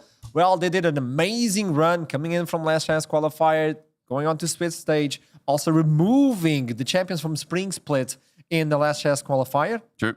Einstracht Spandau, and now they lost it at the last hurdle. But Vitality B looking good. Yeah, in their own fashion, in their own way. Yes. You know, it was a messy series, and I think, again, we've seen that from what we've seen of Vitality B so far, but at least this time around, you know, finishing up in their style of draft. It happened again where they flexed this Kaiser and, you know, it ends up going mid and they pull the gin out of the hat. Like, this is a very classic Vitality B draft from the tournament, and I'm glad, again, that it feels like, oh, Team Geo, their response was get early Ezreal. Yeah, we can play the Renekton, we can use it as a flex as well, but Vitality B have options for all scenarios. I think that's an easy thing to say. What would you say? Who would you say is the MVP of the series? If you had to pick both of them. Probably Stend for me. I Yeah. think he was very good. I think both supports had a pretty good series, to be honest, but Stend ultimately won the series 3-1. Yeah, I kind of just want to touch on the drafting as well, because I think the drafting was really interesting from Vitality. They hit on a lot of the strengths that Hysterics touched on at the beginning of the broadcast. There's a lot of flexibility, a lot of variability, and it makes them hard to read. They just outplayed Geo, because Geo, I think what I liked about Geo was they also had somewhat similar of a drafting style, but Vitality, it just felt like their pockets were deeper on champs they could pull out. And these teams know each other. It's really hard when you jump into a best of 5. I'm scared of that smile nowadays. I know there's something Sorry, I always just in the started ready. remembering all the things that I'm Jake just going to said on let you know broadcast over something. this tournament. You said stand for the MVP. We have stand for the interview. Welcome back, Stan! I want to see that beautiful face. Hello. Where he is? Hello. Where is he? There he is! Hello, My boy! hello. Finally, we get to talk again. It's been a long time. It's been a long time. And I remember when you were playing on Dusty, you told me something after winning versus X7. Man, I really want to go to LFL. You got it. How has it been? Yes. That journey. It's been a really long journey. It was really a lot of high and lows. It was an insane year for me. I had a lovely group, and my coaching staff, especially Nahu, made me improve so much. He put a lot of pressure and responsibility on me this year, and I'm really happy about that, and it pays off. Tell me something. What has been the biggest lesson for you since you joined LFL? The biggest lesson? That's a tough question. Yeah, man. I think since I joined LFL, before I was always the youngest player, but in this group I'm actually the oldest because I have only a really young player with me, like 19, 18, 20. So my role in the team changed, and I had to be more having a different attitude in that regard. So yeah, that was the biggest lesson. So you're going to Munich. I want to understand what that means to me, to you. To me, it means a lot. It means so much. I mean, I don't know if you saw the camera, but I completely cracked after the wins. And yeah, it means so much. My girlfriend and my parents will come to see me. So yeah, it means a lot for me. It's a dream coming true, playing on stage in front of people. It's a big one. Hell yeah. I mean, I'm glad I actually get to cast your game. I get to cast your final. So good luck. You guys are the most interesting team in the tournament for me because I think your drafting is the most innovative in the tournament as well. But I do want to talk about one thing in draft, and I want to talk about Rel priority because we on the desk, and I think a lot of us just think Rel right now is the most busted champ. Like, it's the most busted support. Walk me through what you think about the current champion and your priority towards it. I mean, yeah, Rel is a really strong champ right now. I think it's the strongest in supports, especially in EL, EMEA. It brings so much in team fights, like the flash ult is impossible to react. And with the meta, with AP junglers, they need a support that creates space for them, and so they can be so they can deal damage. So yeah, Rel is just really broken right now. And I want to ask one more thing before I hand it over. You know, against BDSA, first seed, obviously BDSA have been hyped up. I feel like they've got a few flaws in this tournament as well. What are your thoughts going towards them, especially in the form of like bot lane matchup? Like, how do you feel like you're going to go up against their bot? I think BDS is the best on paper, the best team. They showed it multiple times. But I mean, as talking about bot lane, I think their 3v3 is really strong about support, jungle, and mid, most likely. So they can lock you on the map really well. But I think we are one of the teams that maybe can have a chance to win against them. So that's the goal, yeah, for sure. Nice. Nice. Let me ask you something, because I've seen like your progress, your career, and I know you're gonna make LEC. I don't even care if they don't pick you; they're just trolling. So tell me something. Like, with all the history you have, if you could look back into yourself when you started this, what would you say? From now on, looking at the back, like at the past, what would you say to yourself? Because you may be an inspiration to a lot of French players. I mean, I would say keep it up, keep going, because as I said, I had a lot of highs and lows in my career. Yeah. It was not always successful, and I always tried it twice more after bad moments to get better. And so, yeah, I would say keep it up. Love it. Stan, best of luck. It's in you, man. MVP. Our MVP, by the way. MVP on the studio. You are the MVP on the studio. We don't know. We don't have an official thing, but we have decided as a desk, and anyone else can get stuff. Yeah. So, bro, you're our MVP of the series. We were talking between ourselves, and I stated, like, if anybody picks another person, I will assault you, and you're the MVP. I'm kidding. Thank you. Have a lovely one, Stan. Always a pleasure to talk to you. I'll see you soon. Bye. Have a good night.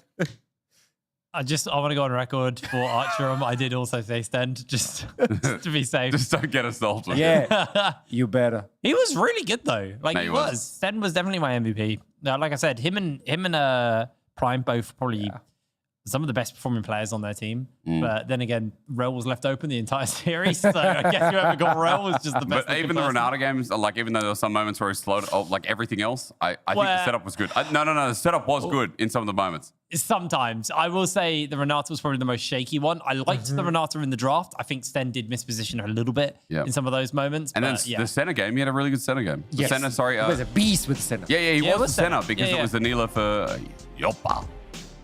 There we go, in game. I'll do this bit for you, Archer. There you go.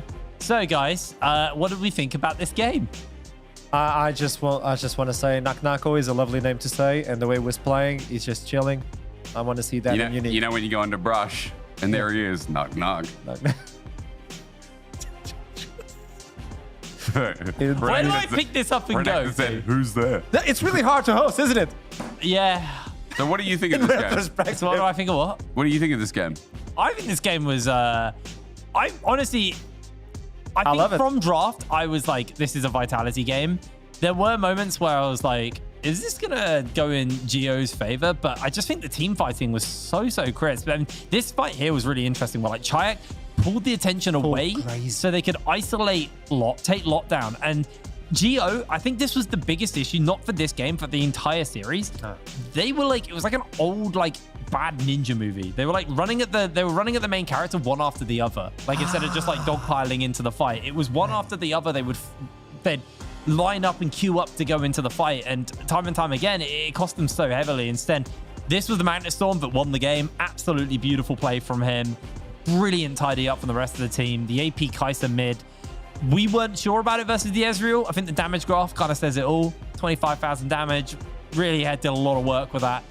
Fantastic I mean, game. the bigger thing was, like, we talked a lot about today, Vitality be the chance of them really early picking the Renekton, because there's a lot of teams in the tournament that either won't punish it or, you know, with things like the Rumble ban in the early stages, like Vitality did as well, then a lot of the punishments for that lane out there. We wanted something like the Kennen, but then Vitality B did their thing of like, hey, we've actually got an answer for it as well in the Varus top.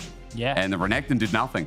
The Renekton didn't get to play the game because the lane was so harsh, and it wasn't even up to jungle influence. It was a 1v1 solo kill, which was great to see. And again, it just kind of showed the diverse champion pool that we hyped up today, spiking the ball down, because that's what Vitality set out to do, and they did it well. When the curtain falls, we have BDSA, and there you go, Vitality B. It's an LFL final. Crazy. Wow. I don't know what to answer to that one. Munich, it's getting closer, so tell me here, Brian, what do you feel is going to be the end? It's on my birthday, actually. Is it? With the EMEA finals? Yeah, the finals are on my birthday on the 30th of August. Those are the finals. So what will you be doing? What am I doing? Yeah. Here. I'll tell you after the show. There It's you go. nothing exciting. It's playing D&D. Nice. What do you think? BDSA. Frio. 3-0 finals. Frio 100%. Frio BDSA. Seems like it's going to be an easy day for you then. I'm just going to say Vitality B. Even though I don't think they're going to win, I'm just going to say Vitality B. Bro, they 3-0'd Heretics. They made Heretics look really terrible. Yeah. I mean, Heretics also made themselves look terrible. Wait, but BDSA, how many easy days between now and Munich finals? Tell me. 9. 10, 9 or 10. That's 9, isn't it? No, that's prep. Yo, I would be getting Pad and Mac in, and I'd be saying Vitality main roster, like, use their coaching staff and please get these guys up to speed. Live finals are completely different, and the amount of pro teams I've seen choke in a live finals just because of what it is completely different. So you know what? I'm going to say Vitality, not because of the performance of BDSA and Vitality individually through the tournament, but just because I think Vitality's prep and their coaching staff behind the scenes will be good, when BDS will probably be at Munich. So, you know, if you want to use mainstream resources, I don't think BDSA can, because they're going to be focused on their main team, which I'm assuming is going to win. Makes a lot of What's sense. the scoreline, though? I think that's a 5-game final. 5-game? Vitality have shown they'll bring them to 5 games. Now, I'm assuming BDSA will beat G2. So if this, you know, as people listening to this and expecting that's actually tomorrow. That means BDSA at Munich, and that means BDSA are also at Munich. So both BDS would be there. How cool is that? Imagine if they take both, like BDSA on EMEA and on, you know? That'd be crazy too. That would be really That'd crazy. be really crazy. You know what was crazy? You. Hanging out with you guys. Yeah. Lovely. It's time to do it. It's time to end the show. It's time to do it. It's on me to end the show. No, Guys, please, no. Thank you so much for watching. Thank you so much for watching us at the EMEA Masters. It's been an absolutely amazing week and a bit here in Paris. We will see you in Munich for the finals on the 30th of August. My birthday, baby. Good night. No, you can't, Archron.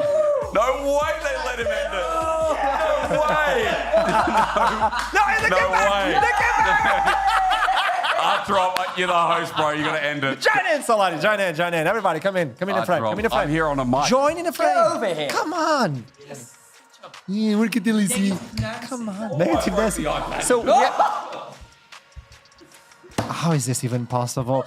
Never mind, let's go on. We move with the show. Everybody, was lovely to have you with us. The team really loves you a lot. Thank you, production. You did so much for us. I don't know how, but actually you did. Thank you for supporting us and dealing with us for these days. For you folks back at home, we'll see you in Munich. It was lovely. And until we see each other again, keep climbing. Have a lovely one. See ya! Waiting too long. Commit. Oh, we have to be silent for 5 seconds, remember. Come on, we can do it. It's 5 seconds. Come on, you got it. Come on. What do they think we're going to do? freely using Katarina's cook. Kindred cautiously cooked Kit Kat cupcake. Kindred cautiously cooked Kit Kat cupcake.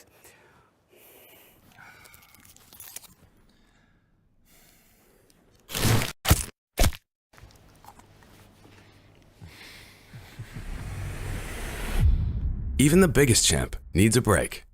Carefreely using... Kindred cautiously cooked Kit Kat cupcake. It doesn't even matter. I'm ready. It's fine. We come alive. We come alive. When everything is on the line, we don't back down, we don't hide. We come alive. We come alive. When everything is on the line, we don't back down, we gon' fight. We come alive. We come alive.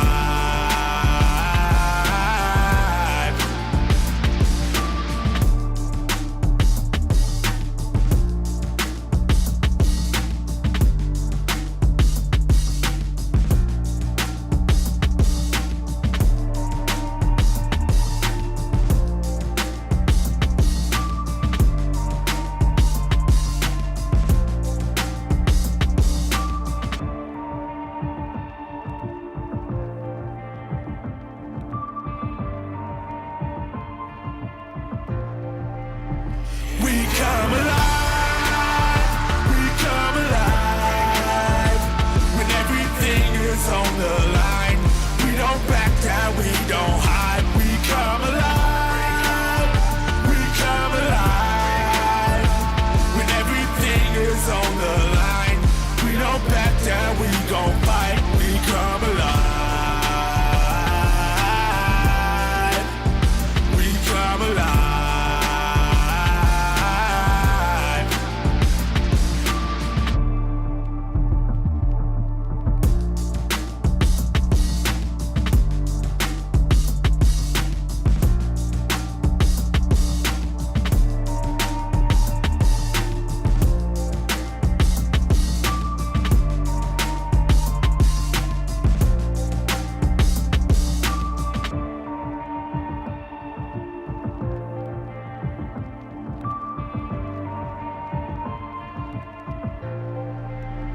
We come alive, we come alive.